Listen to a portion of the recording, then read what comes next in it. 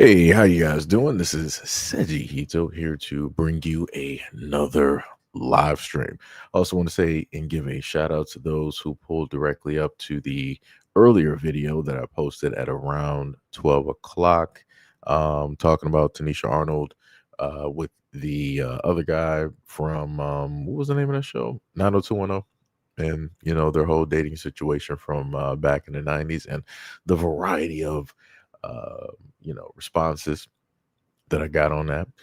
Much love, respect, and appreciation. So, as you can clearly say, it says America's problems, right? I should have actually stated Black American problems. I may just happen to swap it, retype it in somewhere in between the videos, but we're going to go in and listen to what varying people have to say about a variety of things that are specifically happening. Shout out, much love, respect, and appreciation. What is up, Gail? What is up, Mahoko? What is up? What is up? What is up? So we're gonna get in here and read over a few things, but that'll come after this young woman's video. So they just announced that they found 7,600 fake nursing diplomas that was given out to different nurses since 2023 or before, and it was due to Operation Nightingale, right? Now, this involves Indians, Haitians, lots of people. But I remember the first round of Operation Nightingale because this was heavy during COVID time. You've seen so many people that became nurses out of nowhere. We've seen so much more Africans in the industry and things like that. And that's not me being like prejudiced or anything. I'm just saying it's the truth. What's Okay, up, so Lavender? basically, a federal jury in Fort Lauderdale, right, y'all, convicted Stephanie DeRisca, the former director of a nursing tech pro institute in Boca Raton, right?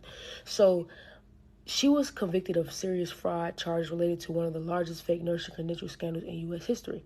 Deriska originally was from Haiti, where she began her career, right, y'all, as Mm. a dental hygienist before immigrating to the U.S. She was found guilty on one count of conspiracy to commit wire fraud and 5 counts of wire fraud following a 3-day trial that concluded in December, right, y'all? Now, the verdict came after the jurors deliberated for less than 3 hours. According to the U.S. Attorney Office for the Southern District of Florida in court documents, the Riskas conspired with the school's owner and recruiters, primarily from Texas, y'all, to sell false credentials, falsely certified credentials and diplomas, right, y'all, and transcripts, right, y'all. Now, these credentials falsely certify that buyers had completed required coursework and mandatory hands-on clinical training, which never occurred. Imagine how many Hey, Sham. lives have been lost since then. Imagine. Now, the scheme involved 954 fake nursing degrees sold at approximately 16,500 each. 2021 and 2022 were the 2 years that was between the time when she was generating millions of dollars in illicit profits. Okay, y'all? Prosecutors stated that the Risker personally received roughly around $1.5 million, y'all, from the fraud. And the fraudulent documents enabled purchasers to sit for the National Nursing License Exam, which is the NCLEX, to obtain licenses and secure employment at nurses and healthcare facilities nationwide, posing significant risk for public health and public safety, patient safety to be exact, right, y'all? Because you know how many, I've been to many nursing homes and I've seen, if you're in the healthcare field, you see what's going on. You know what's going on. And that's not for all the African nurses or all the Indian nurses, or whatever the case may be. Not saying that all of them just don't have the intellect, but some of them really don't know what the they're doing. They can barely even speak our language. All right, y'all. But I'm not trying to sound racist or whatever y'all want to call it. Okay, y'all. Now, this case falls under Operation Nightingale, a multilateral Hey, federal D-Lo. investigation, right, y'all, involving and targeting diploma mills, okay, y'all? Now, DeRisca was charged in September and initially planned to plead guilty to a single conspiracy charge, but she withdrew the agreement and opted for trial. Two Texas-based recruiters testified against her. One had pled guilty, and the Mm. other was expected to do so. Now, the school's owner, Gilbert, he's 73. He remains awaiting to his own trial, scheduled in March 2026. DeRisca now faces up to 20 years per federal prison per count, Wow. right, y'all? Her sentencing is set for March 5th, 2026, and the Operation Nightingale has charged more than 40 individuals with sales of phony diplomas exceeding $220 million and Mm. affecting around 15,000 fraudulent credentials. Now, part two is happening today where they have found over 100,000 forged certificates from 22 universities, y'all, possibly over 1 million used abroad. Wow. You know how much credibility that's taken away? I mean, what the They say over 7,600 fake diplomas were distributed for nursing jobs across the United States, and the investigation is involved international nursing candidates, including those from India, who purchased these credentials to work in the United States. Aspiring nurses bought fake documents to pass the NCLEX and get licensed in various states, securing nursing jobs across the U.S. The fraud charges that filed against 12 defendants in Phase 2 of Operation Nightingale. Y'all, this is crazy as hell. This is crazy. Um, this is crazy. Go look into this.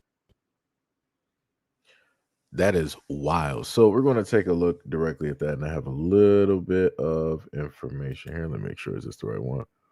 Yeah. Okay.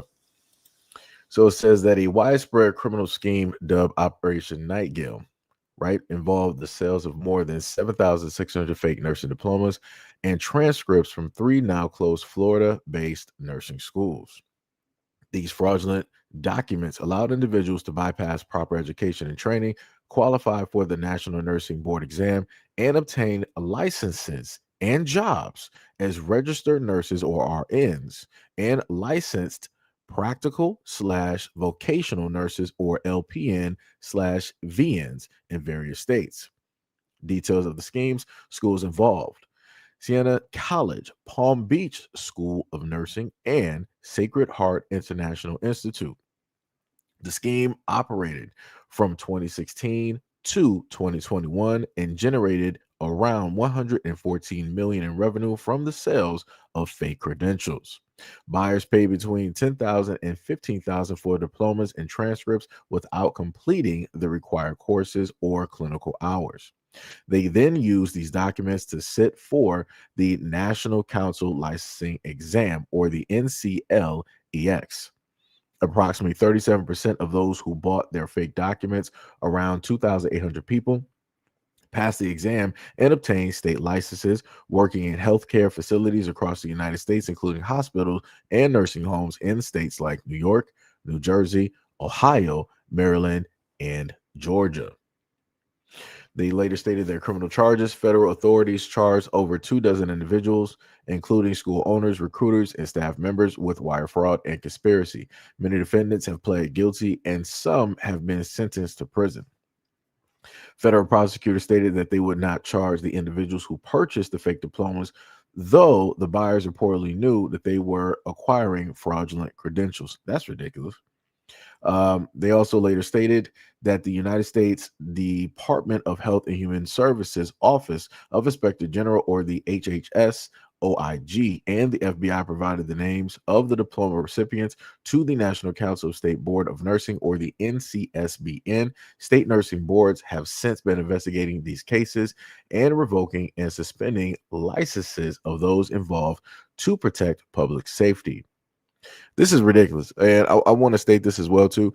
This is how a lot of folks come directly over here, and they're easily within the medical field.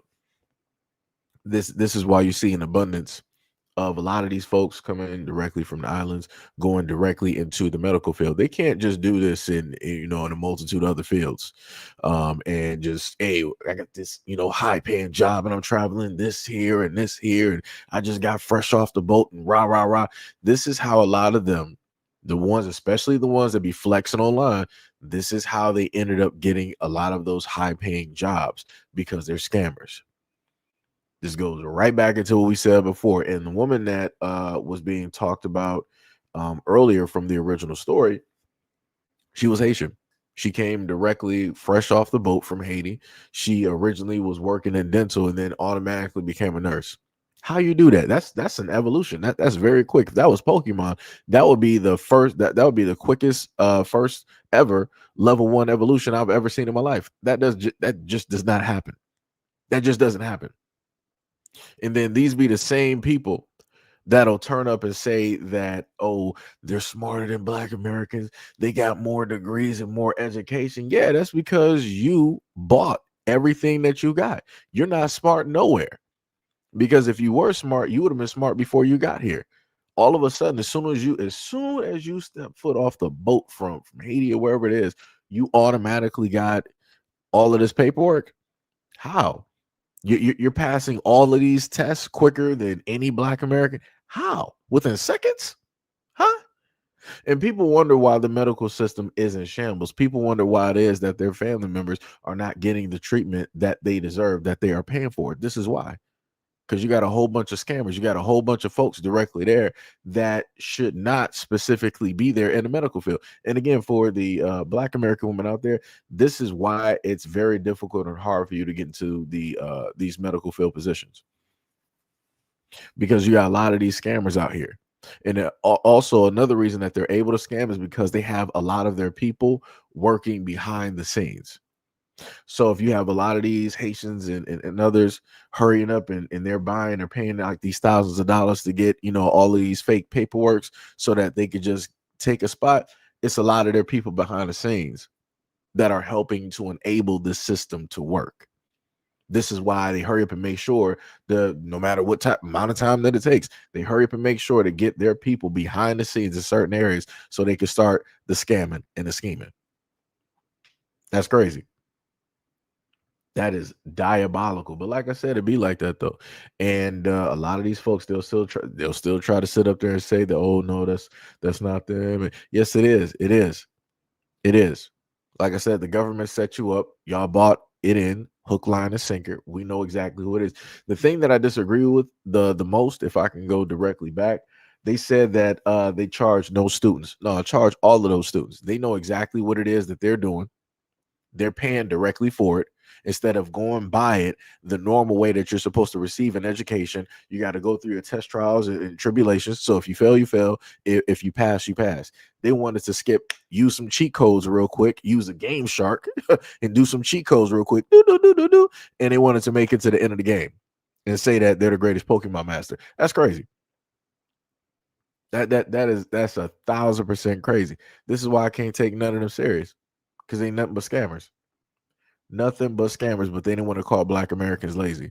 We're not paying $15,000 to $20,000 to sit up there and cut in front of the line to get a job that we don't have or don't know any or have don't know or have any knowledge about. That's crazy to me. That's crazy to me. So what that basically means to me for when it deals with a lot of these folks is that they care more about the money than actually caring for the patient. So again, for Black Americans, if you got any of those states that were directly listed, what did they say? Let me go back through there. They said, what were the states that they had listed? Let me go back to the information that I had here. Hold on. They said approximately 37% of those who bought the fake documents, around 2,800 people, passed the exam and obtained state licenses working in health facilities across the United States, including hospitals and nursing homes in New York, New Jersey, Ohio, Maryland, and Georgia. So for those out there, for any Black Americans, if you got folks directly in homes in those states, yeah, you might want to move them somewhere else, because chances are they are not getting the proper care and treatment that they actually deserve, because you're dealing with the most uneducated scammers directly out there. Like I said, that's crazy work. 100%. It's going to be medical malpractice all over the place. So now we're going to listen to somebody with a bit of an accent speak on something real quick. So let's just take a listen. They're kicking them out in Japan. In China, they're also kicking them out, and then they are tearing down their buildings, which they built under false pretense. In Puerto Rico, they showed up saying that they was going to build a family housing. It turned out to be just another one of those massive place of worship, setting up of shops to take over. The UK have already fallen. Canada have already fallen. France have already fallen.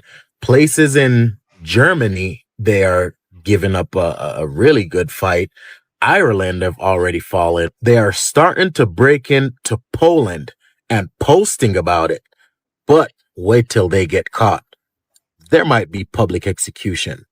Dearborn, Michigan, already fallen. New York, pretty much gone. In Texas, they have a pretty strong hold, just waiting for, I'd say they're just waiting for the right time to strike.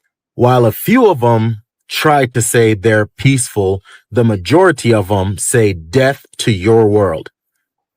Why the fuck are we still coddling them? That's what I want to know.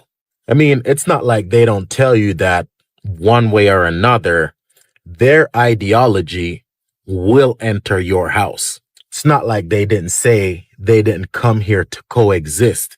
They came to take over. So again, why the are we coddling them? So let me.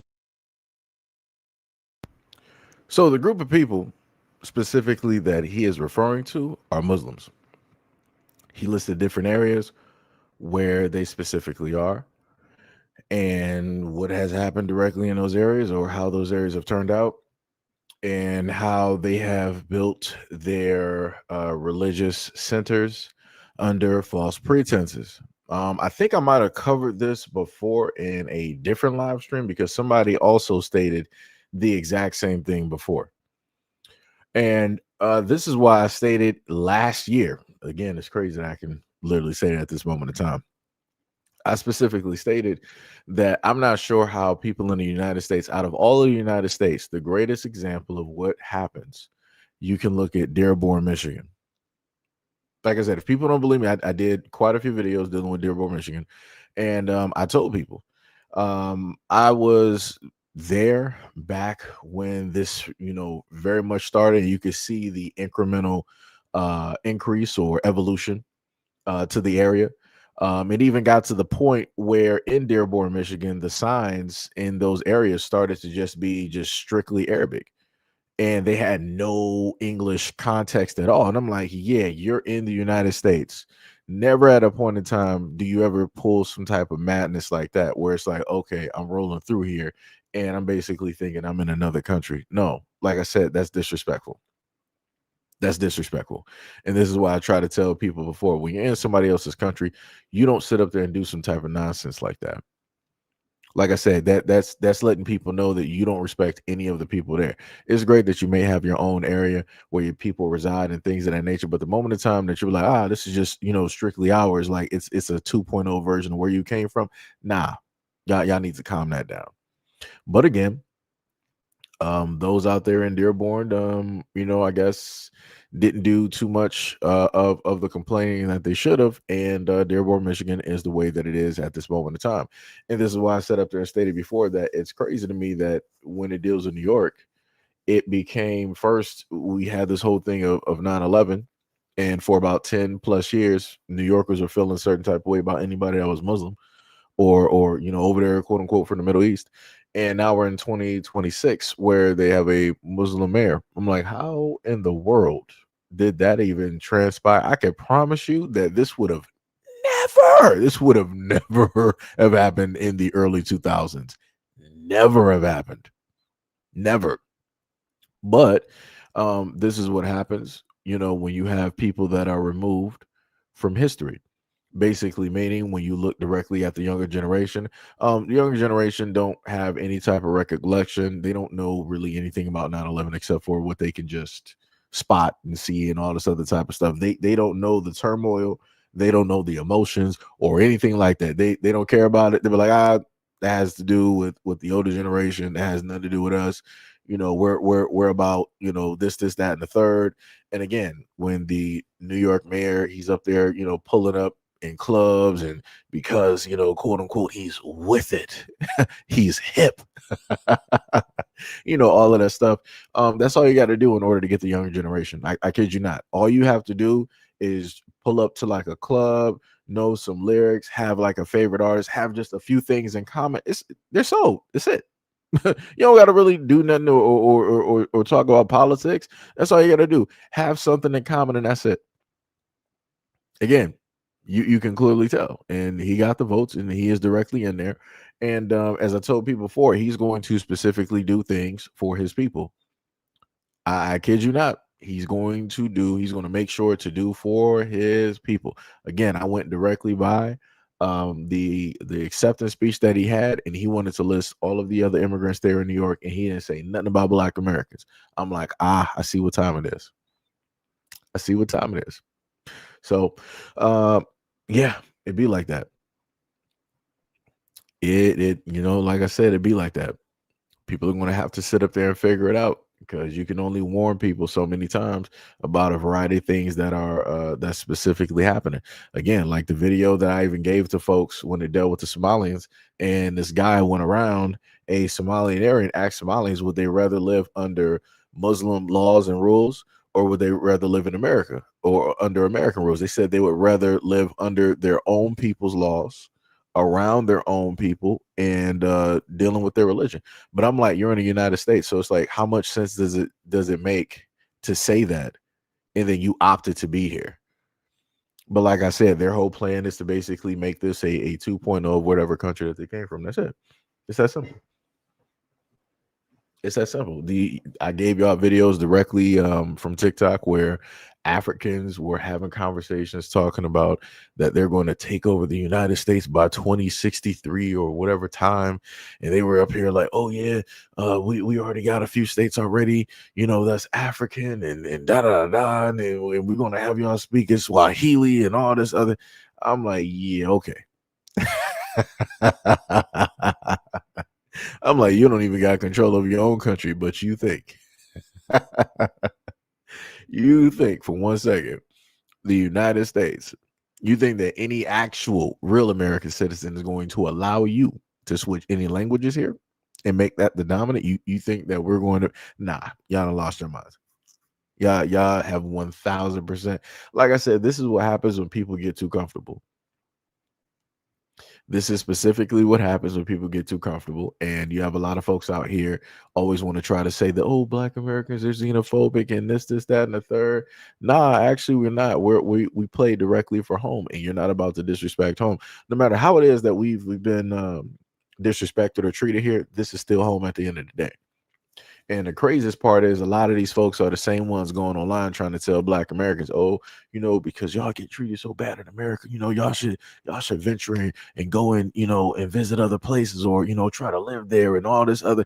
It's crazy how everybody's trying to what's the romanticize other places that are not America to try to get Black Americans over there while they're flooding like the Africans are flooding to get directly over here. That's some wild work. I'm like, you're from Nigeria, right? But you're trying to tell me as a Black American that all these other African places are great and beautiful, but yet you're not trying to live there and be there. You're trying to run over here and bring your Nigerian family to these United States and move directly into Texas and a few other states. But you're trying to get online and tell Black Americans that everywhere else is so beautiful and great, and we don't have to worry about getting treated a certain type of way like we do in America. So why are you trying to swap spots? That don't make any sense. If you know that about those other places, you should take your Nigerian family or African family directly to those spots. But again, you're not trying to do that. Like I said, it's a bait and switch. And that's what a lot of them tend to do, especially on TikTok. That's some crazy work. 100%. Hey, what is up, Pink? What is up? What is up? What is up? So now let's take another listen to a shorter video, and I made sure to put her the quote that she had on Twitter above the video. Right, I might have to play it a few times so that you can understand why it is that I placed this video up here. All right, I started recording again. We're back. Can you say the N-word a bunch?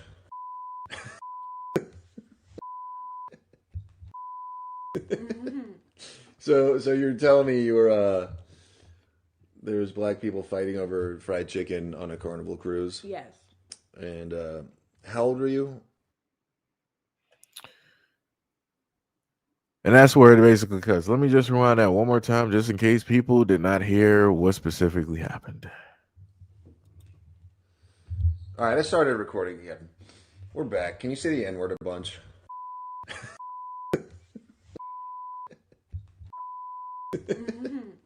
So you're telling me there's Black people fighting over fried chicken on a Carnival cruise? Yes. And how old were you? Right. So that's her account. Directly up top, she said, "Don't ever call me African, and no, I am not Caribbean. I am a tired Black American." So she got on this Caucasian man's platform And he basically said, I need you to jump. And she basically said, how high? Right? Do you want me to jump, out of my chair? Do you want me to jump on the desk, on the ceiling? Do you want me to jump to the Empire State Building? You want me to jump to the moon? You want me to jump and reach Jupiter? How high do you want me to jump? And this is why I set up there and stated before to a lot of the black women out there that there's a lot of folks out there that are doing stuff and it's not going to reflect positively at all. And again, I don't know how the size of the platform that this guy's on, like his reach or anything like that.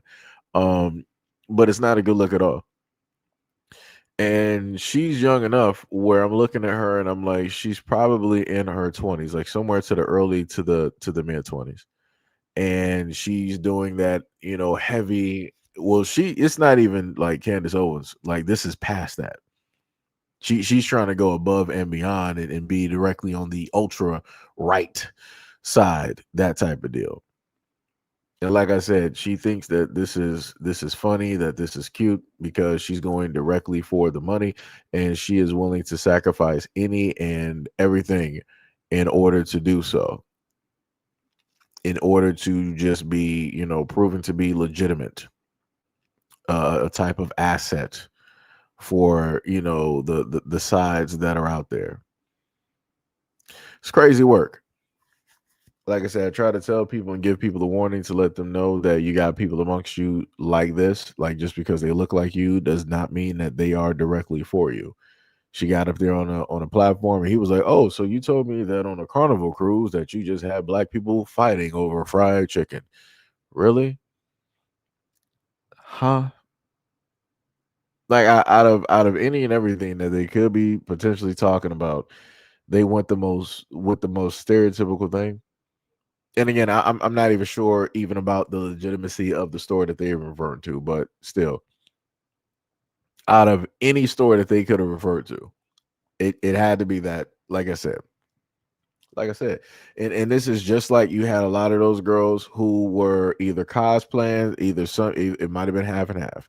It was on Fresh and Fit, and you had Nick Fluentes directly up there, and you had the black girls up there. They it could have been a mixture of Black American women and women from other places, but everybody was melanated. Everybody had color directly to them, and they didn't have no problems directly with them. They was up there taking pictures. They were sitting up there smiling. Some of them were just like really directly up on them, real close and stuff like that. And I'm like, yeah, this ain't gonna fare too well because history is going to be a certain point in time that people are going to recall this. All of this stuff that I'm talking about, people are going to bring this up, and it's going to be compounded and compounded and compounded. Like I said, it's not it's not going to look good. I'm just again, I try to tell people because I'm looking at the optics that they're setting up. Like I said, for anybody that has not watched the Fallout TV show, go look at the first few episodes of the season and look at the main character there in an interracial relationship with the black woman and how they got a biracial child and how that black woman left the white guy that she was with to be with another white guy.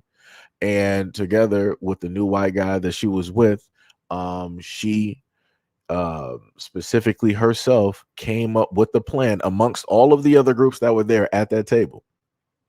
She was the only one that came up with the idea to cause the fallout to happen. Basically, fallout is nuclear, right? So she came up with the nuclear idea to basically end everything so that the rich, the elites directly out there that are in this cryostasis, that are in these vaults, would basically be able to come out and reproduce just specifically themselves. They'll get rid of all the rest of the folks on the planet because that was the deal. That was the whole plan. They'll pretty much sweep the whole field.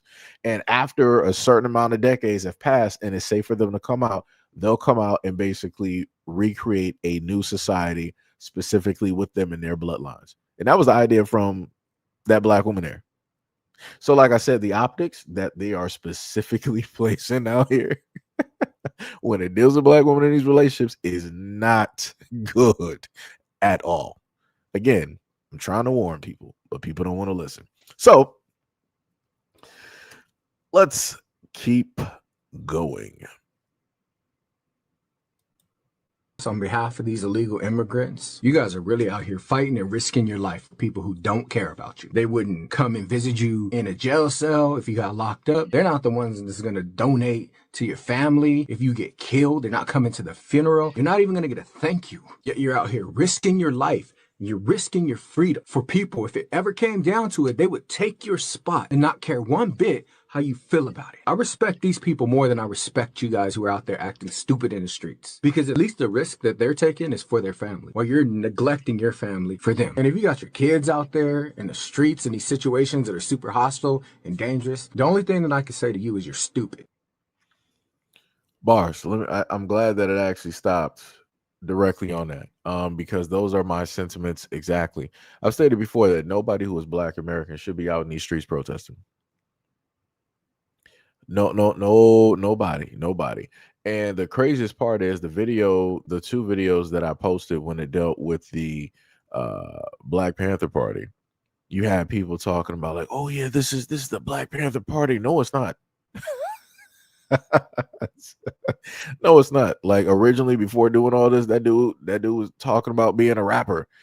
Talking about songs he did with like Chris Brown and Bun B and not Joel Santana, Jim Jones, and a few.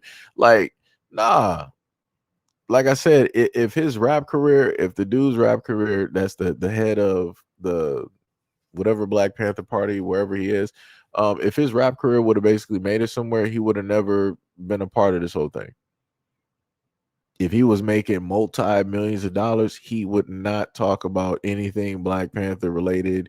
He wouldn't be talking about anything dealing with, uplifting the people and rah, rah, rah, and all this. Nah. It would not have happened. Oh, Rich said in that TV show Scandalous. Oh, yeah. 100%. 100%.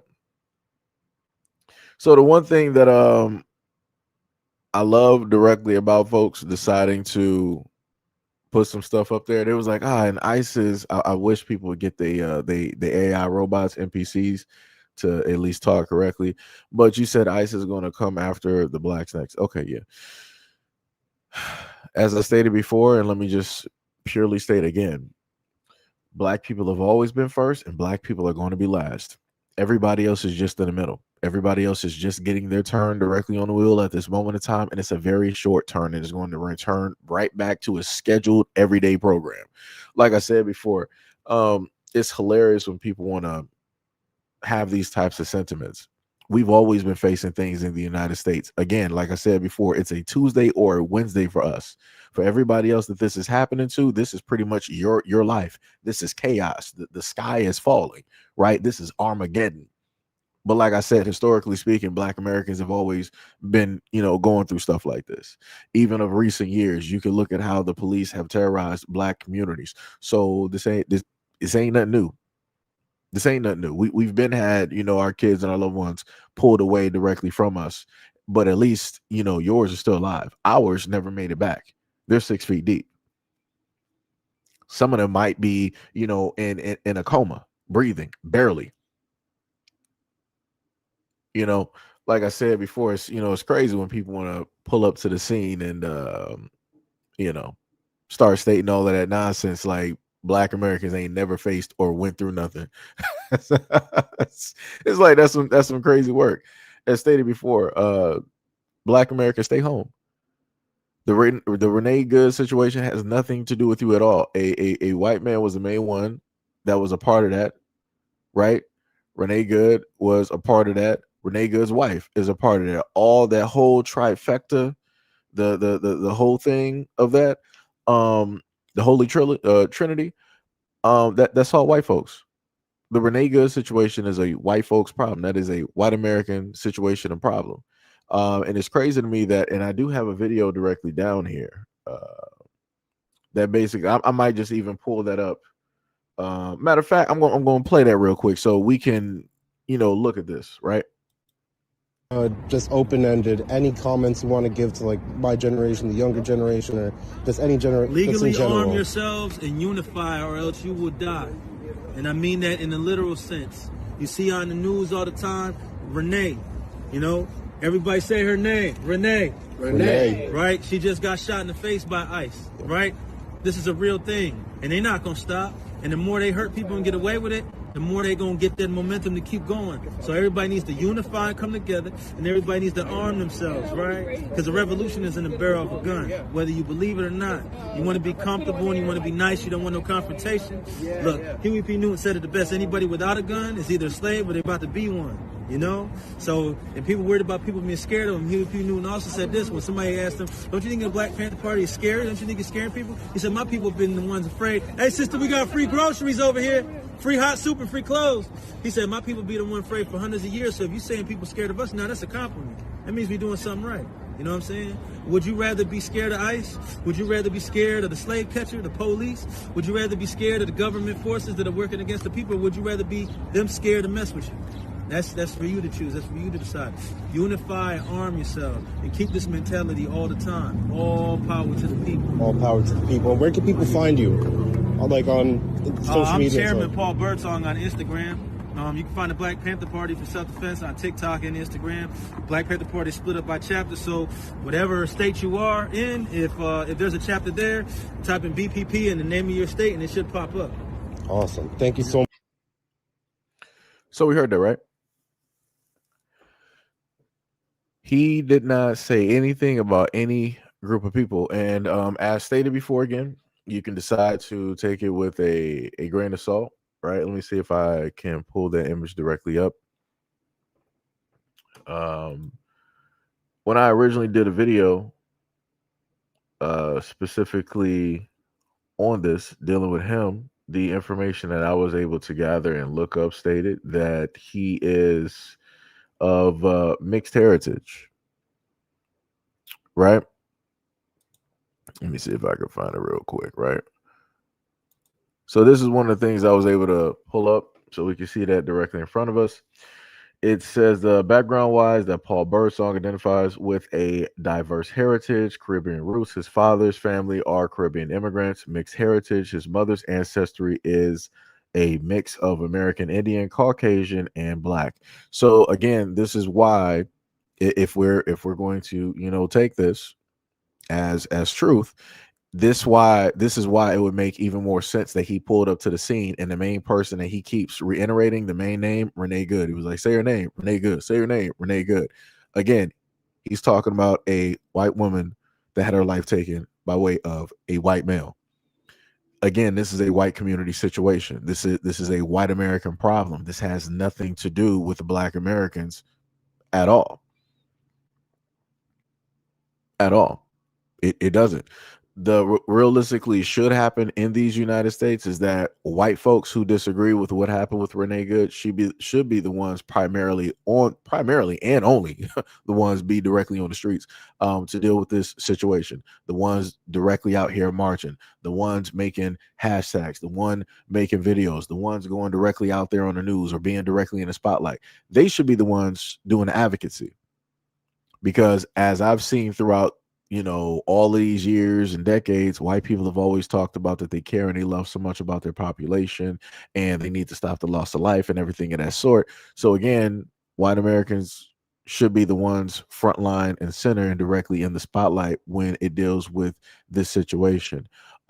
Black Americans at all should never, ever be a part of this situation at all. Because again, it has nothing. We get blamed for everything else in these United States. Even if we are moving, standing still, we still somehow, some way get blamed for something. This is one thing, stay out of it. We take the blame for a lot of other stuff. People want to blame us for the debt. They want to blame us for the medical system, the education system. They want to blame us for the lack of businesses and all this other type of stuff in a variety of states. Like I said, take the blame for everything. Stay directly out of this. That's all I'm saying. That's all I'm saying. Like I said, that's some crazy work out here. It has nothing to do with us. And for that dude to talk about that, they are quote unquote the Black Panthers and they're up here representing, XYZ and fighting for all these other folks out there. This is the main question because I had somebody in the comment section try to say that I'm racist. Cool, no problem, right? Last time I checked, the Black Panther Party were there to help in a sense, like let's say like a check and balance, right? So we got a group that took the initiative to take whatever the negative or the brunt was when it deals with the Black community and perform corrections. So if it dealt with drug dealers, hey, we're going to be sitting up there, getting some stuff going to clear that directly out of the streets so the mothers and the children are not affected, right? So we're not out here tearing up the community. If we need more people to basically patrol Black neighborhoods, hey, we can enlist them in the Black community. They're armed. If anything happens, hey, we're already sitting up there patrolling. We're making sure we're lessening the amounts of crime, robbery, and different things of that nature. If we need folks out there to help us, or help us with the kids, hey, Black Panther Party pulls up to the scene. We created these after school and these before school programs to help out and to feed Black children to make sure that they specifically get the things that they specifically need. If kids, happen to need, or the families might need some food or things of that nature, hey, we got food drives that were also, again, everything that the Black Panthers did was to benefit and to help out the Black community. They took the brunt of everything, was like, all right, we're going to situate this, we're going to divide this, and we got, these different folks here that are going to attack every single one of these problems and these situations. So in my mind, when I'm sitting up there looking at it, is you're, as the Black Panther Party, stepping up for a whole nother group of people. But where are you to step up for Black people? We got a lot of young dudes right now, even more so than previous. We got a lot of young dudes out here on the streets, ripping and running, tearing up the Black community. We got crime and stuff basically going up there. We got crime within proximity in the Black community happening. It's on the news, right? It's impossible to sit up there and miss it, right? We need patrols directly within our neighborhoods, right? We need folks to come directly through and to beautify our neighborhoods, right? We need folks to come through and start, helping to clean up the trash and everything in our neighborhoods. That's all I'm saying. All I'm saying is how can you have the type of energy to help out somebody else in a whole nother community, but then you don't have that energy when it deals with us? Like I said before, it's cool, right? He said in a video and maybe some other videos, hey, we out there feeding people and all this other type of stuff. Rah, rah, rah. That's all great. That's cool. 100% of your focus should be only on the Black community if you are the quote unquote Black Panthers that you say that you are. Because no other group who formulates a group, like if white people formulate a group, that's within their ecosystem or whatnot, you're not going to sit up there and see them, oh yeah, we're going to sit up there and help out the Blacks. we're going to use our group and we're going to go directly and clean up their communities. We're going to sweep the drugs off the streets. We're going to have armed patrols directly out there. We're going to help out the kids. We're going to help out the the mothers and all. They're not doing that. You don't see other groups sitting up there doing that because they don't care to. Because whatever happens to Black people happens to Black people. It doesn't have nothing to do with their people, their family, their friends, their ecosystem, their suburbs. Like I said, that's some crazy work. That is 100% diabolical. Like, yo, people gotta get it together. Let me see. What else we got here? Let me see.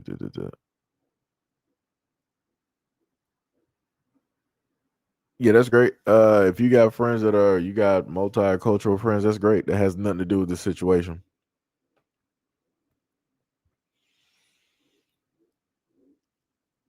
You said what?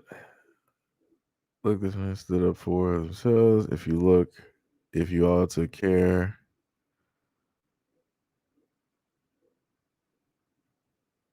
I don't even know what that dude is even talking about.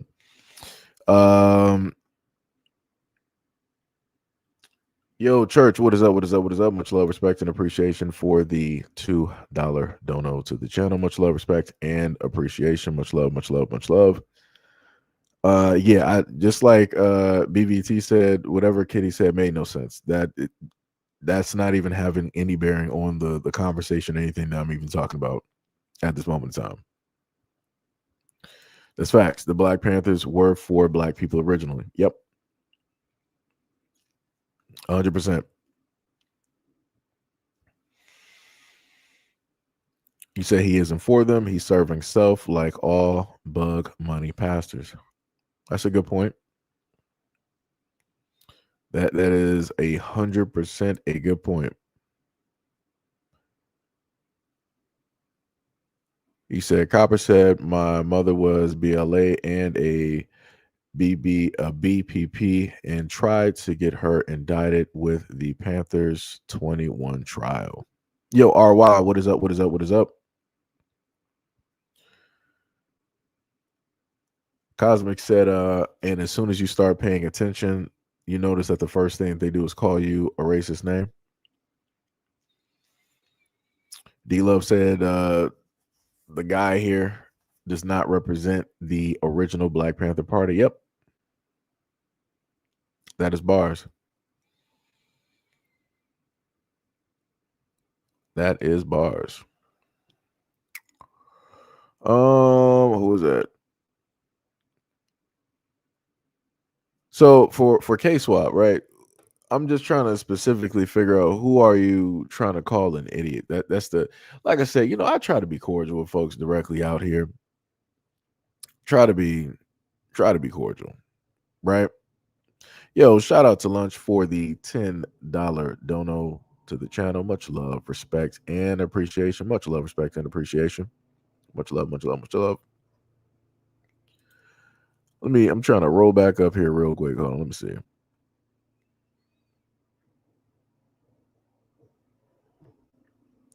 Yeah, I'm just trying to figure out who you're trying to really call an idiot. Just let me know here. Yo, Rabbit, you said you got to do a video on biracial history of sabotaging Black progress / movements across the diaspora. It's a discussion that's long overdue. America, Haiti, Brazil, and Africa.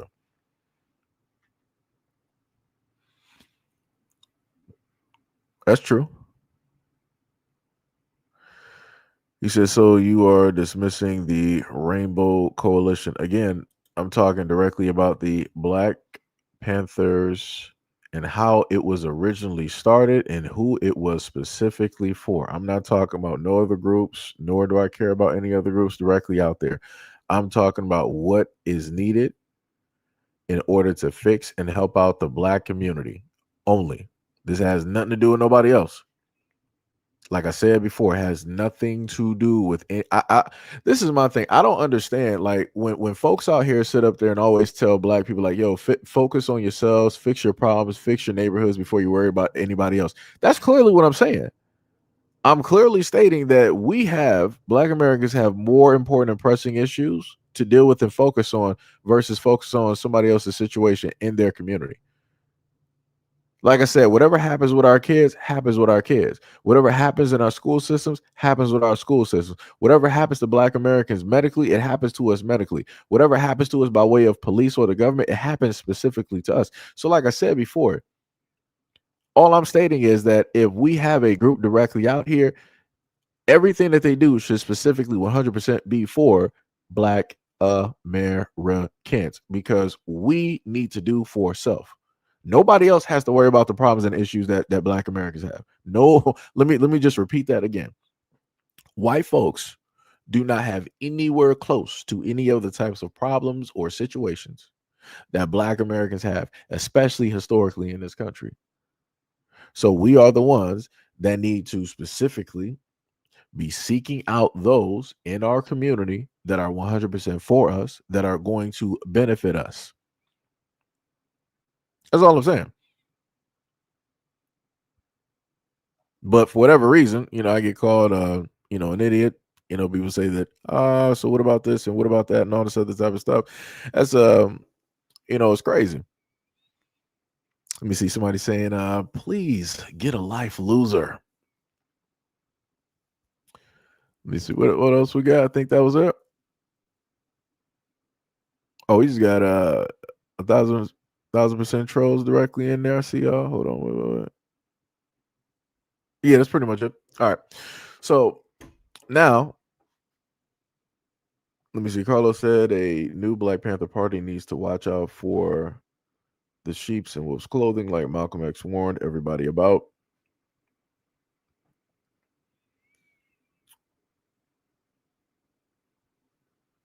All right, so we just got people just trolling, no problem, because you ain't really talking about nothing. So I got you. Black said, man, I came to terms that I have to be selfish to have something for myself, because if you keep giving, eventually you won't be able to help someone else. Swap said that there are Nazis in the streets pretending to be agents covering their faces. You don't think fascism is going to affect you? Well, due to the fact that you decided to cuss directly in that comment, can't really actually post that one directly up there. So if anybody was able to see her comment and read it, you know who I'm responding to. So basically, you can see K Swap directly up there, right?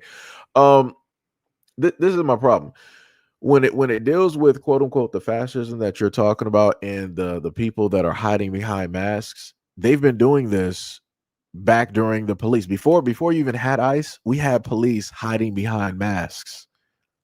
They were covering up their faces.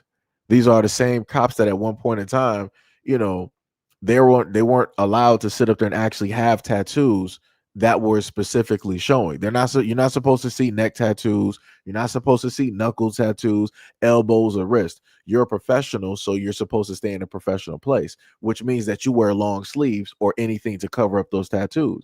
Because what I learned from LA cops, right? They specifically said that tattoos are a sign of being in a gang, right? They said that people who got tattoos are normally gang affiliated. So when I think about a cop showing open tattoos on their arms and on their knuckles, and you can see it directly on their neck, I'm like, oh, you're a part of a gang. I got to have the same mentality as the cops.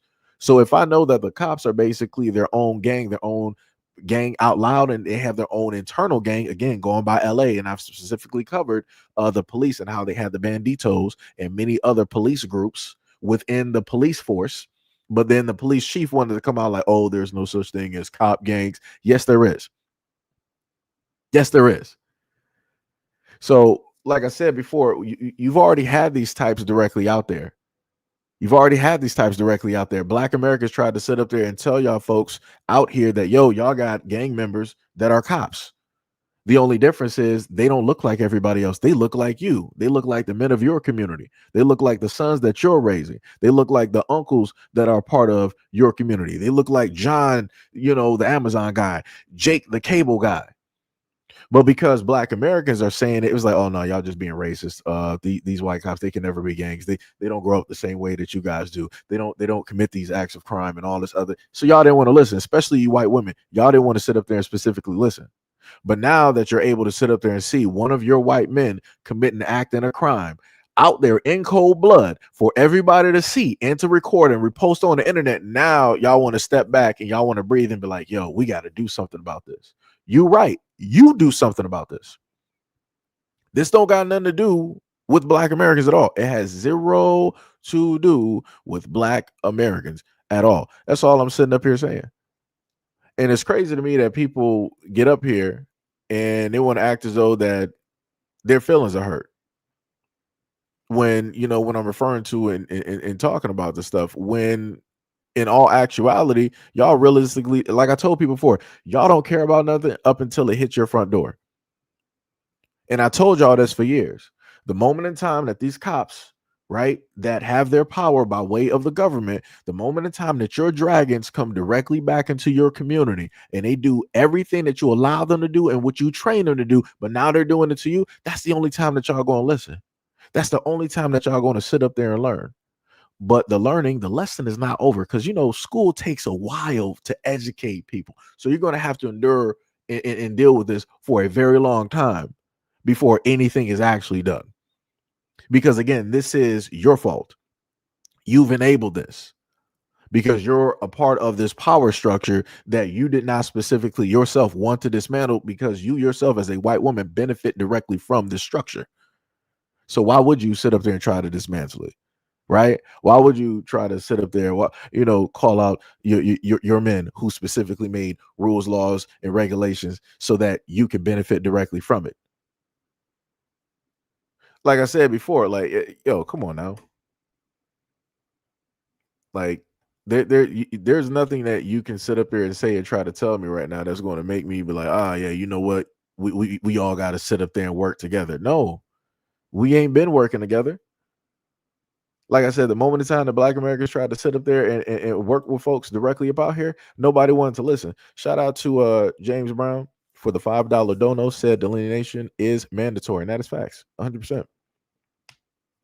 100%.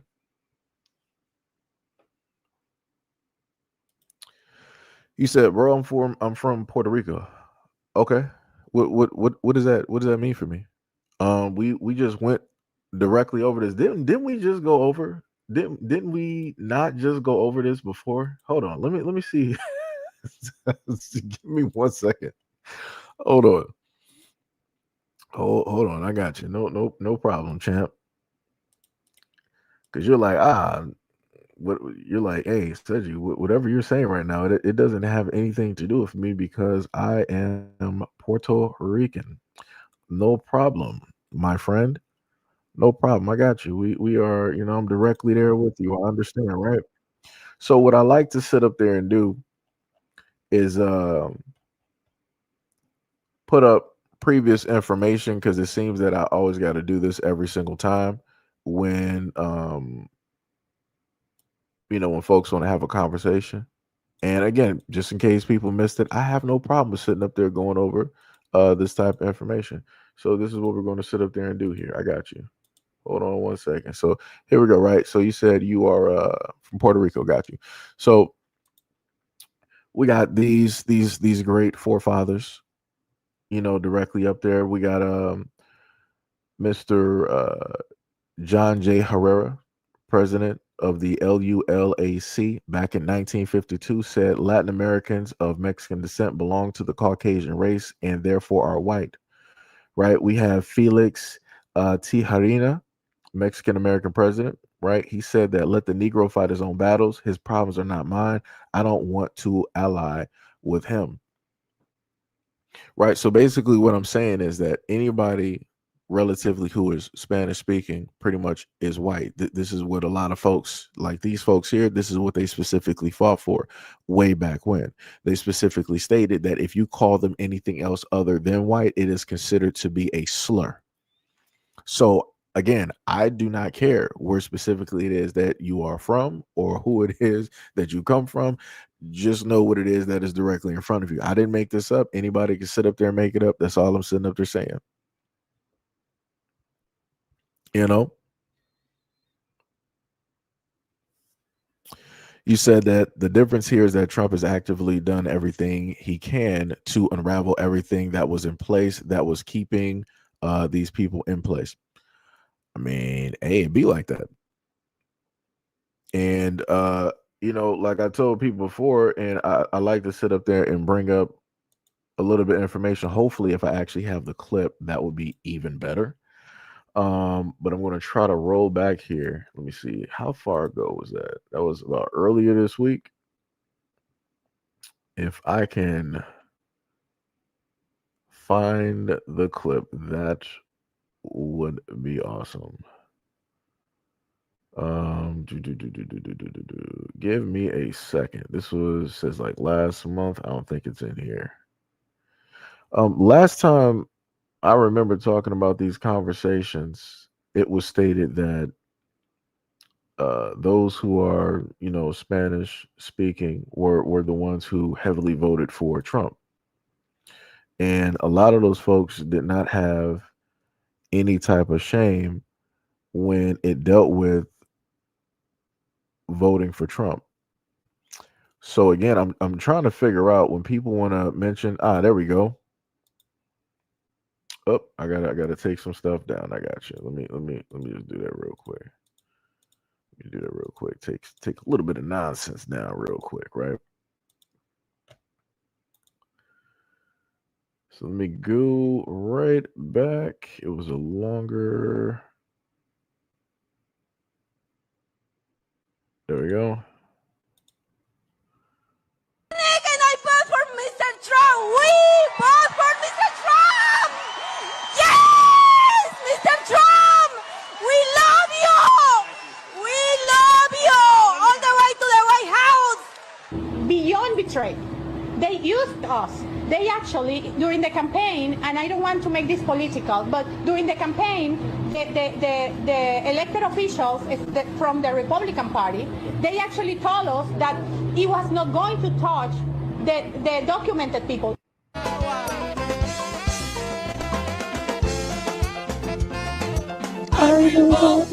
Hey. For Donald Trump. Let's go. Hey. Latino for Trump. I will vote. Yeah. For Donald Trump. Bueno, señoras y señores. So, yeah. Just in case anybody's confused. Just in case anybody gets it confused on why it is that I'm saying what it is that I'm saying. So again, I don't know what you want me to do as a Black American. I don't know what you want me to do with this, because I'm not at fault for specifically what was happening. What was that? Osaka said that's a catchy tune. Yeah, every time I play this song, I'm sitting up there dancing. Yo, they jamming. I'm not sitting up there saying that I'm agreeing, but yo, they sitting up there, they playing those instruments. Like, let me sit up there and tell you something. Yo, I didn't have, it's been some times I was sitting up there doing videos, and instead of me cutting the videos, I'm sitting up there replaying and sitting up there dancing to the songs. It's like, yo, just be like that. You know, just saying. You said, who said it was your fault? Well, I'm guessing, again, looking at your comment, you must be new to the platform. I've covered quite a lot of folks who I like to say Spanish speaking people, because that will pretty much encompass, quite a lot of folks directly out there, instead of specifically trying to name variety of groups or however it goes about it, because then people want to start be like, oh no, we're not, we're Dominican, we're not this and that, the third, and we're Mexican, we're not this. I'm like, fine, people who speak Spanish. That's a pretty generalized thing to cover all of the bases.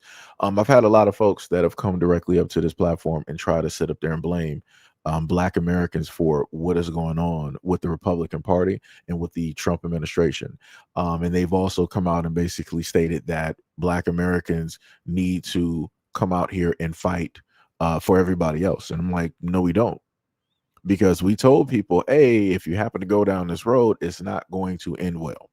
It's not going to be what you think is going to sit up there and be. Because like I said before, a lot of these folks decided to vote in this way because they felt that it was going to negatively impact and affect Black Americans. It did not. It's affecting everybody else. And so now, since everybody's able to sit up there and see that, now people want to get online and start saying a variety of things about Black Americans, all of which are negative. And then, since we're not really moving a budget, now a lot of these folks want to come through and they want to sit up there and say, well, Black Americans, because y'all don't want to sit up there and help us, and y'all see what we're going through. What do you think is going to happen after they're done with us? They're going to do the police or whoever, or the United States government, they're going to do the same thing that they've always done to Black Americans historically. So it's like I said before. So going back to what you said before, when you said, who said it was your fault? All of y'all. It don't matter where y'all come from. All of y'all sat up there and said it. I got videos of representatives from a variety of places from both South America, in the United States, in Mexico, those from the islands, the Dominicans, you got the Haitians, you got the Jamaicans, you got the Caribbeans, you got the Africans. It don't matter what group it is. All of y'all have come through with y'all representatives that represents each and every one of y'all. Y'all have come through online to sit up there and specifically speak to Black Americans in a condescending and a negative tone, telling us like, hey, this is what y'all going through is basically Black Americans' fault because we're not standing up for you. Because, oh, didn't y'all remember we BLM, we were there, we were sitting up there marching and all this and da da da da and rah rah rah rah rah. And I'm like, wow. I'm like, so that 1 second instance out of all of history that y'all were there, that's the best that you got. When in the totality of history, whether people want to acknowledge it or not, every single fight that Black Americans have had, it is for us, but it was also for the other people directly out there, because we genuinely looked at other people, right, who were not white. It was like, you know what, we understand that y'all going to actually face and go through certain things that we're facing right now. So we're going to try to, open this doorway so that we can all go through, so that we can all walk. And people are like, nah, it's like the moment in time, Black Americans, the moment in time y'all get that door through, we're bum rushing y'all. And then we're going to stampede over you so that we can get the things that we want for our respective groups and families directly out here. And that's what y'all did. That's what y'all did. And like I said, I'm not mad about it. It be like that. Y'all want to come directly through to the United States. You want to make sure that you benefit your own family, your groups, and all that. Cool, no problem. It's all good. But when everything falls apart, don't turn around and look back at the people that you stepped on and stepped over in order to get there, and ask them while they're on the ground, still trying to pick themselves up from injuries and cuts and bruises. Like, yo, Black Americans, we need y'all to actually clean up and help us with this situation. No, you don't. Do it yourself. That's what community is for, right? If you did what you were supposed to do to get the little bit of power, the little Happy Meal toy that you wanted, make sure that you're able to deal with the toll. Because every time you make a deal with the devil, you're going to have to sit up there and pay a higher and higher price. And I guess that price is getting so high that y'all don't really have nothing to barter with no more. So now y'all got to turn around and basically blame us because you didn't read the instructions that were written in invisible ink. Like I said, that's some crazy work. That is some diabolic work. And again, if people want to, look at those previous videos where I showcase the fact that a lot of these folks from all over want to sit up there and blame Black Americans for what's going on, you can go do your research on SEIJIHITO, the Second Coming, and go directly through a lot of those videos. That's all I'm saying. Next time when people decide to make deals with the devil, make sure that you can make a deal that you can pay for. Make sure you know how to barter better. Make sure that you're willing to actually make the sacrifice that the devil requires. Because like I said, it's like I keep trying to sit up there and tell people, like, you don't want to borrow money from a loan shark. You're going to sit there and borrow $500, and then they're going to put like a 1,000 or 100,000% interest directly on that $500, and now you're permanently in debt for the rest of your life. You ain't never paying that money back. They're not going to allow you. They're always going to add stipulations, brand new rules. Oh, it was supposed to be here 5 minutes ago, yesterday at 12 while I was eating dinner and watching this movie. You were supposed to call me before I hit the lights up, but because you didn't, now this interest, it automatically went up. And like I said, those loan sharks, they do not care. You don't pay them that money. Hey, it's going to be something that is very dear and close to the heart that they're going to have to take from you. Like I said, people better wise up. People better wise up.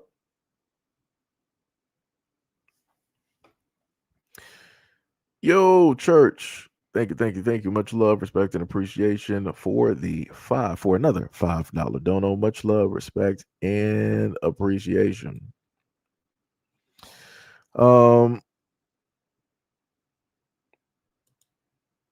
You said that the Black community is losing out more than anybody else. Okay. Whatever you say. The Black community, the exact same way the Black community has always stood, historically speaking, that's the exact same way that we're going to be directly in the end. So whatever scare tactics people want to sit up there and use, always know that we're still going to be here, no matter what the population. There's not going to be a point in time that whoever is directly out here, it's like, oh yeah, Black Americans, snap of the fingers, Black Americans disappear. Yeah, good luck with that. Good luck with that. Good luck. I would love to sit up there and see it. I would love to sit up there and see that happen. Just at the snap of a finger, Black Americans just everywhere across the United States just instantly disappear all at once. Good luck with that. Good luck. So K-Swap said you'd have a point if I ever voted for a Republican. It doesn't matter if you did or didn't. Just like when I brought up the information before, when I specifically stated that those out here consider themselves to be white. And if you call them anything else but, it is considered to be a slur. So it's cool, right? It's cool that you can, have a problem with the whole thing that I said about the voting for or being, aligned with the side and all this other type of stuff. But at the end of the day, the facts directly are the facts. And the other thing that I brought up before when it deals with anybody from any Spanish speaking communities is a thing that I understood and I had to learn very quickly is that those directly out there, especially the lightest ones, are very colorist.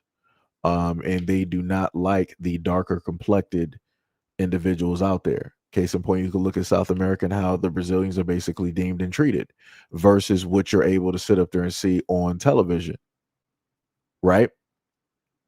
You can look at the Mexican population and how the darker complected Mexicans are pretty much, you don't even see them. You wouldn't even know that there were darker complected Mexicans unless you did research. Because in general, you'll see everybody else that is of the lighter variety. And it doesn't matter where you specifically go. It's the exact same thing. It's the same thing when it deals with Dominicans. The exact same thing. So, like I said, I don't know what else to sit up there and tell people. A lot of people got things internally that they need to, sit up there and fix before they start looking at Black Americans.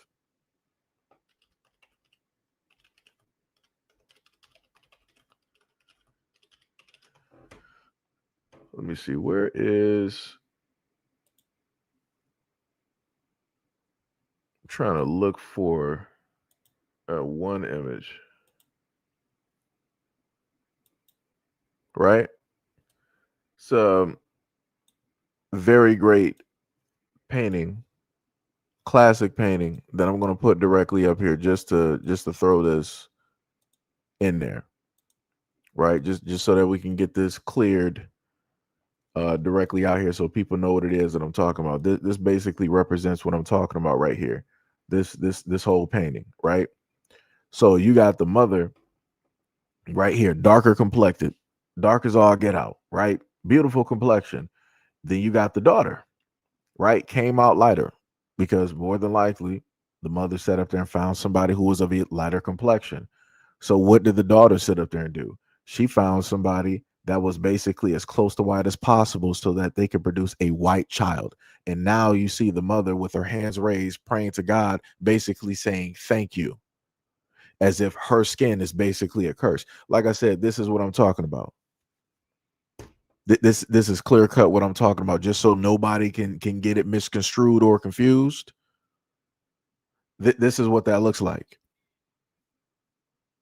So like I said before, any of y'all want to pull up to the scene and y'all want to decide to check Black Americans, you might want to sit up there and check your own people, because this is why a lot of y'all are as light as you are at this current moment of time, because of this mentality that you see directly in this painting.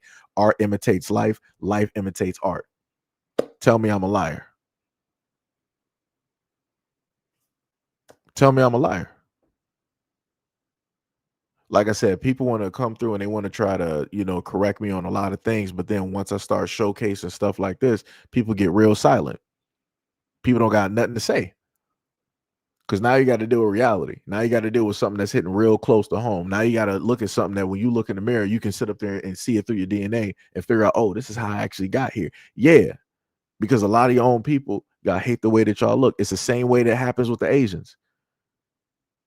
Like I said, Seoul, Korea. Go look up why it's called Seoul, Korea. Ask yourself what happened to the darker complected Asians. Ask yourself why a lot of Asians like to sit up there and use types of, bleaching creams and soaps and different things of that nature to whiten their skin. Like I said, all of y'all out here trying to escape the melanin that you naturally were given because this is a warm planet.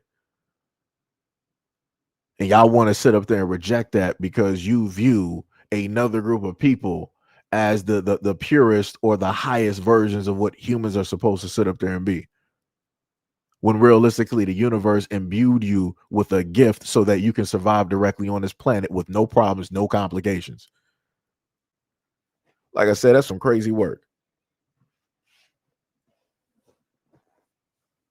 That is some crazy work. Like I said, y'all in love with a blue eyes white dragon. Shout out to Kaiba. Shout out to my boy Kaiba.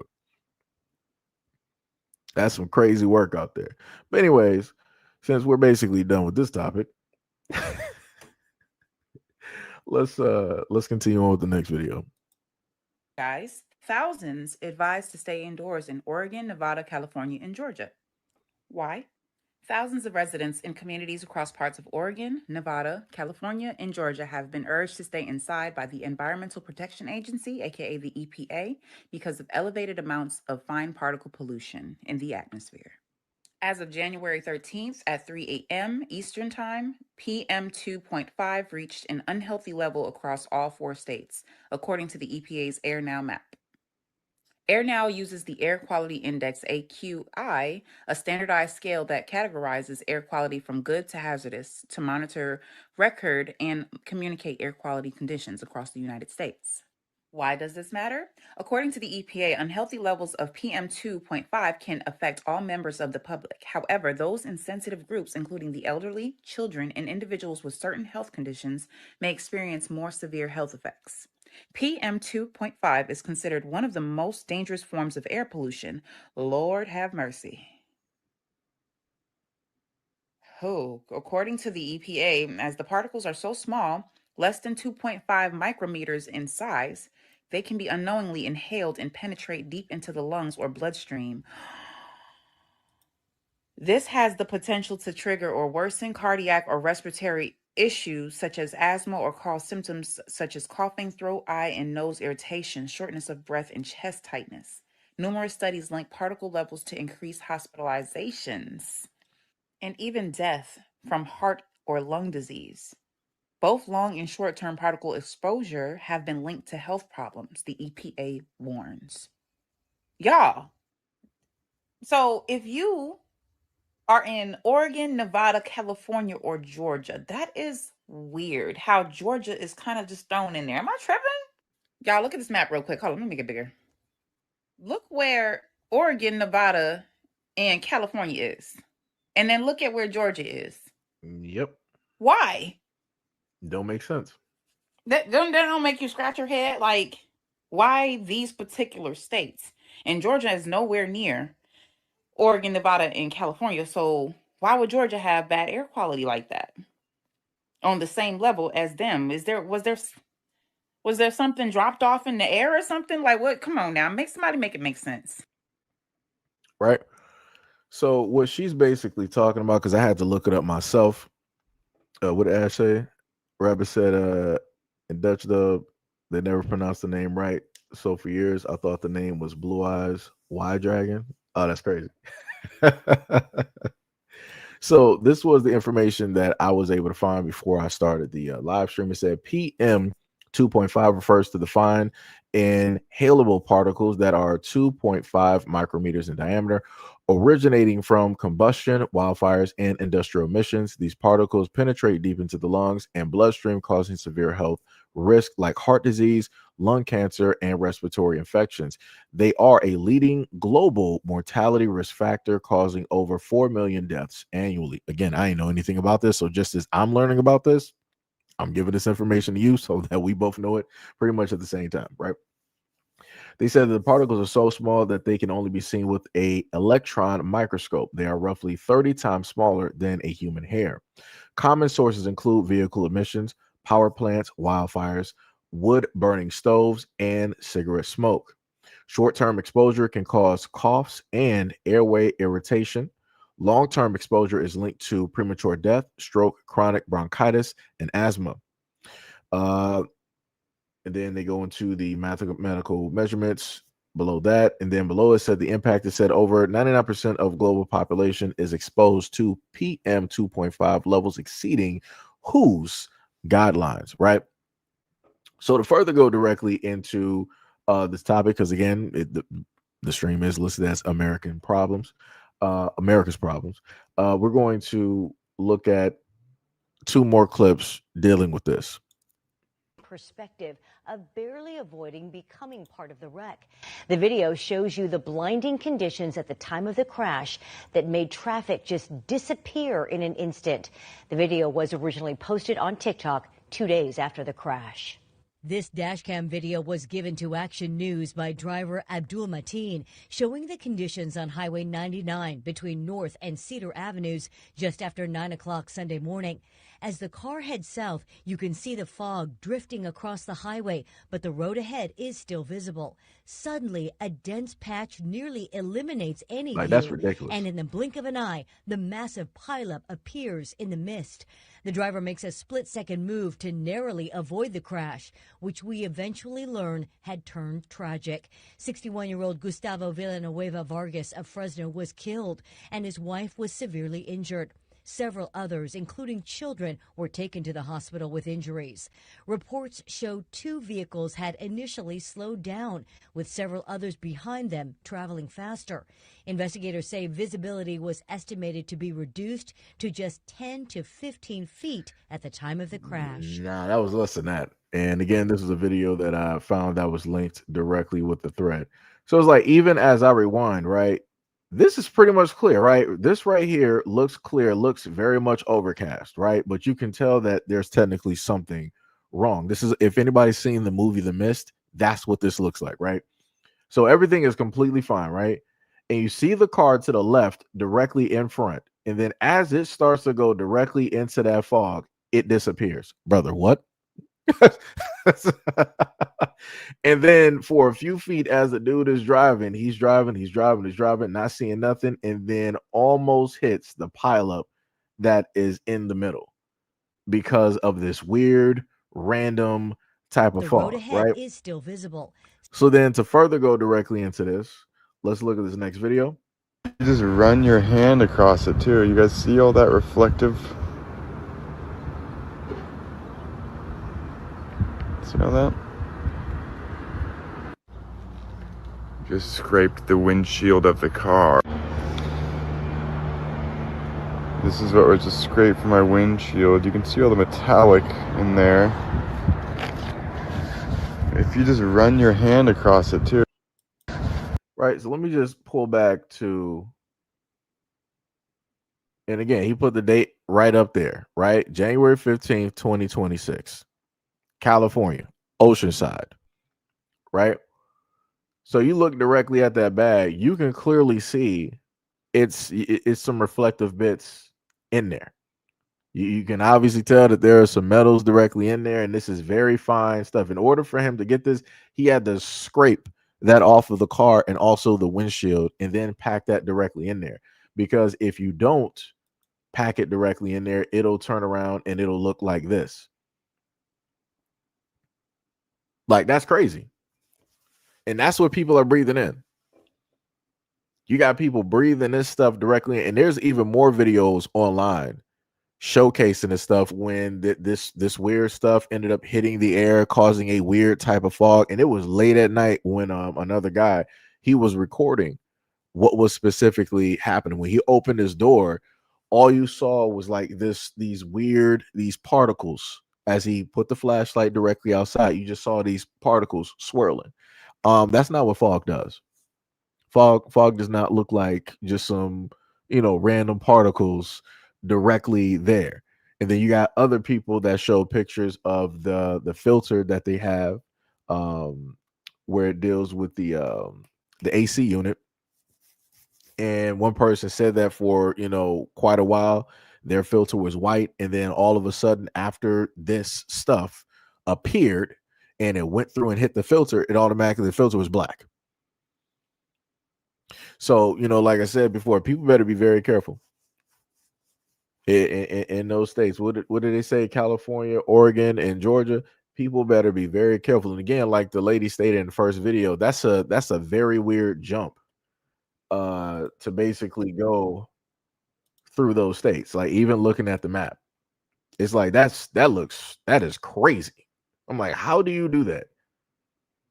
You got California, Oregon directly right there, and then it skips all of these states, and then it's like, boop, we're going right to Georgia. Huh? What type of flight path is that to skip every other state in between Oregon and California just to make it to Georgia? That don't make no type of. I've never seen that like that before. Only 3 states. All of those states that are in between, all of those states, nothing. Yeah, all right. But this is why I told people before that, you got a lot of stuff out here that's going on.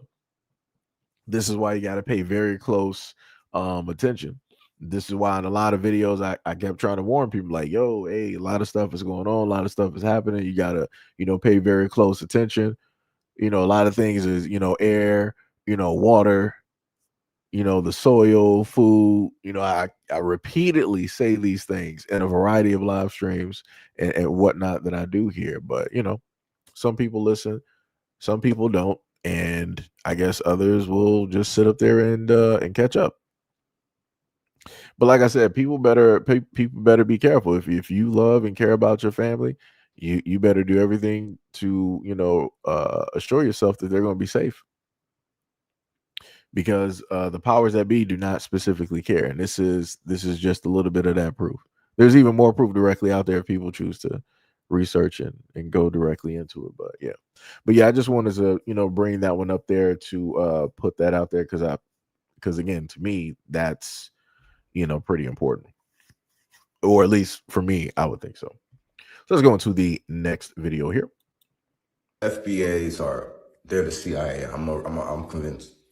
I've seen some of the dumbest said by these accounts. Either it's rage bait or it's the CIA. I'm saying it's the CIA, bro. Because how a country that enslaved your ancestors, took your people by force, brought them here, kept them trapped here. Y'all tried to leave multiple times. Y'all tried to build multiple times, got destroyed, then employed systemic racism, drugs, and all kind of to your communities. And then at one point even bombed and dug up your communities and buried them with water. And y'all still want to fight to be somewhere like that? It's the CIA. There's no way. This is not real people. You know what I'm saying? Even if you don't want to be African. Cool, bro. Cool. This iShow Speed stream is just showing y'all like, yo, there's another opportunity. Like, USA is not the only place you have to be. So if you're getting treated unfairly here, you're getting treated unfairly in the UK, you're getting treated unfairly in Brazil, there's somewhere where there's black people, where it's nice, where there's opportunity, where you can go. You know what I'm saying? We ain't enforcing nobody. Nobody is forcing anybody. But these FBAs, not all black Americans. Most black Americans is just like this small subsection group of FBAs.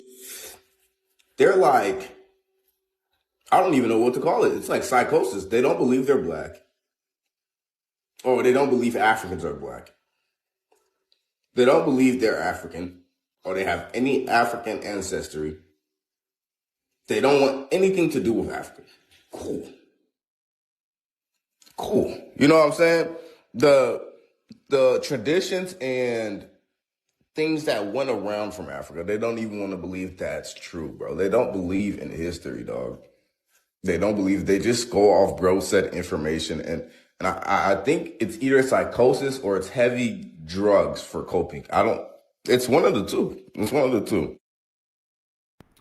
This is my thing. The craziest part is, so when Black Americans for the longest time basically said that they were African, have African descent, African DNA, and all this other type of stuff, and then we were, pretty much so deep within of doing, all this type of looking at history and all this other type of stuff, and they were like, yo, we started getting problems like, yo, we were the, kings out here, and Africa is like, this is part of us, da da da. Here are the Africans. They were like, you were never kings. You're not, you are not African. You were slaves, and this, that, and the third, and all this other type of stuff, and rah.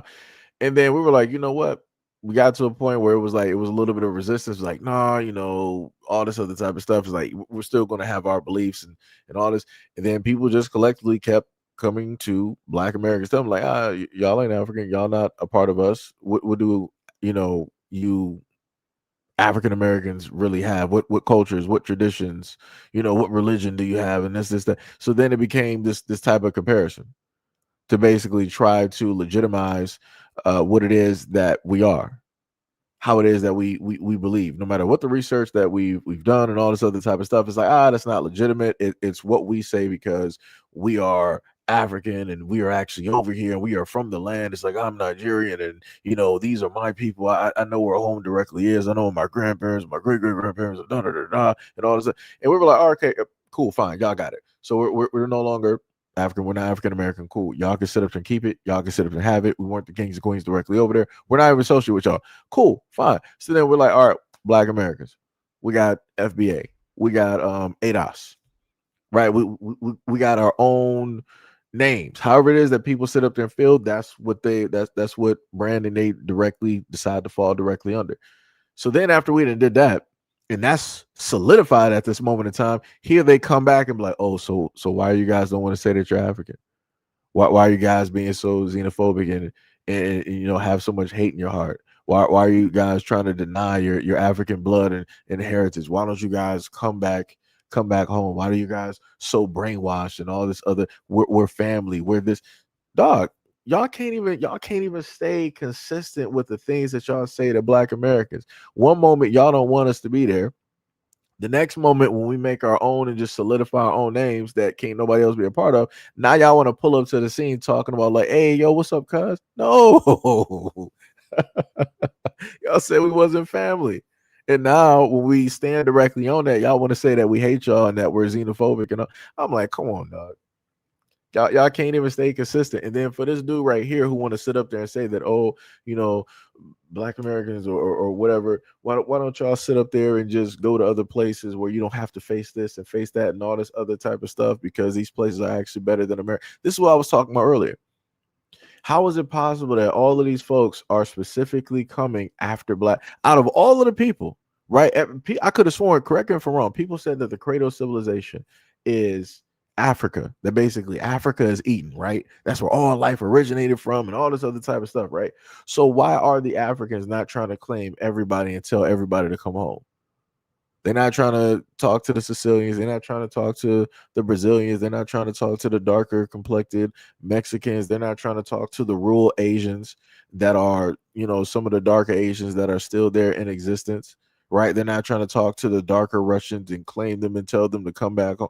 They're not trying to talk to nobody else. They're not pushing, ain't nobody else pushing this to any other demographic, any other group out here. They're specifically only pushing this towards Black Americans. And I keep telling people, like, nobody finds that to be weird. They're not even trying to tell the Africans in the UK to come back home.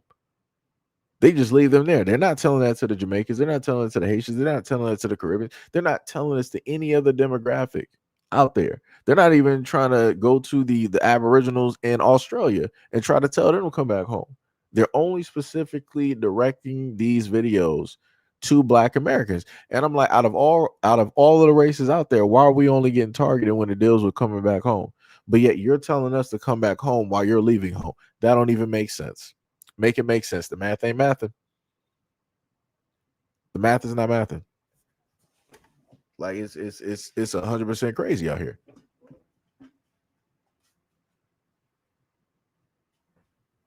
100% crazy. You want us to go to where it is that you used to live and quote unquote enjoy that because you said it's tons of opportunities. Where are these tons of opportunities in Africa for Black Americans? Show me the Black American millionaires in Africa. Show me the Black American billionaires in Africa. Show me that. Write them down, because I didn't heard so many Africans, they're so proud about how it is that they got all these millionaires and they got these billionaires there. I never heard them speak of any Black American billionaires or millionaires that were specifically got that way because of the continent of Africa, because of the areas of which they're located in. Kenya, Rwanda, Nigeria, South Africa, the DR, right? I'm sorry, the Congo. Never seen it. Never seen it. That's crazy. You said actually not sure your narrative is correct. There's a whole town. You're not listening to what I'm saying. So let me just be very specific. When it deals with videos like you were able to hear in front of you, I don't see these other groups out here. I don't see all of these Africans or whoever telling all of these other folks, specifically making thousands, tens of thousands, close to hundreds of thousands of videos trying to tell Black Americans, yo, y'all need to sit up there and come back home. I don't see people making videos targeting all these other specific groups in droves so frequently and consistently. I don't see this. That's what I'm saying. It's great if they got some towns over there for Jamaicans in Ethiopia. Kudos, that's great. Let me just sit up there and clap it up for them. But again, when I go online, I don't see Africans targeting Jamaicans, telling them like, "Yo, y'all need to sit up there and come home. Leave the island. Leave all of that stuff behind. Come back home. We'll welcome you here." All this other type of stuff. Rah rah rah. I don't. That's not no. That's not a thing. And that's what I'm saying. That's all I'm sitting up there saying. Black said, "Is 2 live streams on?" Correct. You are 1,000% correct. We got 2 of those boys running, so it don't matter where you go. I'm everywhere. Matter of fact, you know the funniest part about that is right. Dealing with the whole thing, talking about Jamaicans. Let me see if I actually have. Hopefully, if I actually downloaded that video, that'd be great. Let me see. Let me try to scroll down. I actually did. Let me see if this has any audio to it.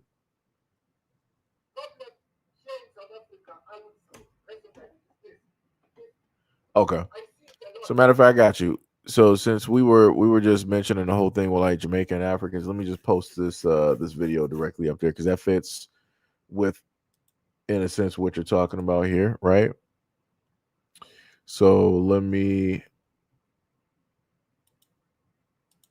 get this clip right here. Here in South Africa, I would speak personally is this. If I see it a lot amongst Rasta in our community, when we become Rasta, we become Jamaican.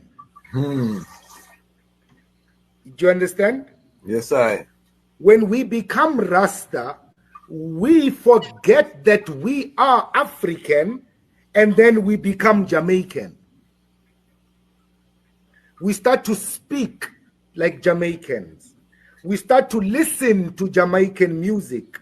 We start to eat Jamaican food.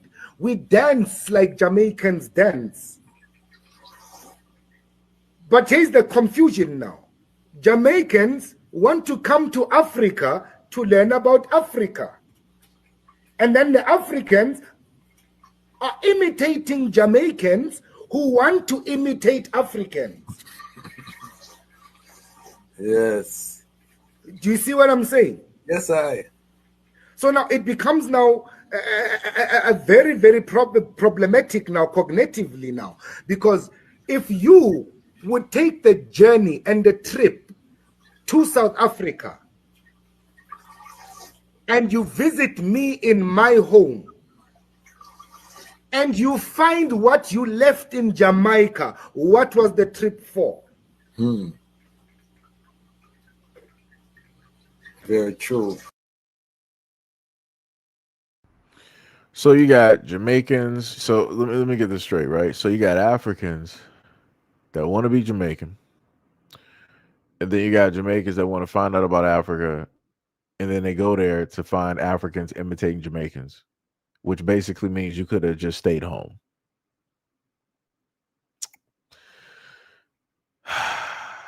And people wonder why it is that I say the things that I say directly on these live streams and these videos, because the stuff that goes on out here, it don't make no type of sense. That is mass confusion. Like I said, there's a lot of Africans out here that would rather be everything else. But then those exact same Africans that want to be everything else but themselves look at Black Americans and they tell us that, oh, why are you so afraid to be, African? Why don't you want to claim your African blood and heritage? Why are you trying to disassociate yourself from anything dealing with Africa and being African and where it is that you come from. Y'all don't even want to be yourselves. Y'all want to be over there. Y'all Africans want to be from the United Kingdom.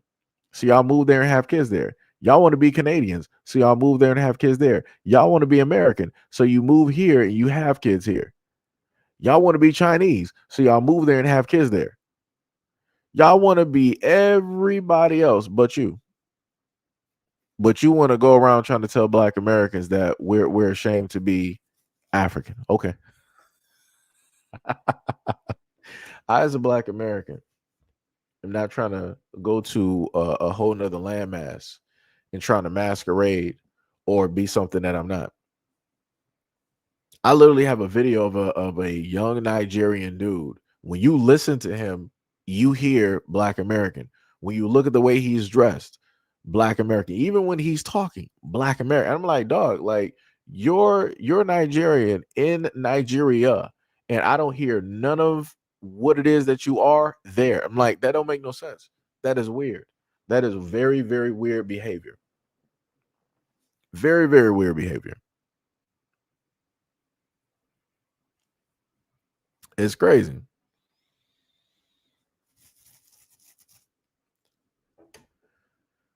Let me see. What is it? Yo, Shauna, what is up? What is up? What is up? Canary said the great news is that we all have freedom of choice. If you want to go or not go, it's your prerogative. Selling people is whitewashed false history. It's been disproven. I'm not sure what that has to do with anything that I just clearly stated.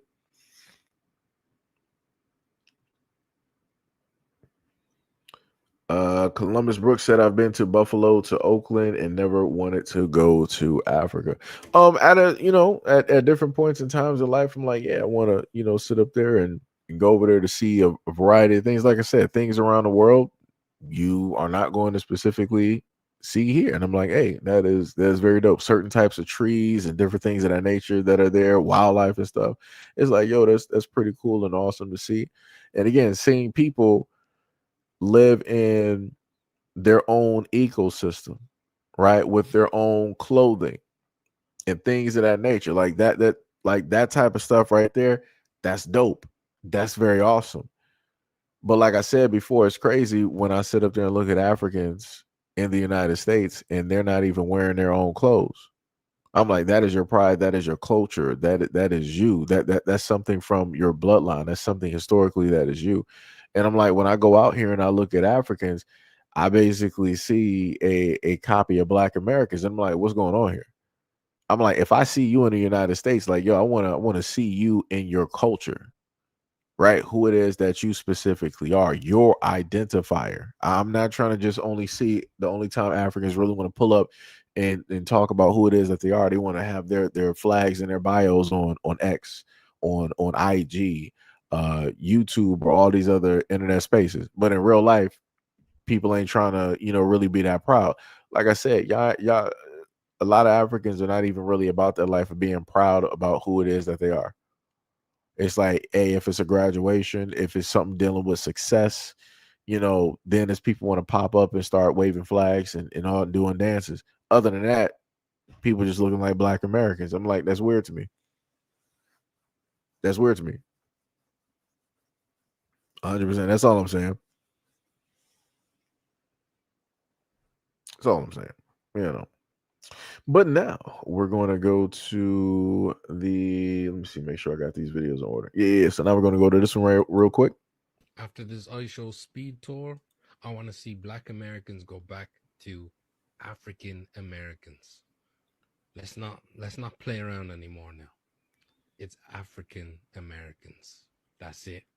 It always has been. It always will be. I don't care if it's 400 years removed. Your DNA is still linked back to the motherland, the continent. None of this Black American stuff. You might be Black American, but you got African in you. African American. African American.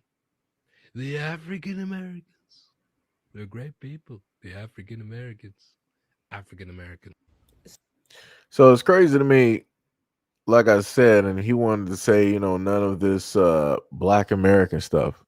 What does that even mean? What does that even what does that right and this is the disrespect that I be talking about. You can clearly well, if you were able to hear it, I'm sorry if it was a little bit too low. I should have, corrected the volume directly on that. But I was trying to hurry up and, get stuff ready for the live stream. So my apologies. But and this is why I had the subtitles up there. But the captions, I'm sorry. The main problem that I have, again, like I said before, when Black Americans are minding their own business, doing their own things, this is the only way that people can actually get light. This is the only way that people can get some shine, get any type of movement directly to what it is that they're doing. They have to bring us up every single time. Why not just talk about your culture and your people?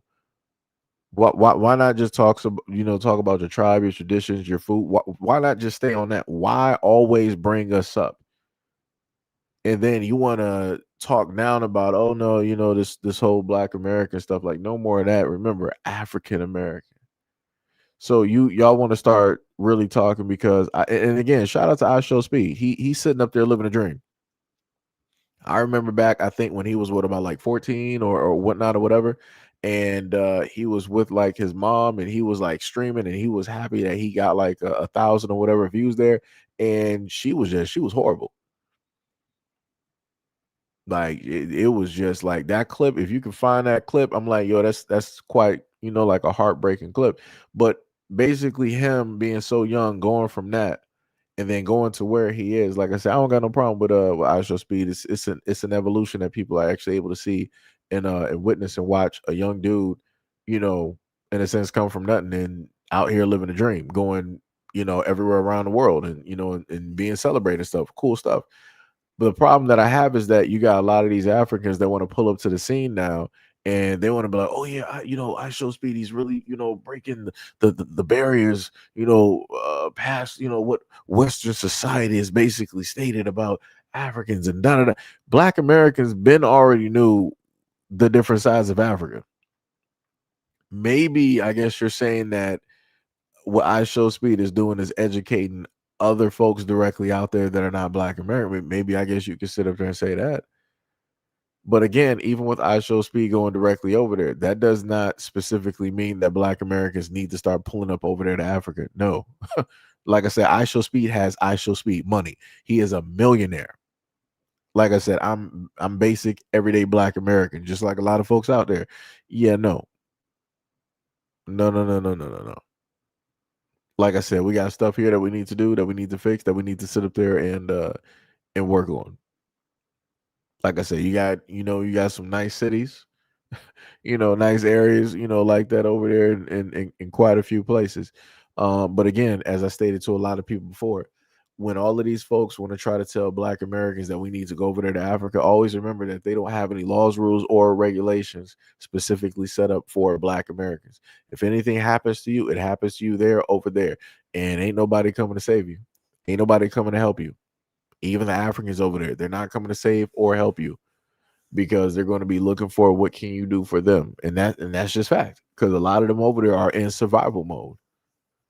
Like I said, I got a video right now where you got this guy, and I'm guessing that he's Black American. And when he was over there, it was just about, I swear to you, it was a swarm of African dudes trying to, I guess, like trying to sell him some stuff. And he was like, yo, just get away from me. It's like, yo, back up, get away from me. You got people getting argumentative, getting real close, trying to, sell him, trying to get him to go in different directions and stuff. Like I said, nah. Like I said, a lot of folks over there are in survival mode. They'll be like, oh, you're a Black American. Oh, you got money. You rich. It's like, yo, come buy this over here. Come spend some money over here. Come throw some money, my way. Come, come buy this and come buy that and come do this and come do that. Nah, don't nobody got time for that. Don't nobody got time for that. Like I said, that makes people not want to go nowhere. It just makes people want to sit up there and stay home. And like I said, I get it. People in survival mode and the systems that they got in place, even though they got their own government, the people in the government are reflective of them and probably grew up in the same areas and all this other type of stuff. Those governments still ain't for the people. And this is why the people are in survival mode. So whenever they happen to see tourists or they realize that somebody is Black American and not them, oh, they trying to get every single cent up out of you. You know.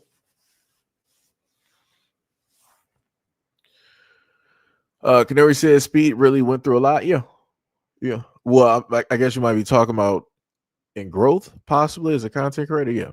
You said you don't like how Speed was treated in Algeria. I didn't even see that, but I'll probably look it up when I happen to get the time. But like I said, stuff is bound to happen. Stuff is going to happen. Stuff is going to take place, and this is why I stated before that when it deals with Black Americans, you got to be very selective where you put your time, where you put your energy. Because, like I said, any of the people that I Speed even like touched or shook hands with, automatically he helped them more than likely get more light on their social media platforms, especially if they recorded it. If they have their own personal recordings and they upload it, that's going to help them generate views. That's going to help them, generate a little bit of buzz just because of who I Show Speed is and how many people basically watch him every single day. So like I said, I Show Speed is a very nice young dude. He'd be out there blessing a lot of people, minus, a lot of the goofiness that is directly out there. He got huge potential, can do a lot of things directly out there. And this is another thing I'm gonna just side note this directly in there. And just mark my words, you can take it with a grain of salt. The political landscape is going to drastically change, right? Because at one moment in time, the political landscape, they were like, we're going to sit up there and deal with the entertainers. We're going to deal with the rappers, right? We're going to deal with the movie stars. Now, for the future, a lot of these political officials or even presidents or potential presidential candidates, they're going to go directly for these social media content creators. They're going to offer them lots of money to do interviews and to do a whole bunch of things because they know that they have the power to get to the demographic that they need, that they can sit up there and sway. They might not be able to sway a lot of the older folks out there because older people are like, yeah, you're not going to be able to play this game with us. We need to know what you're going to be able to do for us and give to us if we give you this vote, and we're going to hold your feet directly to the coals. The younger generation, they're not going to really do that. It's like, yo, if you can even recite like a line from, let's say, like maybe like some K-pop or a rap artist. If you got a favorite character in anime or something like I said, it's going to be easy work. Or if you show up on a platform of one of their favorite content creators, automatically, or better yet, let me put it to the furthest extent, it'll get to the point where these content creators will start moving into the political landscape because they have the power to do so. Mr. Beast has a ridiculous amount of people on multiple platforms that follow him. If Mr. Beast wanted to, let's say in 2030, if Mr. Beast, because the greater majority of the younger population should be at the voting age, along with the younger demographic that are out there now that are clearly right now in their 20s, closing the 30s, if Mr. Beast wanted to run for president, I promise you he would pretty much win by a landslide. I kid you not. And that's going to happen by way of the younger demographic. So, like I said, be very on the lookout for later on, because you're going to start to see as the decades go by, you're going to see more and more of these quote unquote social media content creators moving directly into the political field, and more of these politicians, as they start to get younger and the older ones age out, you're going to see a lot more of these folks directly on social media. Basically the same thing that they were doing originally, they're going to be doing this while being in politics. So, like I say, just people just gotta, pay attention to stuff. I don't know. Shauna said, Seji, how do I send you a video? You can send it directly to the Discord. If any one of my moderators would be so helpful to put the link to the Discord directly in there, that will be great. That'd be awesome. Because you'll be able to well, matter of fact, for Shauna, do you use Discord? Because matter of fact, because you might have to send it a different way, because I might have to tell you to send me the link on IG, because I know pretty much everybody has IG. I know a lot of people don't really have Discord, know what Discord is, or use Discord. So maybe you might have to, do it through IG, maybe. So Sean, let me know if you got IG, because I can just have you send me the link there. Chauncey said that is deep.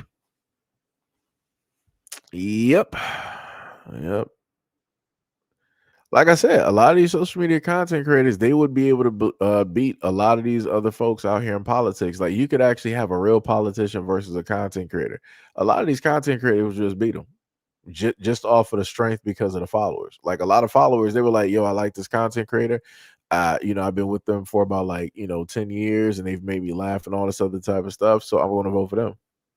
Because they're gonna be like, yo, this politician, like, who is this politician? How many followers do they have? Like, who follows it? Like, that's what it's gonna come down to. It's gonna be an actual popularity, type of thing. Like I said, it's gonna be a mess. It's going to be a mess. And then this is when you're going to have those plant type of content, some actual real plant content creators that are going to be planted there, so that they could, put certain seeds directly down, and it's going to all link up towards the, the political, field. So that's going to be somebody that's made, bought, and directly paid for. Like I said, it's going to be all over the place. Trying to say I don't have social media. Darn. I mean, I guess you could send it directly to my email. That would work. So you can send it to, let me see, which one do we got? Let me just try to do this real quick just to see. Just make sure. I gotta see which one we could.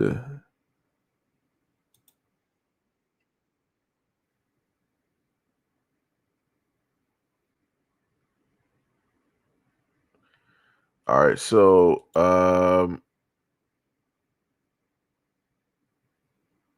okay, so they already sent that already. All right, so I gotta get that done at one point. So what you would be able to do is send it to. Yeah, I got an email. I got you. Let me see, which channel are you? Okay, you're from this channel. I got you. Should be. Let me make sure I spelled that right.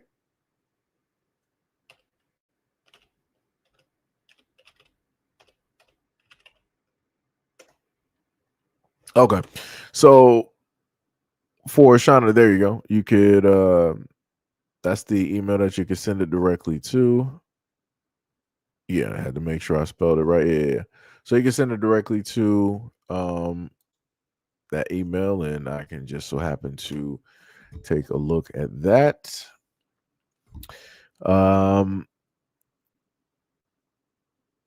He said, Chauncey, that made me laugh. Columbus said, are you on social media? Yeah.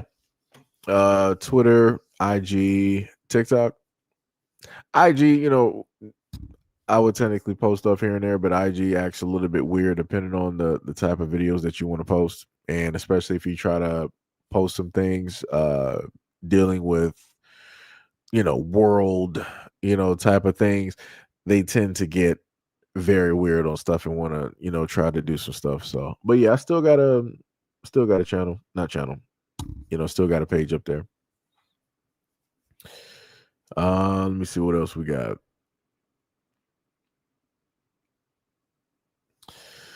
So Trent said the problem with that is you care more about popularity than the actual policies. Then this country will fall under these content creators that you speak of.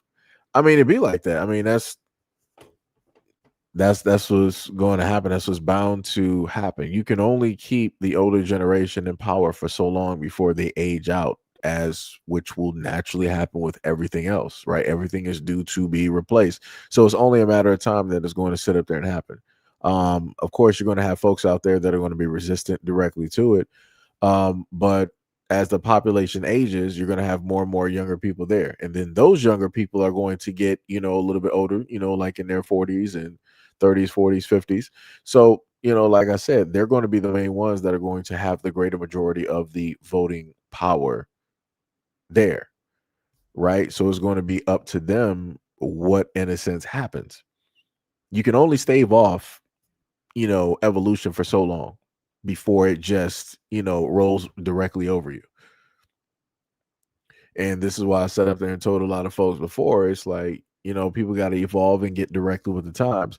But what happens with a lot of older people is that they're stagnant.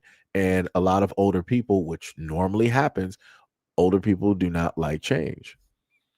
Like I said, going back to my grandmother, I would try to, educate her and tell her about a lot of things, and she would be highly resistant to change. She would get frustrated at certain times. She would get, angry and all this other type of stuff. And I'm like, yeah, it's not gonna work. So you gotta just let time, go by, and everything is just gonna fall in place as it's supposed to sit up there and do. Like I said, when older people are locked into a certain area, you're not going to, and especially when it's solidified, it's in concrete. It's in like the hardest concrete, known to man, locked in with steel. It's nothing you can do about that. It's just going to be like that, right? So then you have two choices. Either you can stay there and try to, argue with them, right? Or you could ignore it, or you can just allow, time to sit up there and pass, and for things to go where it's going to evolve to. And you might as well take the path of least resistance for yourself. Shauna said, "Thank you. No problem. No problem. No problem."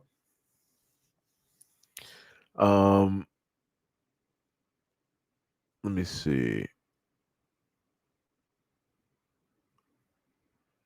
Wait, somebody said I wasn't talking to you. I was talking in chat. Wait, I'm a little bit confused. Oh, I guess you might have been talking about something else. Um, somebody said I'm not. You said I'm not close to black. I'm caramel. Uh, yo, lunch. Well, just in case I didn't say what's up to you, yo, lunch. What is up? What is up? What is up?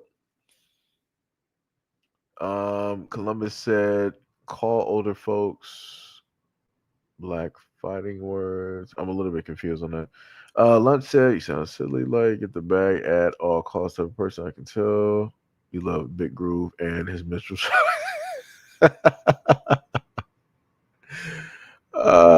Yo, and the funny thing is, Big Groove had another video where he was dressed as like an Egyptian like king, and then he had like two gorillas dancing in the background. I'm like, oh my god. I'm like, somebody get somebody get Big Groove out of here. Somebody get that dude out of here. Like I said, it's crazy. Diabolical work, right? But anyways, let's continue with the video.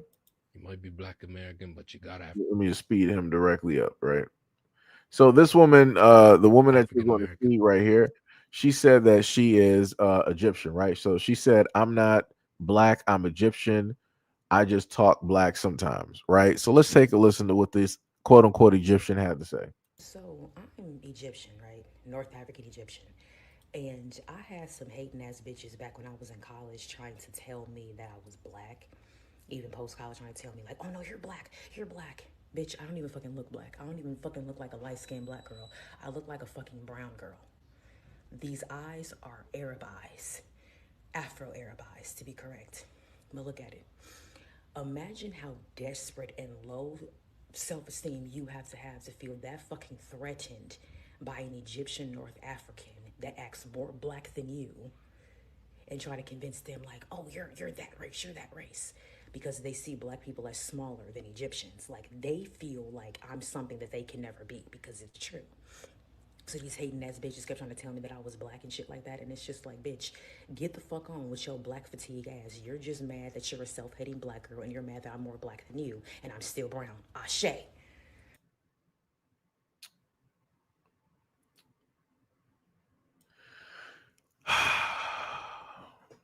And when people wonder why it is that Black Americans say the things that they do directly online, it's because of stuff like this. It's specifically because of stuff like this. So Columbus, yeah, for whatever reason, that one still came up low, which is crazy because I swear the next videos that come up are not going to be low. They're going to be pretty loud or at least moderate volume. Well, this Egyptian woman, quote unquote, was saying that Black women are self-hating and they wish that she, as an Egyptian woman, was Black, but she's not.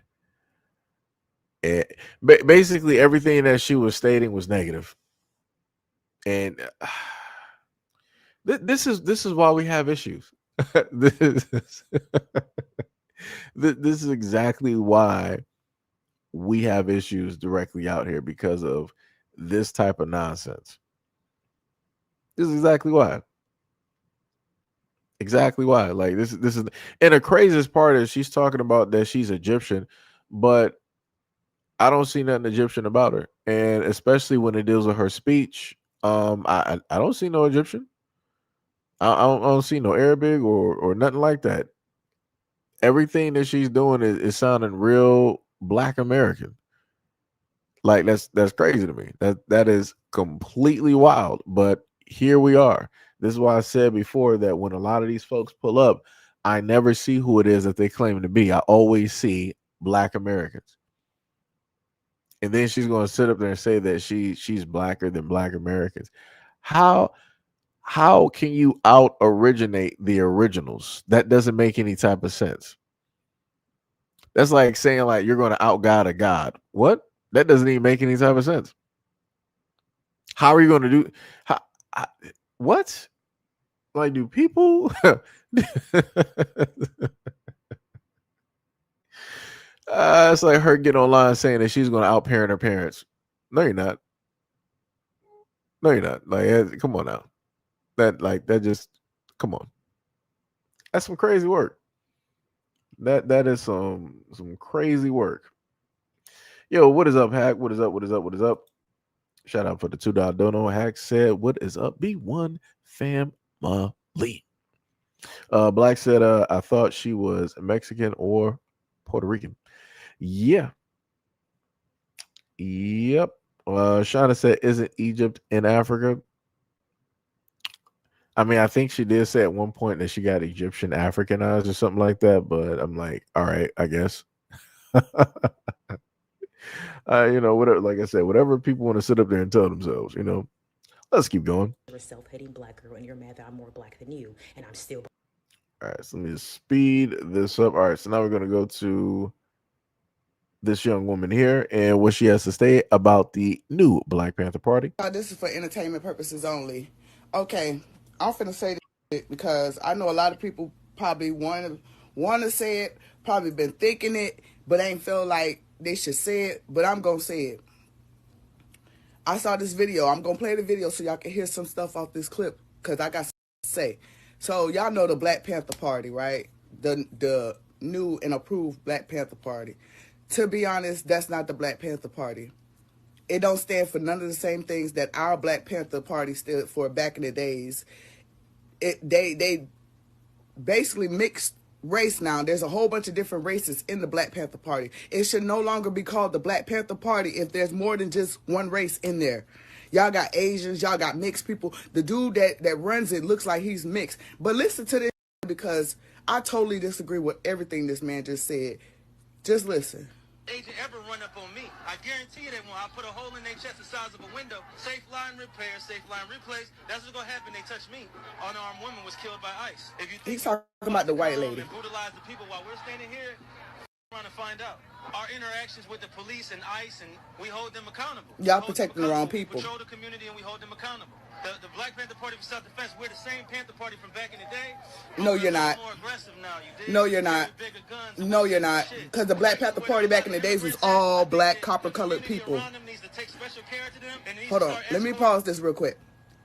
The Black Panther Party back in the days was all copper-colored people. They were out here protecting their own people, the people who needed to be protected. The that y'all are trying to protect nowadays don't need your protection. The Black Panther Party was never meant for us to protect everybody else. It was meant for us to protect ourselves because they weren't protecting us. So the Black Panther Party today needs to change their name because they're not the Black Panther Party. Just listen to what else he got to say. To and from everywhere to make sure that they're safe, because them ICE agents ain't gonna act like that. Hold on, let me rewind that back. Community, and we hold them accountable. The Black Panther Party from self-defense, we're the same Panther Party from back in the day, but we're a little more aggressive now, you dig? No. Carry bigger guns and we don't take no Just listen. places where there are a lot of immigrants at. I think that the community around them needs to take special care to them and needs to start escorting them to and from everywhere. I know you lying. Them ICE agents ain't gonna Let me tell y'all something. If y'all listen to this dumb idiot, y'all got life up because we're not going to protect no motherfucker who never protect us. Y'all. So I saw this comment directly up there, and this person said that you do realize, as a black so-called man, being against the Black Panther Party works in favor against the enemy of the black race. I could have sworn, didn't we go over information previously before in a previous live stream? Let me see if I could just find this real quick. Because again, like I said, I have no problem having conversation with folks. Right, everybody's being respectful. So let me see. Is this it? Yeah. So right. So you said being against the Black Panther Party, right? So what we were talking about throughout the live stream had to do with the new Black Panther Party, right? So number one piece of information, right, dealing with the gentleman from the new Black Panther Party, right? Paul Birdsong identifies, well, you could take it with a grain of salt, right? But this is what I looked up and this is what came up. It said Paul Birdsong identifies with a diverse heritage, Caribbean roots. His father and family are Caribbean immigrants. Mixed heritage. His mother's ancestry is mix of American Indian, Caucasian, and Black, right? So now, since we went directly through that, we're going to go what the Black Panther Party was about. So it says that, let me make sure to zoom this in for myself. Wait, can I do that? Okay, there we go. It said one primary reason the Black Panther Party formed was to protect Black communities from police brutality and violence, leading to the creation of armed neighborhood patrols to monitor police activity alongside advocating for self-defense of broader social justice like employment, housing, and education. Frustration over ongoing police brutality and racial discrimination against African Americans was a central catalyst as existing civil rights legislation hadn't stopped it. The party's original name, Black Panther Party for Self-Defense, highlights its focus on empowering Black people to defend themselves against oppression, including police misconduct, as noted by Howard University School of Law. Beyond self-defense, the Panthers aimed to uplift Black communities through political organizations and social programs addressing systemic issues like poverty, inequality, and described by Notre Dame, San Jose, and the EBSCO. In essence, the Panthers emerged from a need of immediate protection and long-term systematic change, tackling both immediate threats, police violence, and broader injustices, lack of resources through armed patrols and community initiatives, right? So that was dealing with the Black Panthers and why specifically they created what it is that they created, right? So now we're going to go directly back. And in order to fully try to encompass this into, get this through, let me see if I can actually find the image that I'm looking for. Hopefully I can. Let me see. Because the most interesting thing directly about the situation dealing with Renee Good is the fact that the Renee Good situation deals with individuals who are not Black American. Not Black American at all. But yet people want Black Americans to be out in the streets dealing with a situation again that has 100% zero to do with Black Americans. And when that is listed, this is when folks want to come out to the scene and they want to try to tell Black Americans, hey, Black Americans, you guys must have forgot that everybody else, came directly out there, for you guys, and how it is that people did this and that and all this other type of stuff, right? Let me just get these pictures real quick,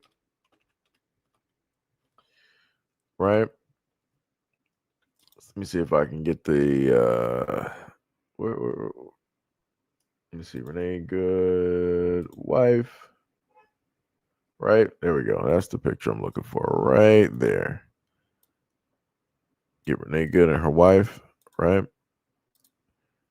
And then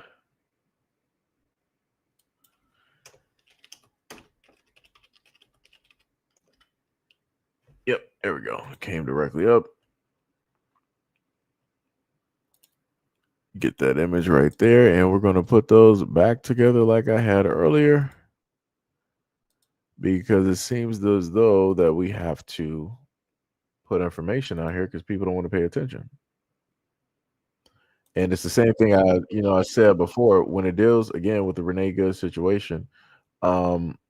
Somebody has to make it very clear to me, how is this a Black American problem, and why it is that we should, quote unquote, go into trying to leverage our bodies or freedoms, in order to fix a situation that was caused specifically by people within their own communities, right? So let me just get this picture real quick. Download that and bring it right back up here, right? So again, you clearly see what the Black Panther Party was directly about. The information about the gentleman here, which is Paul Birdsong, right, who stated that he is the chairman of the Black Panthers that the Black Panthers that he is a part of over in his state and or city. And this is Renee Good and the cop. Again, I might have to go back and redo the picture. Let me try to bring that down just a bit. All right, bring that down just a bit. We download that one.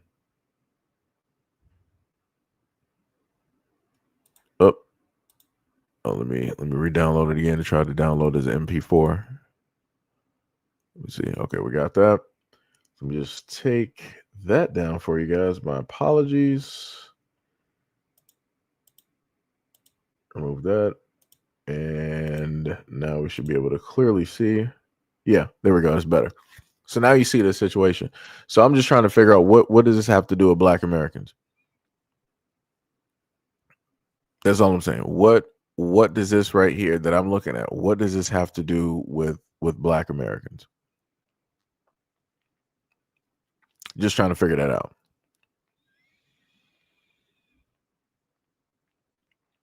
Because again, that makes no sense. And then the Paul Birdsong from the Black Panther Party, he's up there talking reckless out there online, talking about what he would or all this or whatnot or whatever, dealing with the police. I'm like, dog, that makes no sense.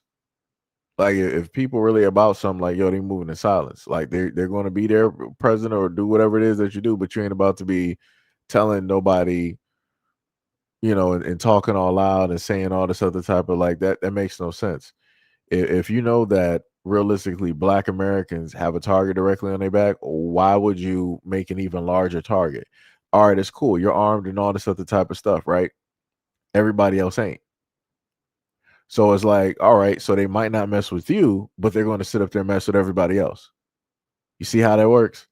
Like I said, it's reckless, type of nonsense directly out here. And as I stated before, that dude pretty much just came, out of nowhere, as I gave pictures directly before. And like I said, anybody can look up the articles, directly on the guy. And the images that I primarily had Let me see. Yeah, because I had gave you guys a video, and this is the main leader of at least that chapter of the Black Panthers, the new Black Panthers, whatever you want to sit up there and call it. Like, what are we talking about? Like this don't look nothing like an activist to me. This looks like, somebody who was trying to be an artist, somebody who wants to be a rapper, somebody who wants to be in the entertainment industry, but because that didn't specifically happen, I'm just going to segue into something else real quick.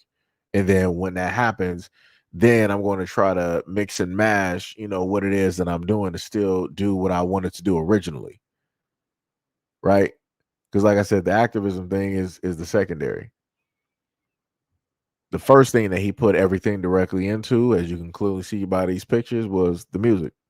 This is why he talked about in a lot of those articles, he talked about the collaborations and all this other type of stuff that he had going and the music he had coming up and coming out and all this other type of stuff.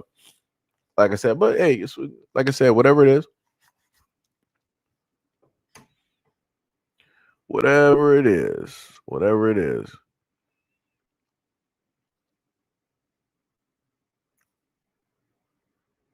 Let me see. What do we got? Let me see. If I can just go back down real quick. Somebody said they are fake Black Panthers. Another person said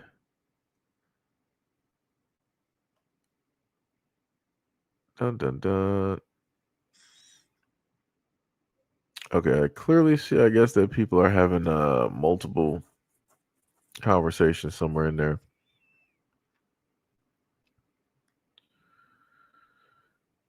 Somebody said, what was the outrage for Keith Porter, a black man that had his life taken earlier by ICE agents? You're not going to see that from the Black Panther Party, because even in a video that I gave directly to you guys earlier, is it still up here? Let me go back to this because this is still in response to the person here. Let me see something. If I might have got another response, let me see. Let me just see who was it before. Brendan's. Yeah, I don't think I had like another reply from that individual, but I'm just going to use it. Just keep it up there. Use it for an example. So in response, let me just go back to the previous video I showed you guys earlier and just take a listen. And just open-ended, any comments you want to give to like my generation, the younger generation, or just any generation. Legally arm yourselves and unify, or else you will die. And I mean that in the literal sense. You see on the news all the time, Renee, everybody say her name, Renee. Right? She just got shot in the face by ICE, right? This is a real thing, and they're not going to stop. And the more they hurt people and get away with it, the more they're going to get that momentum to keep going. So you heard that, right? He wasn't talking about no other group of people. He wasn't talking about nothing that was dealing with the protection of black folks at all or the black community. He wasn't talking about none of that. Everything was talking about, he was like, yo, say the name, Renee. Say the name, Renee. Who is Renee? Let's just go directly back to the picture and image that I set up there and gave you guys. Talking about this woman here. This woman here who got her life taken by what you see directly up top. So again, I simply ask, what does this have to do with Black Americans? Nothing. Nothing at all.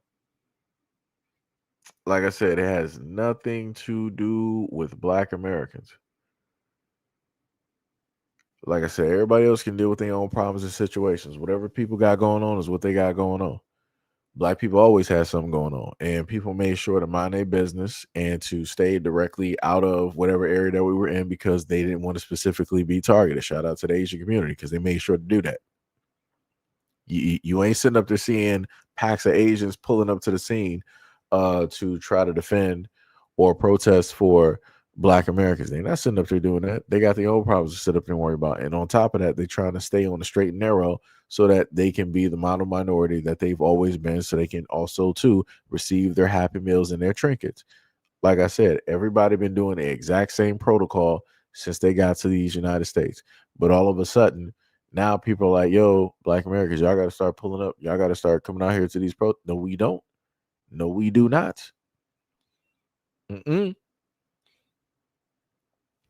Like I said, going back to Stop the Asian Hate, who was to blame for Stop the Asian Hate? They put all of the blame directly on Black Americans. Mainstream media made sure to keep continuously playing whatever random videos that they could show in order to make Black men the poster child for Stop the Asian Hate. Like, oh yeah, the reason that we got to stop the Asian hate, we have to create these laws. Look at these Black men. Look at what it is that they're doing to the Asian communities directly out here. I ain't never been nowhere near or around an Asian community in my life. And again, I'm from Detroit, born and raised. I don't even know where an Asian community would even be located in Detroit. I seen, I seen the Mexicans there, and that's all cool. That's downtown, right? But again, I don't know where no Asians at. I know where the Arabs at, and they specifically all consolidated in Dearborn. But again, I can't tell you where the Asians at though. So I'm like, how can I sit up there and even be a part of a situation of which that I don't even know where to find or where these people are even located? Like the last time I was even being in Detroit, only time that I was in close proximity of anybody Asian was going to Oak Park High. That was my first time, really actually being around. I'm not talking about just going to like a hood, Chinese or a beauty supply. I'm talking about like actually being within the same proximity, seeing them every single day. And I think we only had about like 3 to 4 like Asian students, realistically. Or maybe matter of fact, I might put it to about like close to 10. Maybe close to 10. And I didn't really sit up there and see them talk to Black folks like that either. So yeah, you know, some crazy work, crazy work. Let me see what we got. We got one troll right there, no problem. Do. What else we got? Somebody said, "Where's the headquarters building?" I have no clue. What else did we got? Rabbit said you really say Happy Meals. Yeah, people are really about those Happy Meal toys. Let me tell you, people are really about those Happy Meal toys. Somebody said that the Hispanics rioted with y'all when Rodney King was beat. The craziest part that I learned about that, about the LA riots, is that for the longest time I was in a sense taught that all of the stuff that was happening to the Asian community during the LA riots, people were sitting up there saying that was, Black people. I found out that was the Hispanic community there in LA.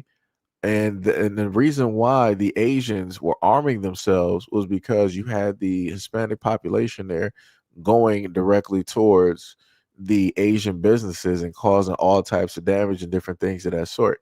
So yeah, miss me with that BS right there, because I also want to list to whoever this is, to this Eric person that wanted to list this. The Hispanic community was also the ones in LA that have specifically moved the Black community in a variety of ways, like outside of certain areas. So what I mean by that is that you have had Latin gangs, Hispanic gangs that have specifically decided to firebomb or cause other types of things there in order to push segments of those Black communities directly out. And the reason I learned of this, and again, I'm not from LA. The reason I learned of this was because of Black residents who are old enough who have gone through that and tell these stories about the things that are going through. And I've also gone through and showcased newspaper snippets of them talking about the gangs out there specifically targeting Black folks, Black families, and homes with this type of violence. So yeah, miss me with that. I'm not trying to hear none of that. Not trying to hear none of that at all. Like, that's wild. Chef TV said, I think the rich want get my words right. I think the rich want riots so that they can buy businesses for less. You would be correct. Would be correct. That is one way to sit up there and devalue land, which is by enlisting and putting certain catalysts out there so that crime could actually take place, which would lower the property value, which would then in turn lower the price of the land there. Correct. And I talked about this before. Talked about it before. So we got trolls directly in here, no problem. Khalil, what is up? What up? You said also Latinos were acting their own kind of Jim Crow on black folks as well. What else we got? Tippy said that's true. Mexican gangs bomb black people out of neighborhoods. Yep. You said people are more united out there than you think. You know the craziest part?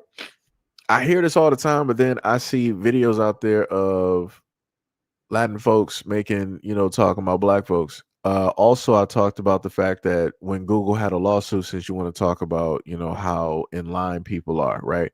When there was a lawsuit going on where Google's being sued for discrimination, specifically, I'm just going to put it as Spanish speaking. You can say Latin, Mexican, whatever you want to sit up and put it as. I'm just going to say Spanish speaking. The Spanish speaking populace out there that were working for Google at the time, they wanted to make sure that black people were not a part of their lawsuit. They had a $28 million lawsuit by Google. You can look it up. I covered the story. $28 million lawsuit, and they specifically told the judge that we don't want the blacks to have nothing to do with this lawsuit. They are getting discriminated within Google as well, but we're only focused on our own people. So they had their own separate lawsuit, even though they knew that black Americans were going through this as well. They didn't want to team up. They didn't want to power up to just go after Google. So they ended up getting $28 million. Black people sat up there and saw that. It was like, oh, cool, no problem. So we don't got to share nothing with y'all. Y'all went out there and did y'all thing, got y'all back. Cool, no problem. We're going to go through and formulate our own lawsuit. So black people went through and sued Google, and they got about, I think it was like a $50+ million lawsuit that took place. So I'm like, man, that's crazy. If only those folks, if only the Spanish speaking folks would have came together with the black folks, that would have been a major lawsuit. Probably even would have been getting closer to $100 million, right? But nope. People wanted to be separate. People wanted to do things by themselves. People didn't want to sit up there and come and work together. So like I keep telling people before, miss me with all of this nonsense where people keep saying like, people are actually more together than what you think. Then explain that lawsuit to me. Why would you specifically, as a group of people that's a minority in this country, why would you go to the judge when you're suing this big corporation that everybody is working for in order to get your own money? Why would you not come together with other minorities so that you can have a bigger impact on this corporation? You can get more money from this corporation. Like I said before, I keep trying to tell people always want to, try to, come through and say this, and that. But then when you give them information and put stuff directly in front of them, people start getting real silent. And I'm like, to me, that's crazy. Let me see if I can find that in the back real quick. Let me see. There we go. There we go. That is the picture right there. I am so glad that I still got this directly in the back. I can easily just type it in, and I got it. I got you. Let me just put this up, so because I don't want people to think I'm lying to them, right? So again, what I'm talking about, I want people to be able to look this directly up for themselves, so that they can have the information for them. And again, like I said before, I did a video directly on it, right? Google to pay $50 million to with the settlement dealing with racial bias suit, right? Dealing with black Americans, right? So let me just go back and get the other image, right? And I want people to understand, and this is what was stated specifically within that lawsuit. When you read the article for yourself, you will sit up there and see what those folks decided to sit up there and say. So again, going back to what What Eric wanted to sit up there and state that, oh, people are more, together than what you actually think out here and all this other type of stuff. I got you, no problem. So let me put up the words. So it says directly at the bottom, right? So I put the title as the Latinos, right, won 28 million from Google, right, for this reason. It says that Judge Adams stated that the settlement came after, right, Cantu's lawyers agreed this month to exclude black employees from the lawsuit. So what? So where are we at again? When it deals with that togetherness, with that coalition that people always keep talking about. That's all I'm saying. That's all I'm saying. Like I said, this is about like the second person that then pulled up to the scene trying to tell me some stuff.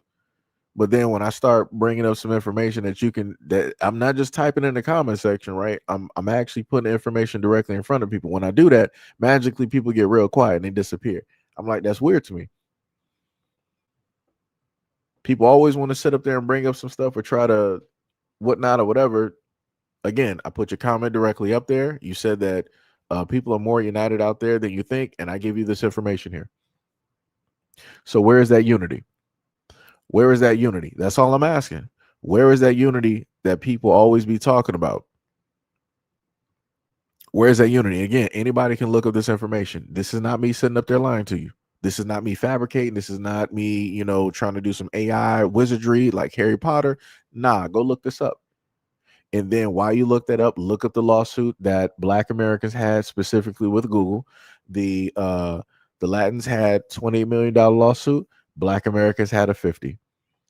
If they would have came together, they could have potentially even touched that. Instead of it just going to about like a 70, it could have been closer to maybe like 100 million.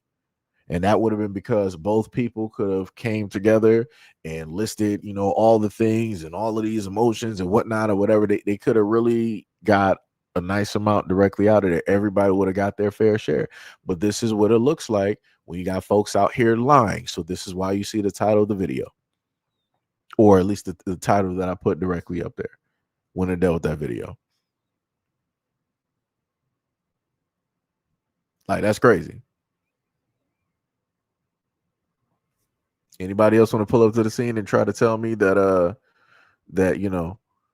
people be all together and forming these bonds, these symbiotic relationships? Anybody else want to pull up to the scene? Because I already had what was that woman? I think she said she was like from Puerto Rico or something like that. She was Puerto Rican or whatnot or whatever. She done pulled up to the scene. We got this dude Eric. He done pulled up to the scene. Who else about to sit up there and pull up here and start spitting some nonsense? Like, that's crazy. Oh, we got another person sitting up there talking some clownery. No problem. Get them up out of here. Get them up out of here. All right. So since Khalil said they only bring up the Black and Brown coalition when it's election time or when the Neanderthals target them. Yeah, it's crazy. Yep. Pull up to the scene with my cylinder missing. Yep. That's bars. That is bars. Yo, King, what is up? What is up? What is up? Much love, respect, and appreciation. So now that we're done with the foolishness, because it seems like I always gotta, come through and give a lesson in certain stuff. Like I said, Renee Good situation don't got nothing to do with Black Americans. When it deals with, again, people coming together, it is straight BS. It is straight lies. And if people are actually coming together, things in this country will be vastly different. Right. So let's go back to the video here. Up. That's why I don't like the Black Panther Party. I don't even call them the Black Panther Party. They the mixture party. That's what the there is. They the melting pot party. That's what the they are. Because they don't stand for none of the that Black Panther stood for back in the days. Black Panther stood for their people and their people only. not immigrants, not people who don't belong here, not people who disrespect us on our own land, who treat us like this is not our land, who treat us like we're the immigrants and they're the ones who belong here. No, we would never do that. That's the one thing I can say. The Black Panther Party is non-existent. Anybody who feels some type of way about it, oh, well, I said what the I said. Being black is already a flex, but being black with the little like being black with a Caribbean descent, Caribbean heritage, like you're Haitian, Jamaican, African, etc. Like being black is already a flex. Being African American, just plain on black, not mixed with anything is already flex. But having a Caribbean descent, like a Caribbean background, that's tea. That's tea. Like So I'm just trying to figure out, and this is what I'll be talking about, how people want to hype themselves up. Like I like how she did it. She was like, you know what, black is already a flex. Like it's already the base. But not saying that there's anything wrong with just being that. But if you're that, plus you got something else added on, it's like, yo, it's really something. I'm like, word.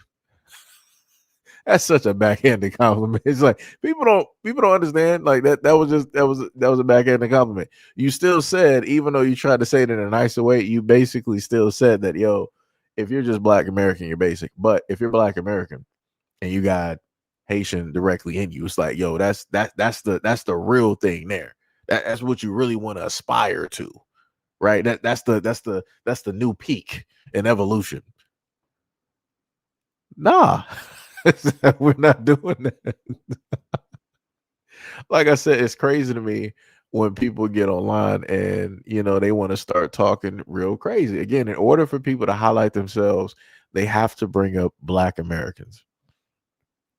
They have to just bring up Black Americans again, which makes no type of sense. It makes no sense.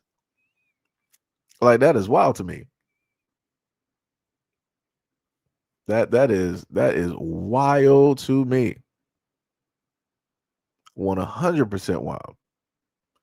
So, okay, so before I go to this next video, I'm just going to, because I did try to put up the volume because originally it was low. So I'm just going to tell people at this moment, you may want to turn down the volume on your phone because it's going to appear quite loud, and I do apologize. So I'm going to give people like 5 seconds to turn down the volume real quick, because I do have an understanding that the live stream is a bit delayed, and I'm not trying to blow out anybody's eardrums. So I just want to put that out there. So all right. that's tea. Like Explain this to people all the time, but a lot of people don't get it. As someone who was born and raised outside of the U.S., we had never identified ourselves as a color. It was always as a nationality. This is where we come from. This is who we are. I was always a Haitian. I was never a Black. I was always a Haitian. A Jamaican was always a Jamaican. They were never a Black Jamaican. So 2014, when I moved to America to go to school, this is when I fill out a form and it says race. I didn't even know the word race had 2 different meanings until then. So I said race. It says Black, white, Hispanic, Latino, Asian. And I told the lady, I said, I'm from Haiti. I'm Haitian. She said, no, you Black. Huh? I'm just trying to sit. I'm just trying to, like, I sit up there and say Black just to sit up there and be funny, because I know what the other folks out there mean when they sit up there and say Black or the Blacks. I know what they're really saying, right? This dude, I'm trying to figure. I'm like, why are you sitting up there saying Black like that? I'm like, it's like you're saying something. It's like I can't really sit up there and just put my finger directly on it, but it's like he's saying something negative. I can't prove it and I can't disprove it. But I know that it's something there, because it was about 2 to 3 times he said Black, and then it was like a second or two in between it, and then he carried on. I'm like, this is what I be talking about. When I have to question what you mean when you sit up there and say Black, we already got a problem. We already got a problem. And the craziest part dealing with that video right there. Let me see. I got to take down a few of these videos. Hopefully, I still have it up there because I think I did this a few days ago. I have a video of a young woman. I think it's about like 24 seconds. And within that video, let me see. I got to minimize this. Let me see. It was a young woman and she was holding on to a cup. Let me see if I can find her real quick. Okay, might not be that one there, so I might have to go to earlier during the week. It was but anyways, it was a young woman holding on to a cup, and she was stating how when you go for there we go, I got you. Let me put it up there. What I just saw on a job application. Because apparently there's levels to blackness and they need to know exactly where you're from. Look at this. Look at this. Okay, so as you can see, it says Black African, Black Caribbean, Black European, Black North and South America. Even the Hispanic and Latino, they need to know exactly where you're from. Right. So again, he said that he was, Haitian, right? So there's a variety of things that he could sit up there and list at this point in time now. So again, I'm completely fine. Those who do not or never consider themselves to be Black American, all love to you. Make sure whenever you get these jobs, you let them know where specifically it is that you're from or what you associate yourself with. Like I said, I love this. This is something that should have been there for the longest time possible so that we can actually get a real population reading on who is here, who is Black American, and again, who is not, respectfully. Because we don't need people to be masquerading as Black Americans and then you're somebody else and then you want to roll through and you want to have all of these condescending, tones, and you want to start, talking all the stereotypical type of stuff and narratives and pushing negative narratives towards Black Americans while masquerading, knowing that you are not Black American. Yeah, like I said, we need a, we need a nice divider, right there. That's all I'm saying. Need a nice little divider so we know who is who. And like I said, it ain't nothing xenophobic or racist directly about them. Like the other dude sat up there and said, he was like, he is not Black, right? He's not Black American. He said that he is Haitian. Like I said, respect to you. Like I said, you got your own heritage, you got your own lineage, you got your own, great history there being a Haitian. You are not Black American. I'm completely cool and fine directly with that. Make sure you write that down when you're doing these jobs. There's no reason for you to misconstrue anything. There's no reason for you to try to override it or to try to masquerade or cosplay. You don't have to do none of that. They got y'all down here on these job applications. Park yourself where you need to be parked. It's that simple. It's that simple. Ascending said there was always a other box to write in your race. That is 100% true as well.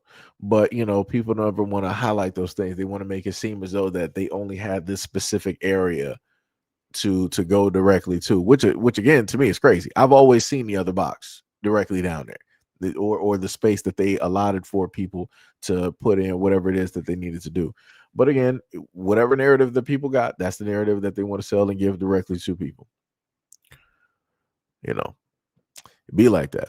Mahoko said, Seji, thank you for covering this topic frequently. No problem. Like I said, we got to give refresher courses out here because we got some Johnny come latelys that swear that they know something. I'm like, yeah, we ain't doing that. Especially when stuff is as content wise, when it's as fresh that I've done it. And I know I can at least, go back a little bit and pick that up and just put it on screen. Oh, yeah, it's over. You can't tell me nothing. You can't tell me now. I'm about to do pull that right back up real quick. Bow. Like I said, this time at least it took me like less than a minute, to pull up some of these images because the content that I've done on it has been recent. Like I said, crazy work. It is diabolical out here. Diabolical. And as I told a lot of people before, a lot of folks out there, they voted for this. For a lot of the things that are happening and going directly on, a lot of folks voted on this because again, they thought that it was going to overly benefit them and that it was going to have a negative effect on Black Americans. And a lot of people had to sit up there and learn the hard way. And again, I'll sit up there and put it to you like this: when it deals with kids being in harm's way because adults want to be stupid, I feel sorry for the kids, because no child should have to sit up there and in a sense suffer the consequences of the father, right? But again, that's what comes when people want to sit up there and make a deal with the devil. There's nothing you can do about that. You can't save the kids. You can't save anybody from adult decisions. No matter how much those adults who are to blame want to sit up there and try to shift the goalpost, scapegoat, and try to blame other folks for their situation specifically. Like I said, there's nothing you can do about that. Nothing you can do. It'd be like that. I guess people should have had some cattle or some goats directly out there when they went directly to that altar trying to barter, trying to show up like Doctor Strange, Dormammu. I've come to barter. You ain't had no time stone. Let me tell you that. You went directly to the devil. You did not have no time stone on you at all. You were not able to replay that and take back what you did. You gotta learn the hard way. Got to learn the hard way. Shout out to Hawkeye. People learn the hard way. Sacrifices got to be made for the greater good, right? It's crazy work. It is crazy work. Somebody said, thank God the Democrats didn't get into office. This is the thing that people gotta realize. If at any moment in time that you're still on this whole hook that your party is better than the other party, you're just as stupid as everybody else. The United States government doesn't care about you. If you want to sit up there and you want to try to be thankful or you want to try to say something, the United States government does not care about you. That is a fact. Again, I just sat up there and showed people a video where you had this strange fog that came directly out of nowhere. At one moment, it was, a little bit bearable to drive, and then all of a sudden, it was like the mist. It was like the scientists opened up a portal, and then you just had like this smoke that devoured everything. And then before, right in front of your eyes, bow, car crash, car pile up. Sat up there and showed you another video where a guy filmed this type of micro sediment directly on his car, and he swept it, and it was this black material that was also reflective because it had heavy metals directly in there. And then you had the news agencies out there giving warnings to people in 3 states that you need to sit up there and stay at home because the levels of this type of stuff that is out there is poisonous in a sense. It can cause very much issues with your respiratory and a lot of things, right? So, like I said, the government does not care about you at all. So, like I said, y'all keep going on this whole thing of like, oh, thank God the Democrats, the Democrats. Y'all keep doing all this other type of stuff because you wanted to sit up there and pick a side. And y'all up here like, oh, well, I pick lesser of the two evils. It's both evil. Like, are y'all stupid? Are you stupid or are you stupid? Evil is still evil. It don't matter how. All you basically saying is like, okay, well, if you view the Democrats as evil, then the Republicans, they're still evil, but they're evil to an extent. It's still evil. It doesn't make sense. You're not going to make the evil more manageable directly for you. It's not going to be more palatable. It's like you're either going to take some on the front end or you're going to take on the back end. You're still going to sit up there and take it. But y'all really sitting up there like, well, I got a choice on how I want to sit up there. Actually, realistically, you don't. The electoral colleges actually got to say so, and the final say so. Because correct me if I'm wrong, because I remember doing a video on it. The electoral colleges told everybody in the United States when they were going over the whole voter thing and freaking out, was like, oh, it was Trump. No, it was Joe Biden. The electoral colleges was like, hey, we're your daddy now. We sat up there and told you that Joe Biden is president, so shut up and go back to your jobs as you normally do. And everybody shut up and they went back and did what they normally do every single day. I'm like, wow. I'm like, what happened to people saying that they actually had control of this country? You telling me that a minority out here, the electoral colleges, have more say so than the rest of the people out here that were arguing and bickering back and forth? No, it's the Democrats that won. No, it's the Republicans. No, it's the Republicans. No, it's the Democrats that won. And y'all just sat up there and shut up. But y'all come directly to this comment section and try to tell me that whatever side that you're for is better than the other side. Y'all are stupid. Y'all are stupid. Y'all are the reason that the government is able to sit up there and sell you trash food, such as like GMO foods. You are the exact reason why. You are the exact reason why the air in the water is polluted. Y'all the same reason why we still got fluoride, which is listed as a neurotoxin. You can list that, look that directly up. Y'all the same reason that we got this directly in the water. And y'all talking about y'all care about the kids, but you sitting up there feeding your kids poisonous water. And just because you give your child water directly from a bottle ain't making it no better, because that bottle of water been sitting there for so long. Again, trust it as from somebody who actually worked in the grocery store. You don't know how long that bottle of water has actually been sitting there in that plastic. And then when it's sitting there in that plastic, depending on the temperature of that water in that plastic where it's held, you can taste the plastic in the water, which means that you are drinking microplastics, which are going to cause even more problems later on. So it's like you're going to leave, again, one type of poison to go to another type of poison. And then on top of that, with bottled water, you don't know where they're getting this bottled water from. You don't even know what's in the bottled water. You're just looking at it as like, oh, well, this water, okay, it's good to drink. It could be arsenic in there or something. You don't know what's in there. Like, it's crazy. Like, politicians only care about the rich. And y'all still out here talking about one side is better than the other. Like I said, this is why everything is falling apart, because y'all too stupid. Y'all are just too stupid. And y'all think y'all know what is best for you. You think that you know so much that you give power directly over to rich people. And what have we learned in history? The rich never cared about the poor.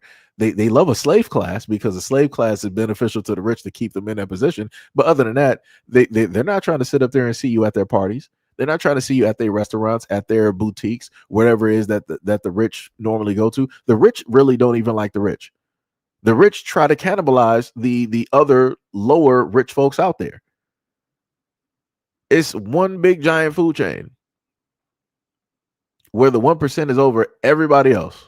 And everybody else is trying to chase after where the 1% or other people that are doing better than them currently are. Because nobody wants to be at the bottom, but somebody has to be at the bottom in order for it to actually be a pyramid. Like, what are we doing? Like, what are we doing? Wait, what happened? Wait, let me go back up. Let me see.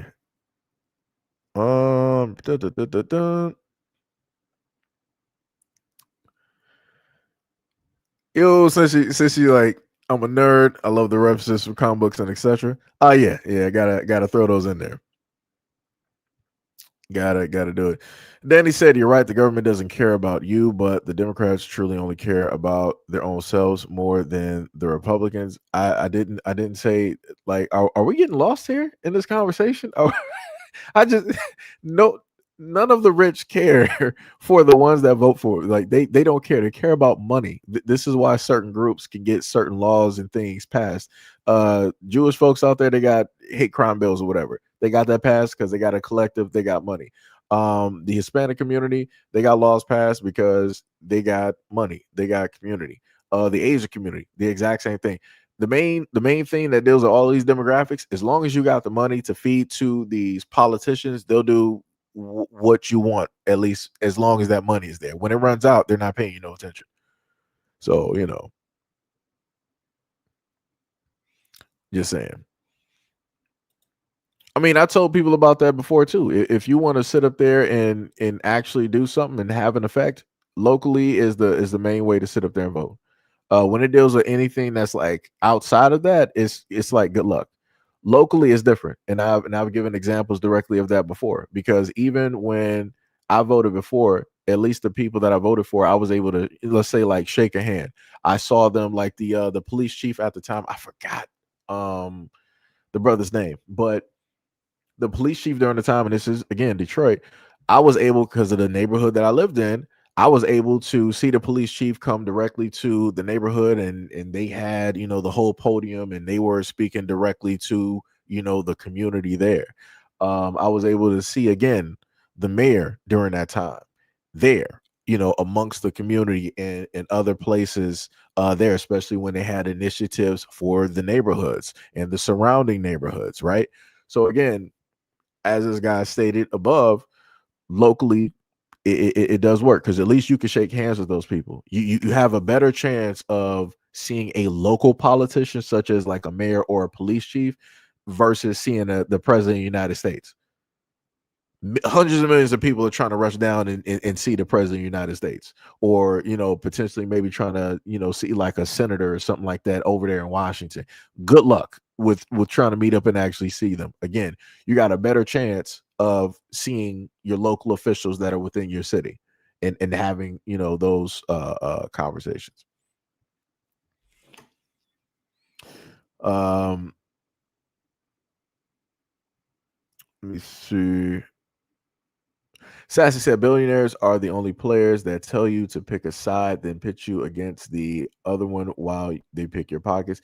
Yeah, because the billionaires are making money on both ends. They're making money hand over fist. So no matter which side that they tell you to sit up there and pick, they got money on red and on black. So they're still going to sit up there and make some. And then on top of having money on red and black, they also have investments in the casino that they're betting directly in. So no matter if they lose, they still win. It's like, it's crazy, and people don't sit up there and see it. People do not see it, and it's diabolical.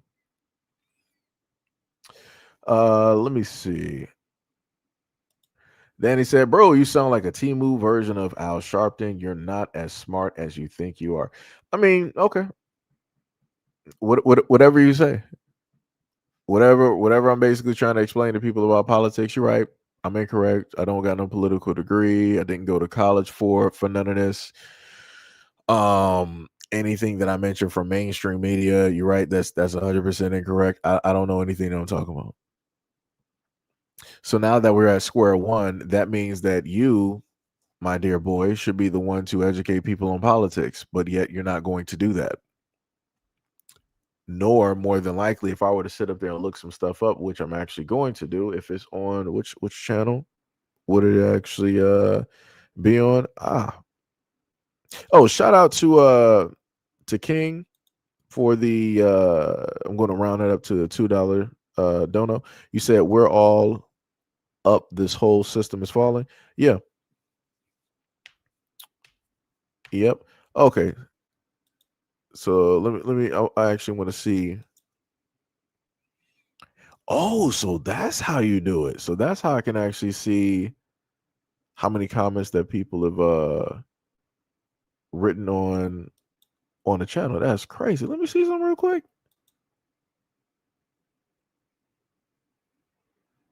That is crazy. So I had to use Sunny for an example because I wanted to see how far back it would go. That is wild. So I can, by way of doing this, I can actually look at all the messages that people have written on. Is this just from the live streams? Yeah, I think this is actually just from the live stream. That's crazy. I wish it would do that for just the normal comments, right? But let me just see this person real quick, right? Because they had a complaint about what it was that I was talking about. So you got nothing on your channel at all. You got 0. You started your channel June 28th of 2025. You got nothing but music directly up there. Yeah, okay. And that's what I'll be talking about. You got folks that come up here that want to talk about me, right? And that I don't know nothing about nothing. But yet at the end of the day, you could be trying to educate people, but you're not doing nothing. That's crazy.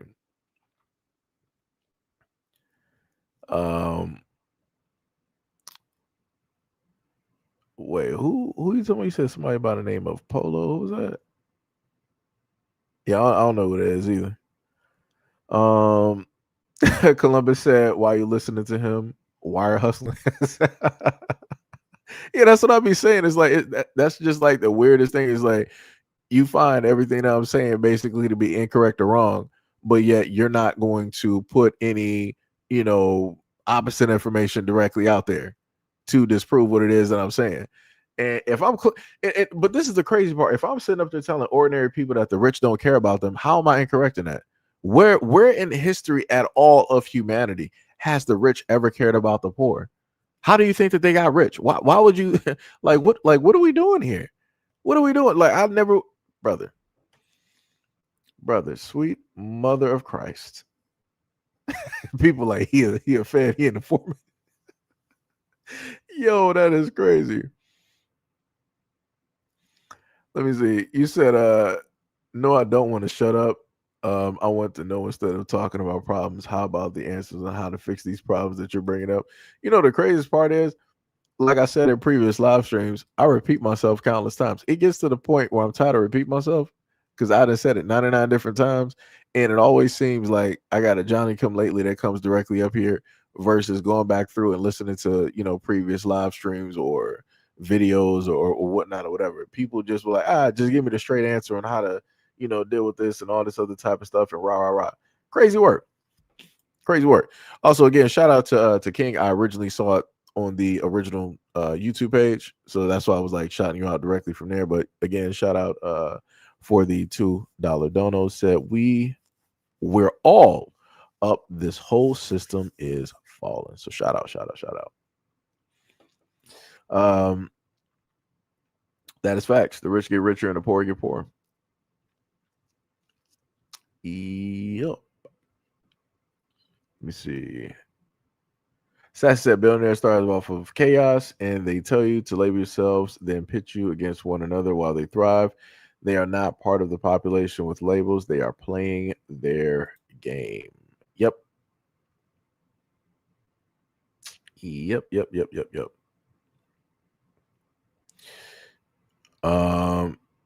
Rabbit said whoever moved Polo Styles. Thank you.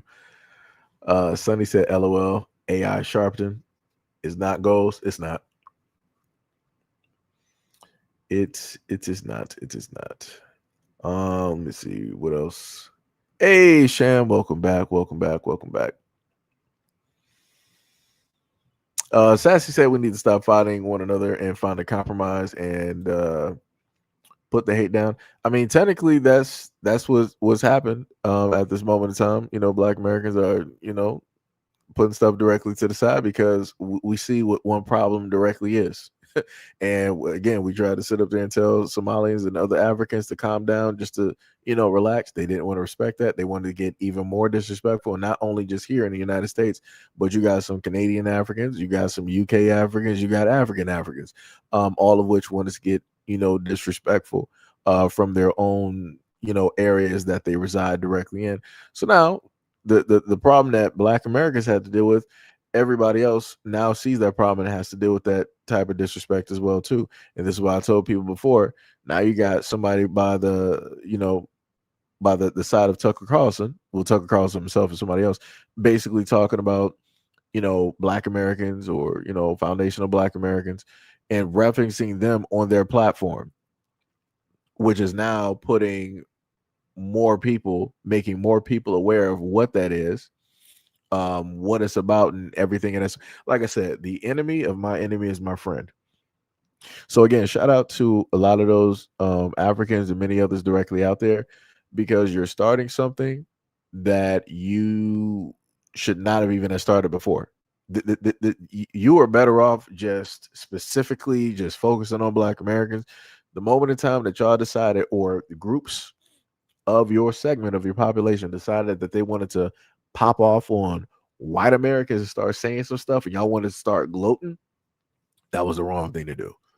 I'm going to sit up there. That's a battle that you are not ready for at all. Again, Black Americans have history, and again, history of which that y'all never want to read or look directly into. So you guys are ignorant 1000% of what it is that you're going to sit up there, that's what you've incurred and what you're going to now have to sit up there and deal with. And this is why a lot of Africans and many others now have the United States government on their backs at this moment in time. But like I said, we tried to warn you. Y'all didn't want to sit up there and listen. Y'all thought y'all knew better than us. You thought you guys were saved. Some crazy work. That is diabolical. Okay, I got you, Tip. It's cool.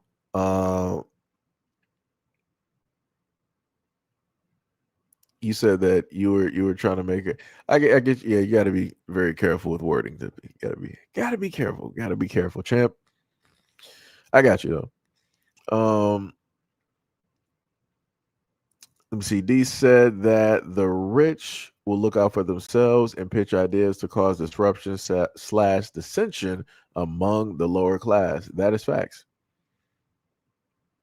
That is facts.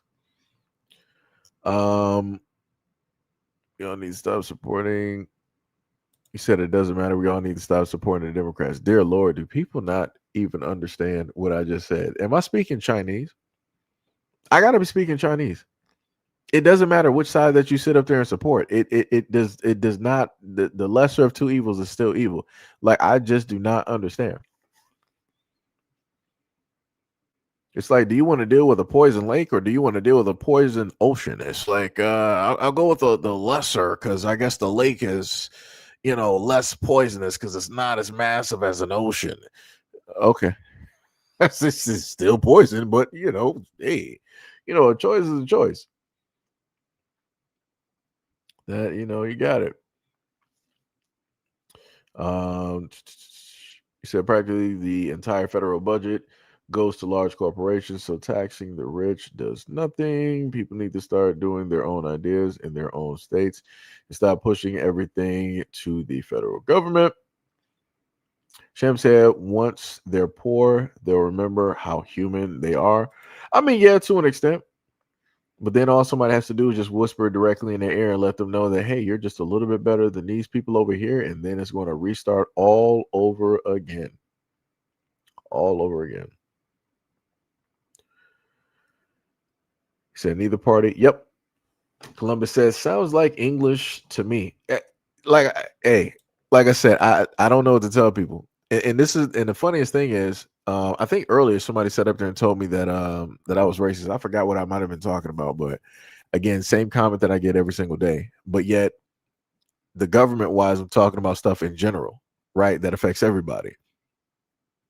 But again, those exact same people, if they don't call me racist, then they just don't want to hear what it is that I'm saying. They're not trying to pay attention. They want to try to say that I'm incorrect, but yet they're not trying to give any opposite information to dismantle everything that I'm saying. So if you feel that I'm lying to people when I say that the rich don't care about the poor, so give me all the proof in the world, historically speaking, that the rich have just been there for the poor, to uplift them, to put them on the same plateau and all this. They don't.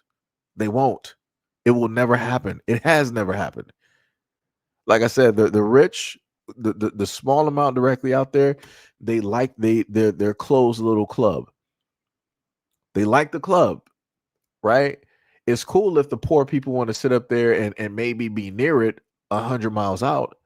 It's cool if you want to sit up there and wave at their cars. If you want some autographs, you want to sit up there and take pictures. It's cool if you sit up there and work directly in the kitchen and you're serving them food or you're being a food handler. But for you to actually be in there to hobnob and to rub shoulders and to shake hands, no, they cringe at that whole thought. They don't want any commoners around them. And they especially don't want the poor to sit up there and mingle, meaning like have children, create children with them, because they consider that to be blasphemous. They look at that as pollution to their bloodline. So like I said before, I don't know what to sit up and tell folks. I don't know what to sit up and tell folks. I don't know. Timmy was like, I should run for president. Clearly, these men not doing anything right. If I was there, easy fix. This woman, let me tell you, this one right here. Joseph said blacks were doing their best just before desegregation. Then the Democrats mass incarcerated blacks and resegregated them in prisons. Sham said yes, and it does matter the race. Rich people become a level of evil from greed. that they abandon their humanity. Humanity. I'm so tired. They'll never help you. Bob said, earn your own money. Don't blame the rich because you're too lazy to get a job and save your money. Are you stupid? You have to be stupid. How out of I'm trying to figure out what part of the conversation. You wrote that at like 6:24. It is currently 6:26. I'm just trying to figure out of this whole conversation that we've been having dealing with the rich. What part did you come directly in on? Because you are ignoring so much of the conversation. Nobody's talking about trying to beg and ask the rich for any time. I don't understand why poor people defend the rich. I don't understand this. Like that is the what are we even what? You know what? You got it. You know what? Because the hamster for me just fell off the wheel. You got it. Whatever you sit up there and say, Bob. Looking at Bob Smith, two first names. You got it. That's a highly trustworthy guy right there. Bob Smith. Oh boy, you got it. You got it. Joseph said, if you got a problem with the rich, stop handing them more money through the federal government. Well, the problem with that is that you got lobbyists. The problem with that is that the government is in bed with the rich, with lobbyists and things of that nature. So it's almost nigh impossible at this moment in time to stop that from happening. You got big pharma dealing with those in the government. You got medical dealing with those in the government, and everything far and in between. Like I said, Monsanto and whoever else you want to throw directly up in there. And then beyond them, you got people entities such as BlackRock and Vanguard. And if you don't know who they are, type in their names and see how much both of their portfolios are worth. And then while you're also looking up BlackRock and Vanguard, look up how much stuff they have their hands directly in. Like I said, everything is intertwined. It doesn't matter with the system. So it doesn't matter how little you try to give to the system or how you try to navigate these waters. There are tentacles everywhere.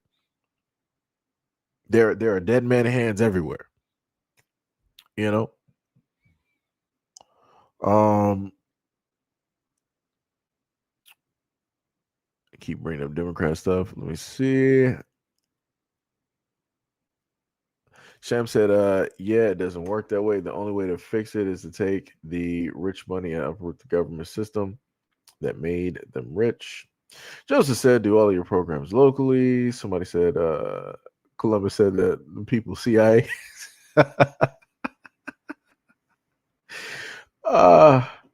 Dude, Joseph said, none of you pay attention to trillions of dollars of federal budget. The craziest part is I talked about, at least to the extent dealing with the federal, I talked about the deficit.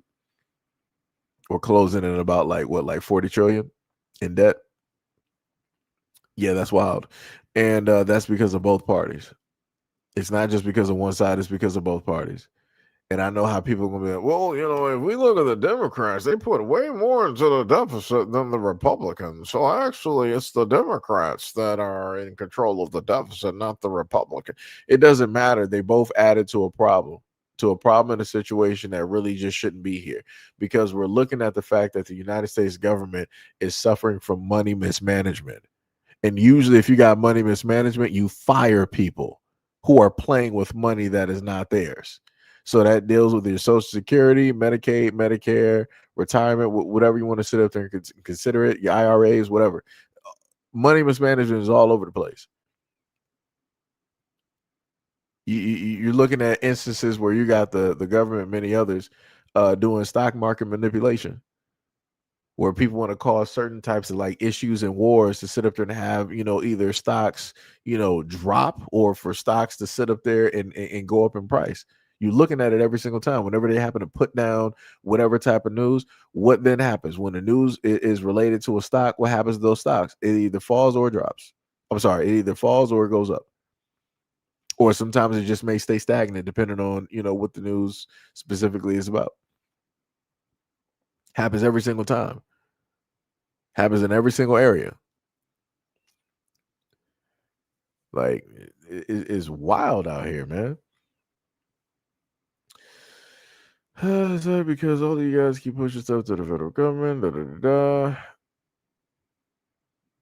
da, da, da. Mo said we've talked about the Pentagon losing trillions after 9/11. Yeah, I sat up there and even brought back up the video of what was it, Donald Rumsfeld, where he was like, yeah, somehow, some way, the government, they lost track of $2 trillion. Like I said, I don't know anybody black in the history of the United States or this world who has lost track of $2 trillion. I don't even know what $2 trillion looks like. That's wild to me. The main ruling class demographic in the United States can always seemingly lose track of the most ridiculous amount of money, from millions to billions to trillions. Like, I've never seen these numbers in my life, and I have yet to see any of these true Americans explain to me how is it that your people can lose track of all this money and then be like, we're going to do an investigation. That investigation never comes because, oops, 9/11 happened. Calling me surprised. Calling me surprised how that just magically happened when an investigation was supposed to go down. Highly interesting. Highly interesting.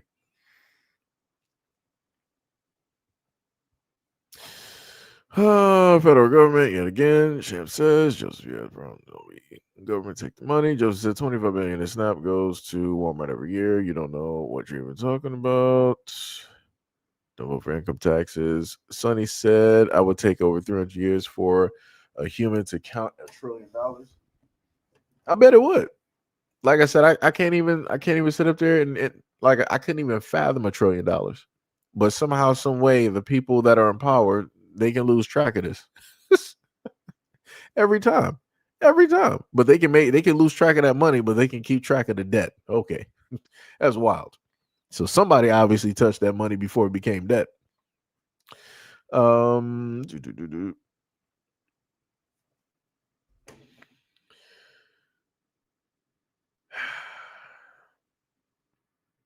I said if any of us lost $2 trillion, we would still be behind bars. Oh yeah. Let me go to that. That's bars. That's 100% bars.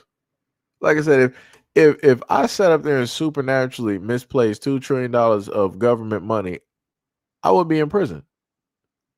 I would be in the highest max federal prison that we even know about, and I'd be probably serving 999 years, which of course I wouldn't be able to fully serve because it's not humanly possible. But yeah, like I said, it's wild out here. That's crazy. Yo, Hack. All right, you say you got to go to the gym. Peace. All right, man. Have a good workout. Columbus says, say it again, but touching that debt. What else was it? Oh yeah. I think what was it? Now I got to paraphrase because I forgot. I think it was like something in the avenue of the fact that, you know, you got all of these folks out here like the rich, the government officials and whatnot that can seemingly have the $2 trillion, right? Magically it disappears, right? Don't nobody know what happened to it, but they can always keep track of that debt. That's crazy. So that again, that lets you know that they've had the money, they touched the money, and they misused the money, right? And then there even been audits directly on the Pentagon and other places in the government where it's a black hole where money is just getting thrown directly into it and nobody's keeping track of it. Crazy work. Like I said before, that one plane that went down, I think it was in Georgia about like a year or two ago, where it was like the most high-tech plane that we had.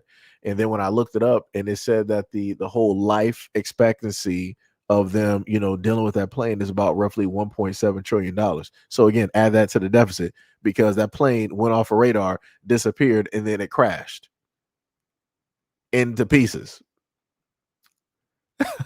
So something that's a part of a $1.7 trillion project, they lost track of and it crashed and it broke into pieces. Yeah, all right. I wonder what the insurance was directly on that plane.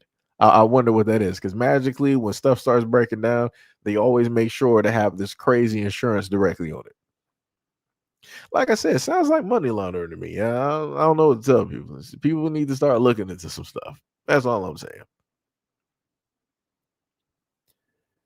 Like I'm saying, sounds real suspicious. Timmy said, "How do you misplace $2 trillion?" He said, "If I had money like that, nobody would be homeless. Easy fix." Tippy, the easy fix Tipperton. That is, I'm gonna have to get that as a hat if I can remember that. Tippy, the easy fix Tipperton for president. Sounds about right. Sounds about right.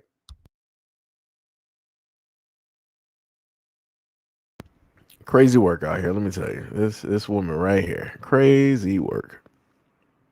Wait, what was it? Federal laws. Columbus said Twin Towers come to mind about insurance. Oh yeah. There was a nice little doc about that too, about the insurance that was directly there. And then the whole thing about dealing with the United States, there was only one time in history where 3 concrete structures basically went down pretty much all in the same day. And it just so happens, what a coincidence, that it was during 9/11. Because you had, San Francisco, I think, what was it, San Francisco and like Chicago fires, and you had concrete structures that were on fire, but yet they didn't go down, even though some of those were burning for days and nights. Crazy work though, but whatever. Like people said, it was jet fuel. Jet fuel is hotter than the sun. It's crazy work out here. Anyways, it's diabolical.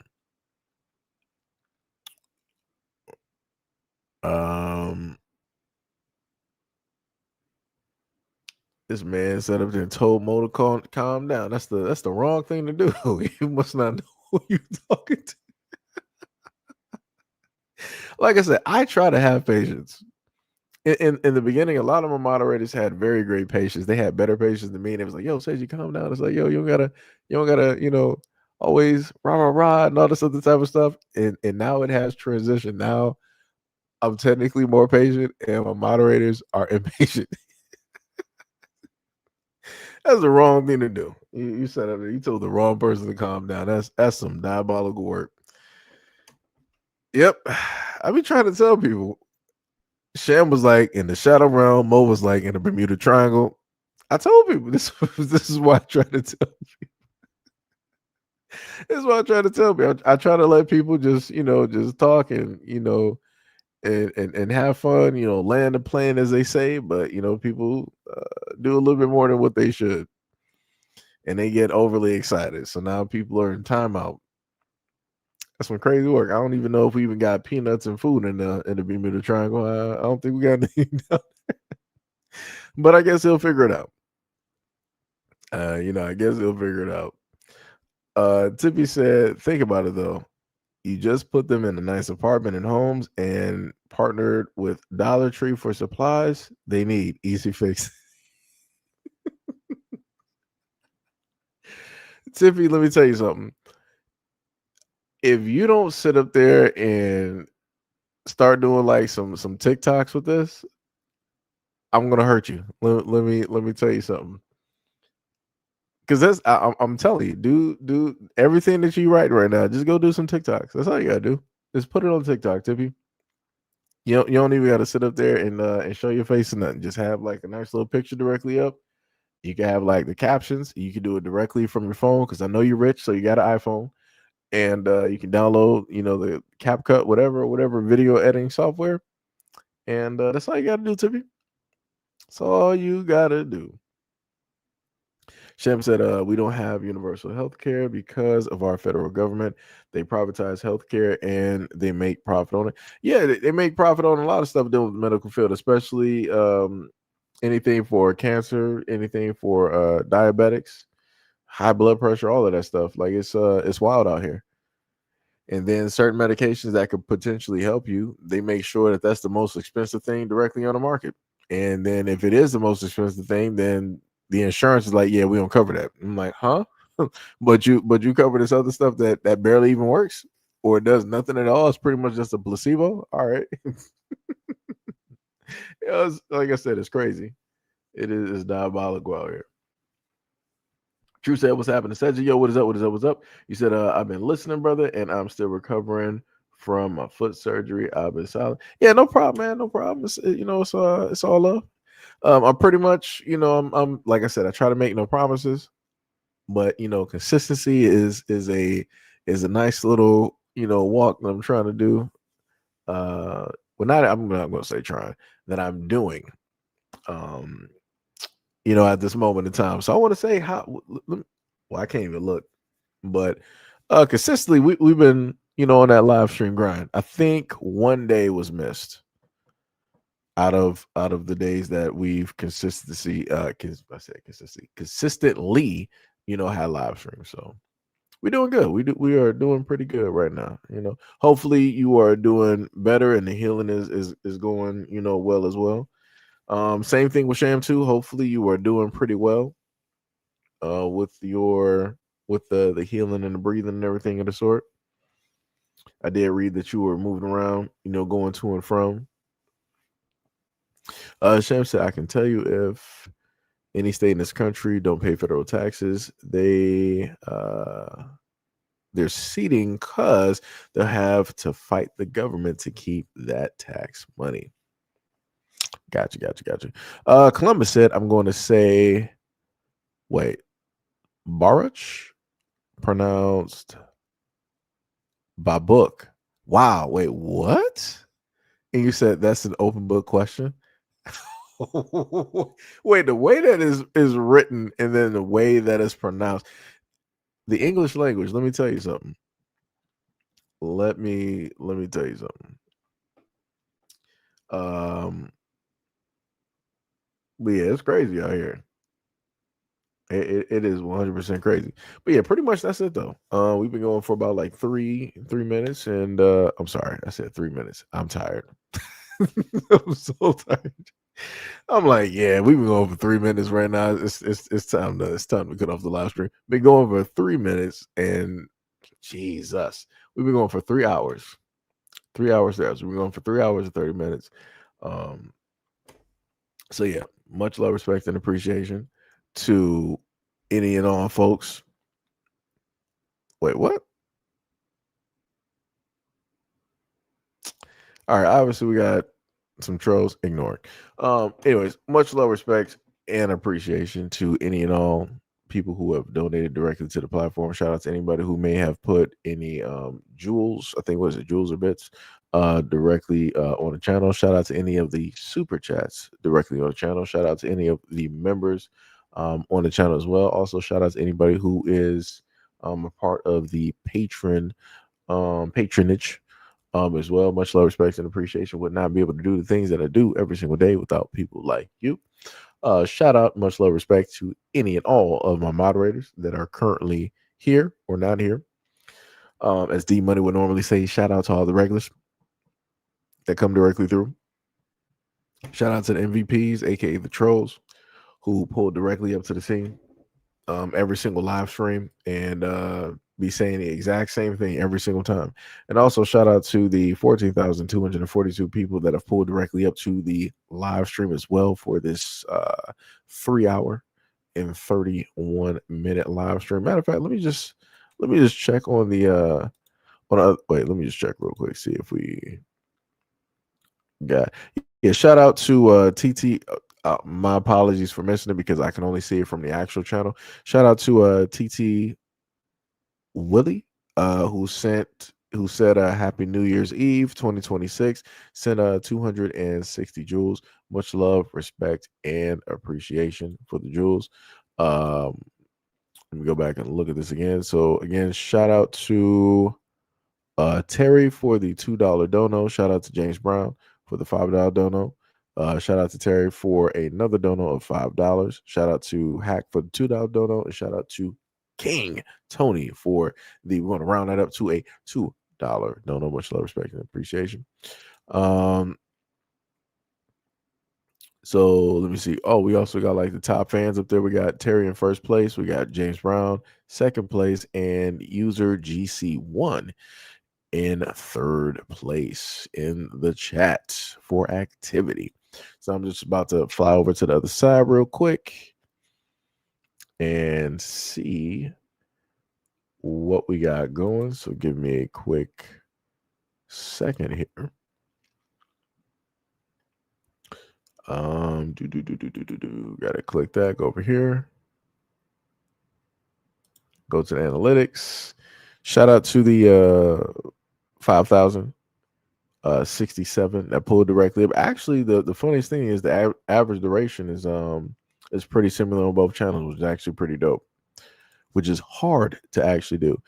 Shout out to Lunch from the other channel for the put a heart directly upon that for the $10 dono directly to the channel as well too. Like I said, much love, respect, and appreciation to all of y'all that pull up to these live streams. Like I said, it is highly appreciated. Highly appreciated. If you are looking for daily content, which we do supply directly on the channel, you can go directly to SEIJIHITO, the second coming, and you can watch the videos. I usually post about, let's say, 2 to 3 videos per day. If it's not 3 videos, then you'll normally, I'm not going to say normally, but you'll quite frequently have a live stream that will be in between the video post directly up there. So, come directly through, leave a comment, what you feel directly about the videos or any other information that you may have directly on the topic. And much appreciated. Much appreciated. Sham said, I'm tired though. My power went out last night. Oh, that's crazy. Sham said, are you gaming today? This woman tipped me. She was like, yeah, you gaming. The funny part is I have not been technically gaming too much. Usually I'll do the live stream and then I'll just go sit down and probably eat a little bit of food, turn on Kitchen Nightmares, and probably go to sleep, and then wake up in the morning. That's pretty much what I've been doing, which is pretty funny. So I'm not too sure. I can't even say if I will actually game on anything because I really ain't been playing much. But yeah, I'll figure it out. Like I said, I called 3 hours, 3 minutes earlier, so I'm pretty much done at this moment. I'm probably going to eat these 2 slices of this pepperoni cheese pizza and probably figure it out. Columbus Brooks said, Bill's playing and I am listening to the stream. Hey, much love, respect, and appreciation. Much love, much love. See the multitasking out there. Gail Jones said, peace and love. All right, Gail, have a great night. Wait, what time is it? It is 6:48 at this moment. Concern said delineation is the name of the movement where we separate ourselves as Black Americans. That's a delineation bill that ensures Africans will identify as Africans and not Black Americans. That's a very good point. I like that. Tippy said, y'all have TikTok. Those Roman Reigns AI clips are hilarious. Oh yeah, I saw you up there, Tippy. You were talking about earlier how you was making homemade ice cream when you first came in. I saw you. This woman is homemade ice cream. She probably going through every single flavor right now. As soon as she got that Ninja ice cream maker, it was over. Sham said, I'm making beef stir fried rice tonight, but I'm not sure of anything else. Oh, okay. I got you. Rapid, what is up? You said, if anyone likes horror comics, I recommend Feral. It was started back in 2024. Okay. Tippy said, Seiji, tell us about your day. Pretty much nothing. Waking up, looking at Kitchen Nightmares for a minute, and then trying to get myself up so I can go to the computer and start looking up videos. And then I got to sit there for about 30 plus minutes and do some captions. And while waiting for, the captions and trying to edit out any curse words, got to, go back and listen to, more videos and stuff like that. Things of that nature. Sham said, is Kitchen Nightmares funny? Yeah. I watch Hell's Kitchen and Kitchen Nightmares. It's for me, it's pretty funny because I've been watching it for such a long time for like a decade plus. So yeah, I've been watching it for a minute. Let me see. Tippy said the food sounds good. Judas said it's 4:48 here in Colorado. Oh wait, yeah, that's right. Y'all about what, like 3 hours back? Yeah. So you and Tippy are basically, Tippy is in in Cali, and then you're in Colorado. So yeah, y'all 3 hours back. Let me see. Sham said, "LOL. I've been using my Ninja ice cream maker to make sorbet and sherbet. I love sherbet. Sherbet is one of my favorite ice creams. I think what is it? I think the lime and the orange. Those are both my favorite ones. Because I grew up having like the little crystal punch bowl that my grandmother had during Thanksgiving. Like it should be Thanksgiving or Christmas that would always come out, and then they would normally put the sherbet directly in there. So we'll have like 2 different types, and then you'll have the 7-Up that you put directly in there. Always tasted great. Matter of fact, the next time I go to the market, I'm going to make sure to get some. I got to make that for myself. It's been a long time. It's been too many years since I've had that. Timmy said I used the Kitchen HQ mixer. I got it from QVC. Oh Lord, not QVC. Oh Lord. Hopefully you got a warranty on that. I think my mom, she ended up getting like a laptop from the Home Shopping Network or something, and yeah, that laptop was terrible. I said laptop. Lord, I'm too tired. Sham said it was a good deal. I got the lavender one. Okay. Concern said, real quick question. SEIJI, do you think the Avengers could beat Doctor Doom, and if so, why? No. If we're dealing with comic wise, if we're dealing with God Doom, no, they're not going to be able to defeat him like that. You would need the likes of I think it was like Sue Storm. Because if I'm going from like the comic book, I think Doom had Sue Storm. I forgot what happened with Mr. Fantastic. I forgot what basically happened there, but I know they had like a final battle. So if they're going by the book, potentially, they'll probably take some liberties on the story. It's probably going to be a combination of a lot of things. You hopefully, if they do it correctly, you should see some Marvel Zombies directly in there. Because I feel like that's why they technically gave you the Marvel Zombies. I think it was like a 6-part directly in there to technically get people used to it. So you should basically see that in there because it should be multi-versal or multi-universe when it deals with God Doom, if they're going with that story. And the battle world or Doom world, whatever that they basically had, where you got the Hulks, you got all the different Hulks from the multiverse, you got the different Thors and all this other type of stuff going on. It should be pretty crazy. But it should come down to the whole thing of maybe potential like Valeria Richards. I don't think Franklin's going to have anything to do with that at the moment because you would have to deal with an aged up Franklin Richards with the powers that he has as a grown adult. Sue Storm and Reed. But yeah, he would. Again, if we're dealing with a powerful version of Doom, yeah, he would just be able to take out the Avengers with no problem. Like it's nothing. Like I said, he doesn't even have to use Infinity Stones because because of the power that he basically has. Since she said comics are the only way to go by. Yeah, you would think so. But then when you look at the other Avenger films, you sit up there and realize that they took way too many liberties with a lot of stuff and they jacked up the story. Like I said, I can enjoy the Marvel movies for what they are. I can separate it, right? I can separate the stuff that I know from comics and I can separate the stuff that I know from movies. So I can enjoy the comics for the comics and the movies for the movies. Sham said, I think Wolverine, he would get annihilated. Wolverine has like a healing factor and he does have the the metal, but yeah, he would be defeated quick. Magneto could sit up there and basically defeat him, and technically he did that to an extent where Magneto, when Wolverine ended up actually scratching, did some damage to Magneto raged out and he pulled every bit of metal directly from Wolverine's body. And then after that happened, Wolverine's healing factor went back basically to normal, and you saw him basically technically he devolved. Even though he technically devolved, it was more so that he evolved sort of like Sabretooth.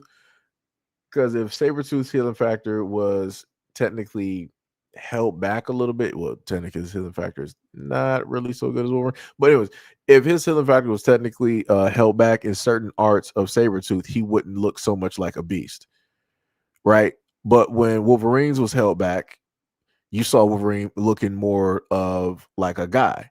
But when Wolverine's healing factor was allowed, when his body was able to do what it's supposed to do, he was more so looking like Sabretooth. He was looking like a beast when you set up their song. And technically, I liked that version of like Bone Claw, as you would call him if you play Marvel vs. Capcom 2, because they had two different versions of Wolverine in there. I like Bone Claw Wolverine better because he's more agile, he's faster, he's more, feral versus the Wolverine that you would, normally have. Since she said the MCU is trash, I mean, I'm not going to sit up there and say it's trash. I enjoy, in a sense, what they've done so far. Like when they have certain moments directly in there that hit, like when during like the snap and you saw Spider-Man basically about to fade out, but he had, that moment with like Tony. It was like, yo, that hit. I'm like, all right.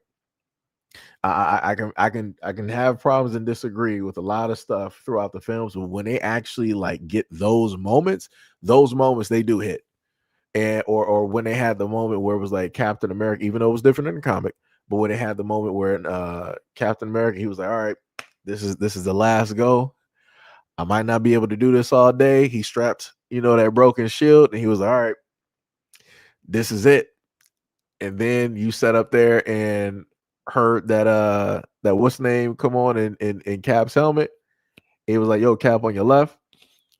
Everybody was like, huh? I'm like, yo, what you talking about on this left? Like, ain't nobody here. And then you just saw like Falcon. I'm like, oh snap.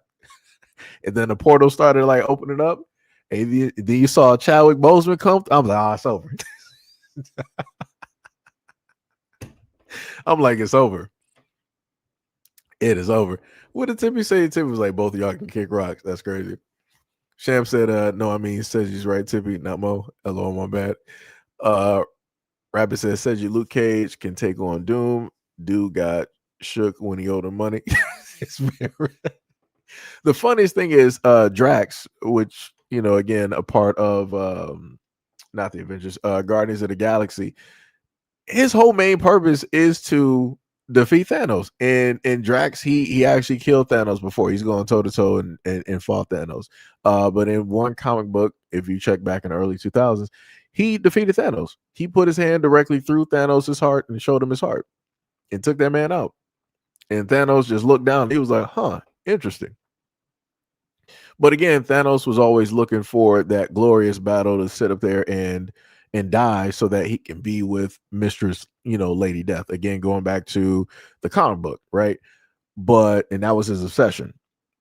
But now when you look at the MCU, they were like, we're going to take that out, and that's not going to be his obsession. His whole obsession is going to be this whole thing with trying to balance the universe, and the main love of his life was basically Gamora and all this other type of stuff. And that's where they basically jacked it up. Again, of course, if you look at the comics, Thanos is looking like a simp, a heavy simp for Mistress Death. Mistress Death didn't really care for him, and she actually despised him, and she more so went for Deadpool. And because of that, you had Thanos basically curse Deadpool with immortality so he could never actually be with Mistress Death. So you got that whole storyline directly there where you got like, two guys directly, going for this woman, even though Deadpool is all over the place with stuff. But yeah, like I said, it's a lot of stuff though. Sham said, I know you don't eat mayo. What was it? Oh, you talking about what's the name? Sham said, no, I was talking about Cedric about Wolverine. Said LMAO. Tippy said, I was in D-Money's chat the other day. I didn't even know he was streaming. He said, both of them was messing with me for no reason, and I was showing love to his channel. Bullies. Mo said, Tippy makes ice cream with, I thought you said Cool Whip earlier. You said Miracle Whip. That's crazy. That's diabolical.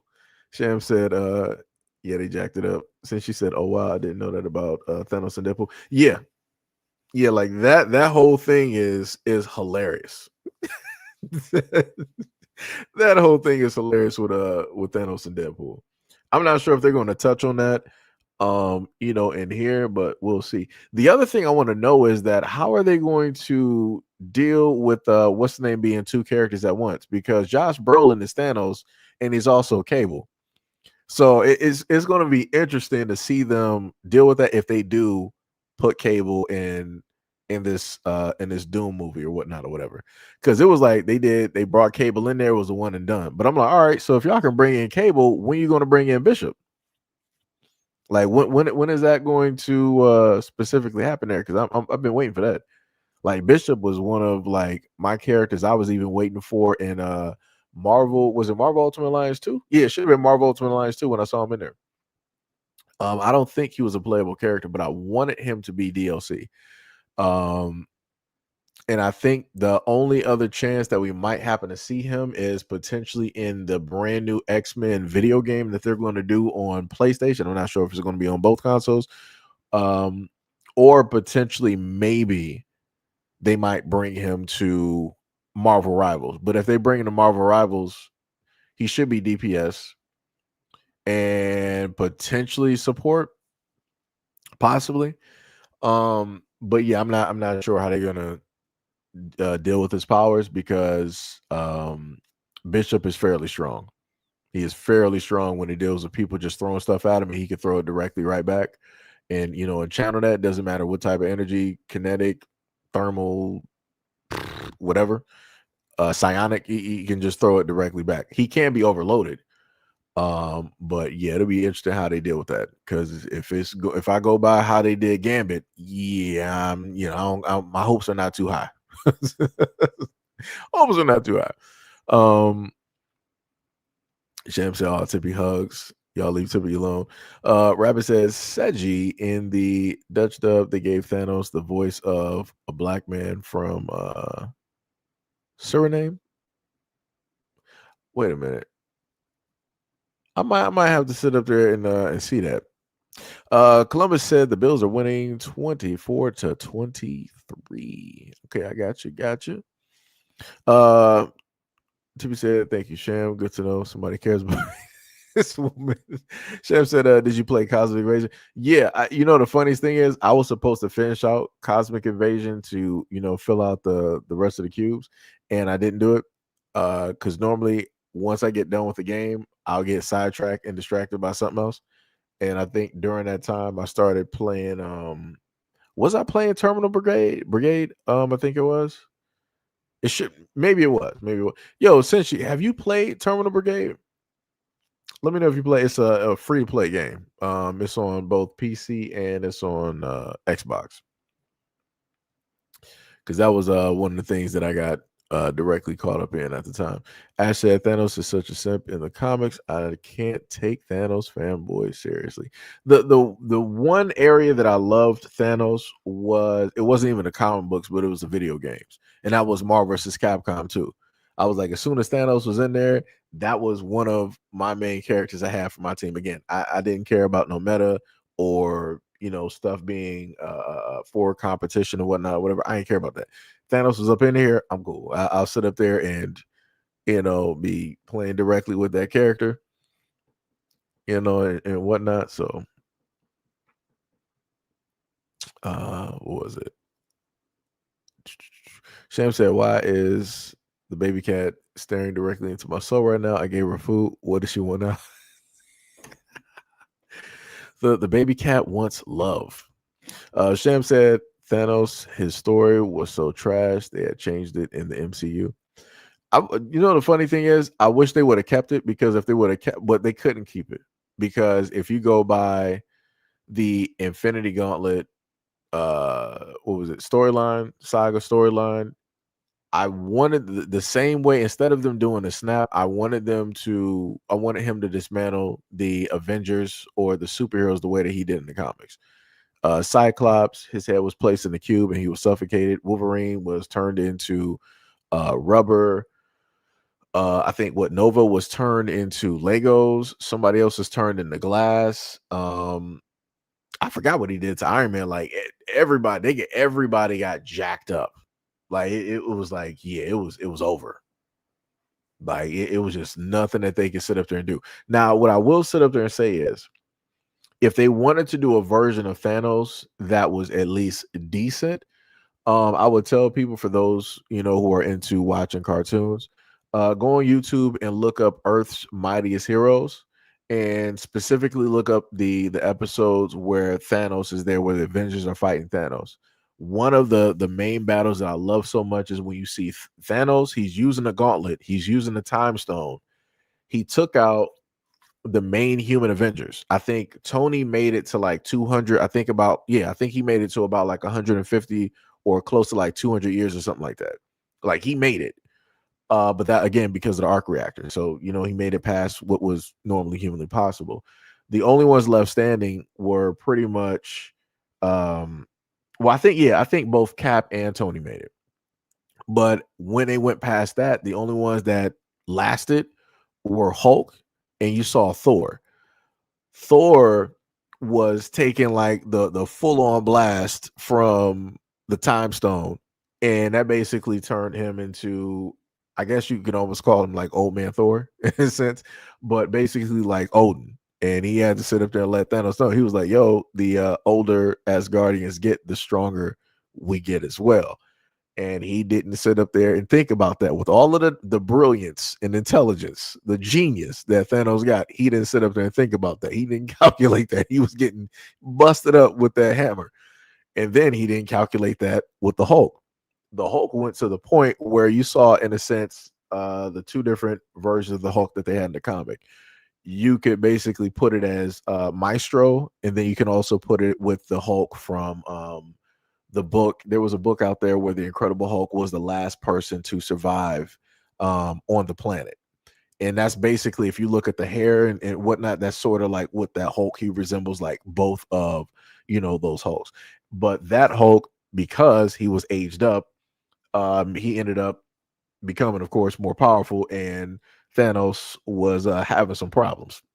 That strength was a little bit too much. Again, he didn't calculate that. And he had to reverse. Because of all of that was happening, he then reversed all of that as well.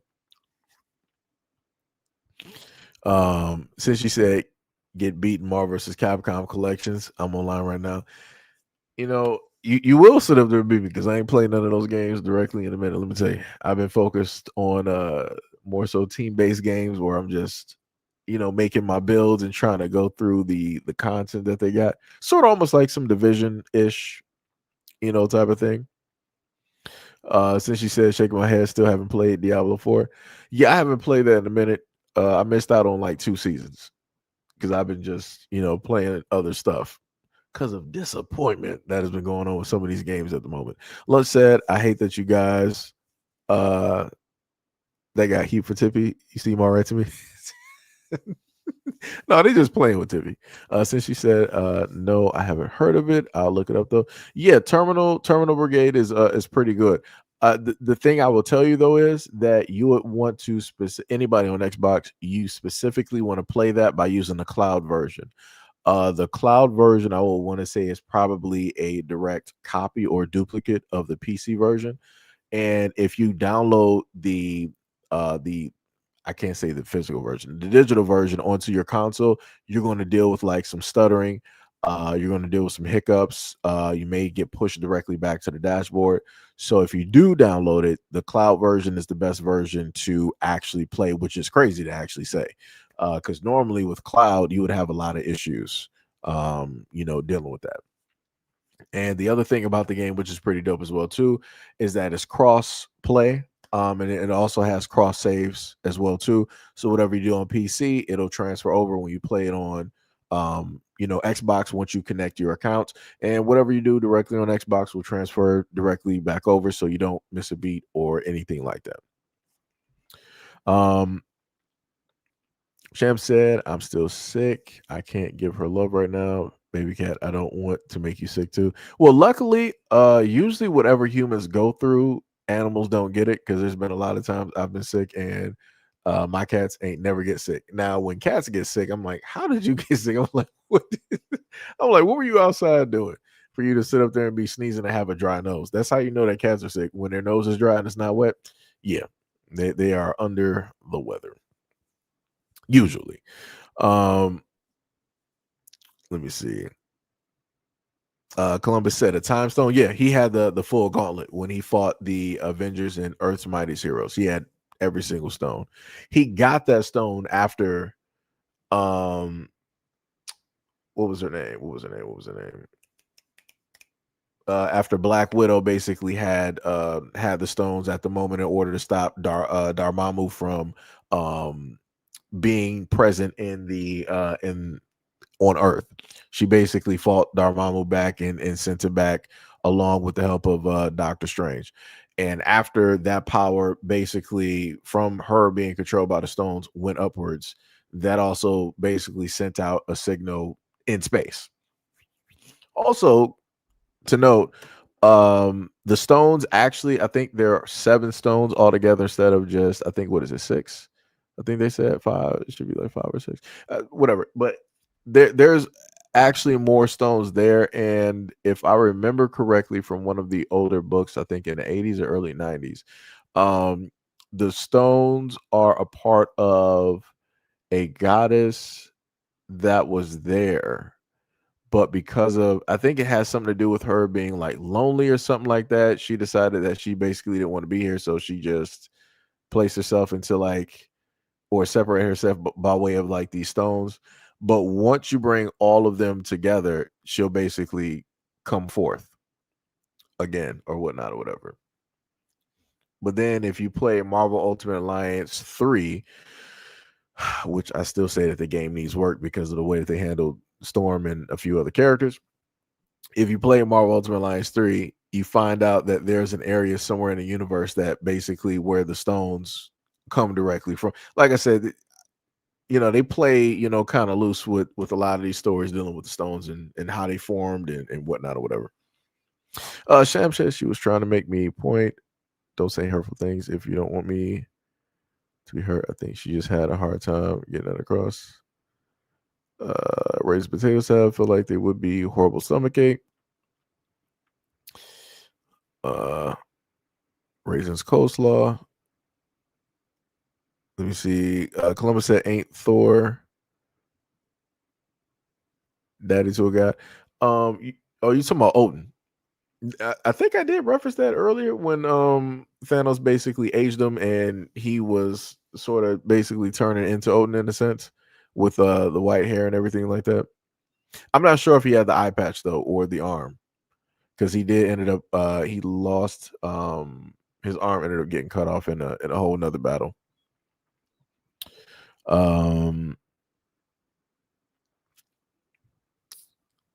Mr. J said if there were a superhero / supervillain, most of us would only know good from books and comics.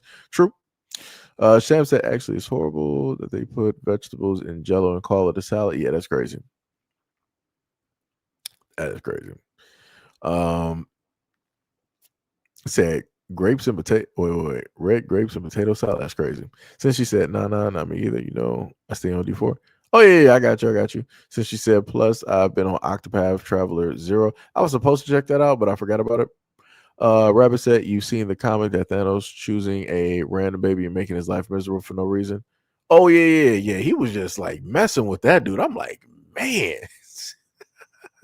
That's like on some 50 Cent level of like pettiness. I'm like, that is crazy.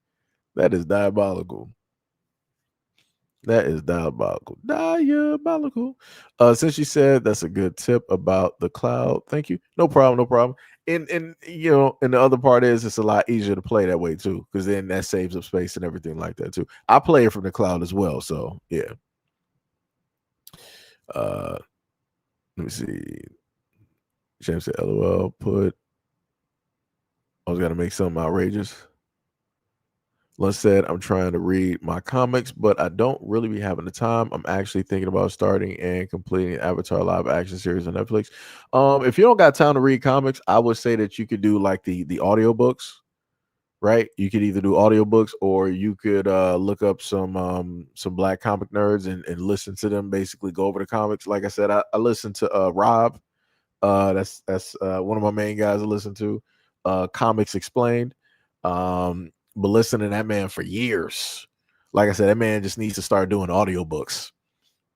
And I would just have that on and just like go to sleep. So I'll probably wake up 1,000 times smarter on comics for no reason and not even know why, you know. And then you also got, like another side of that. You got like variant comics and like what was it, like Dope Spill and other ones and whatnot. Cook recipe lunch that I'm not sure, but I think I might have heard about the Avatar animated movie coming out on some platform. Okay, yeah. Columbus says Seven Stones kind of mirror the what? I mean, I guess it technically it would, in a sense. I forgot what was her name. Because as soon as you said that, I had her name. As soon as I saw what you wrote, I had the woman's name. Oh my goodness. I think it started with an N. I think it did. Oh my goodness. I wish I could remember her name. Because I think the seventh stone, I think, should have been a black stone. I think it should have been a black stone. But yeah, that woman she is ultra powerful. Like she is a problem. She is a problem. You said only said the first episode Avatar live action. Earthbender was boxing with those firebenders. Oh yeah. Let's see. Columbus said I do that with the audio Bible. Yeah, like I said, some people, it's a lot easier audibly to listen to stuff and also learn. Like I said, I highly recommend it. Technically for me, it's both, I guess, when it deals with like certain things, because I like to happen to see stuff so I can, see it or whatnot. But yeah. Tippy said I have a comic book, but I still didn't read it yet. Tippy, if you don't take the time to read that comic book, it's only a few pages. Now, it'd have been different if you got like a super big issue or you got something that's like a manga. That's completely different. Yeah, it's going to take you a minute. But, it's all good though. But yeah. I'm about to get y'all up out of here. We've been going for like 4 hours. And now I know we done talked an hour plus probably about, like comics. I think it was like just specifically on like some comic type stuff though.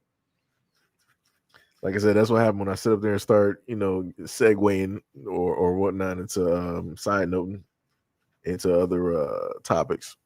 Crazy work. Diabolical. But yeah. So again, love you guys. I'll catch you guys in the next live stream and video. Do I got another video up here for you guys right now? Well, no. We already got one going. That's already been going.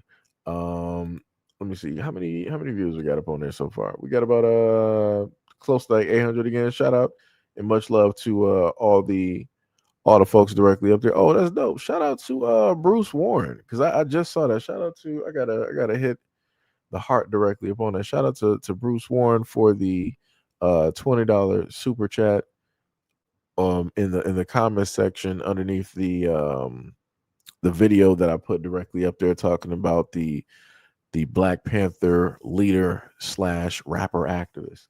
Shout out to that, man. Much love, respect, and appreciation. That's dope. That is pretty dope. I just spotted they put that up there like 11 minutes ago. That's dope. That is pretty dope.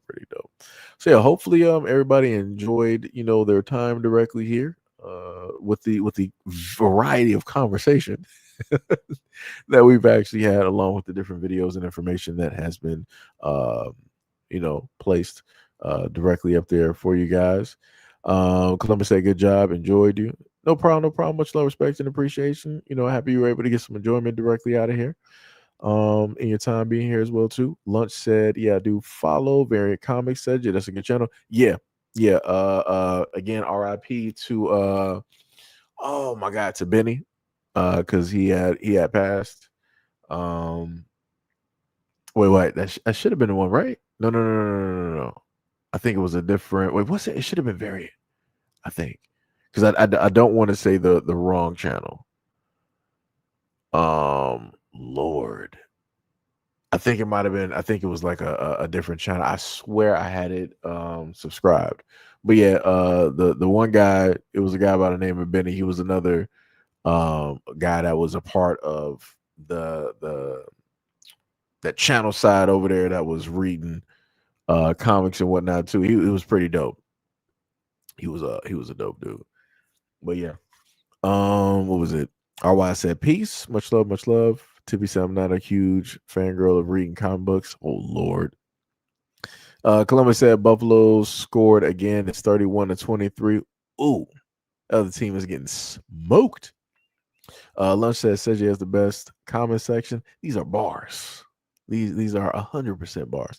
Tippy said Lunch, do you know Saga on YouTube? Mo said Tippy read comics. That's crazy. This man said Tippy reads comics while she shaves her leg. That's crazy. That is, yes, thank you, Senshi. Comic historian. Thank you. That's what it was. Yeah. Like, yo, Benny was dope.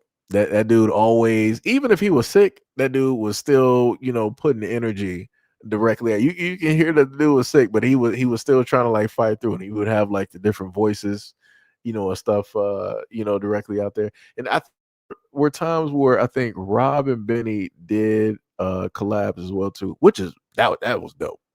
I felt like that was like some legendary, type of stuff, But yeah, that was a real tough hit to the the comic YouTube world directly out there. That was tough because, like I said, you got a lot of people out here that can read comics and tell you some stuff, but you got certain voices that's there because it's like when I listen to like Rob and I hear like his voice is like I can't even think it was it's like sort of like James Earl Jones. Like when you think about Darth Vader, you hear James Earl Jones. Nobody else, just James Earl Jones. When I hear comic books and people just like reading it, Rob. So yeah, like I said, it's crazy. It's great. But yeah, check out those channels though. That's crazy. This man, Mo, that's crazy. Tippy was like, you see this bullying section? He said put him in timeout. That's crazy. Lunch said, okay, Bruce doubled my donation. I don't like to be one up, but I love the support. Yo, I randomly saw that. And that caught me off guard. Because I wanted to make sure to check to see if I had a video directly up there for y'all. I don't, but I know I got some that's already done. So I'll have that directly up there.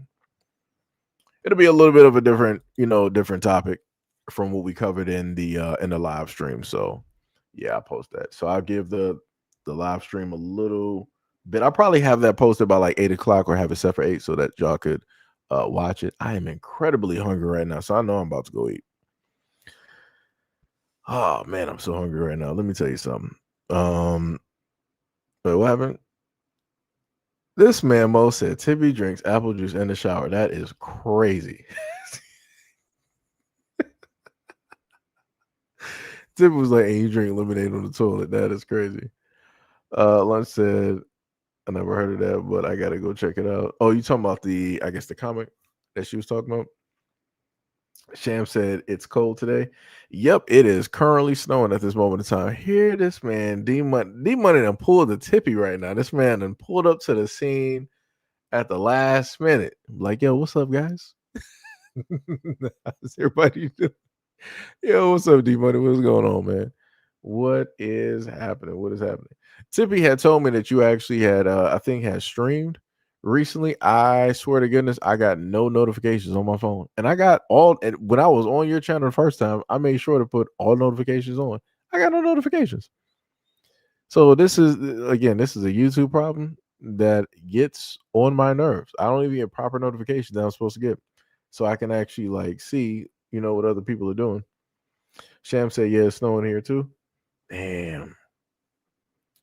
Mo said D Money put the PS3 in the closet.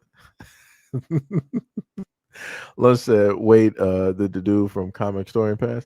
Yeah, that should have been Benny. Benny was always the main guy who would do like the voices for like the different characters as he reads, and he would also have like the wild hair colors. So yeah, Benny he passed a few years back. That was a few years back. Rob even did a video. That dude, you can hear him like breaking down. He was trying to stay directly there, but you could tell it had an effect on him. Because they had him and Rob did videos together, on comics and stuff. Like I said, they man, it would have been something crazy to just like have those two, especially where comics are right now. Oh, that'd have been it would have been crazy. That would have been crazy. Let me see. D Money said, I was here the whole time. I was just ninja watching. Okay, I got you. Tippy said, oh darn. AYN just answered the chat. Wow, that's crazy. that is wild. Richard said, I am we the people supposed to hear. Wait, I'm confused. I don't even know what Richard is even talking about right now. Mo said D Money eats barbecue while he trims the hedges. That's crazy. That man. The stuff Mo be saying is crazy. Oh man. This man Tippy eats sandwiches while she trims a beard. That's crazy.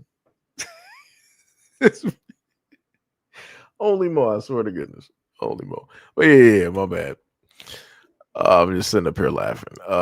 So yeah, I'll catch you guys in the next video or live stream. Love y'all. Thanks for the support. Thanks for the laughs or whatnot. And go get your feng shui and everything in order. Play some games. And yeah, have fun. Peace out.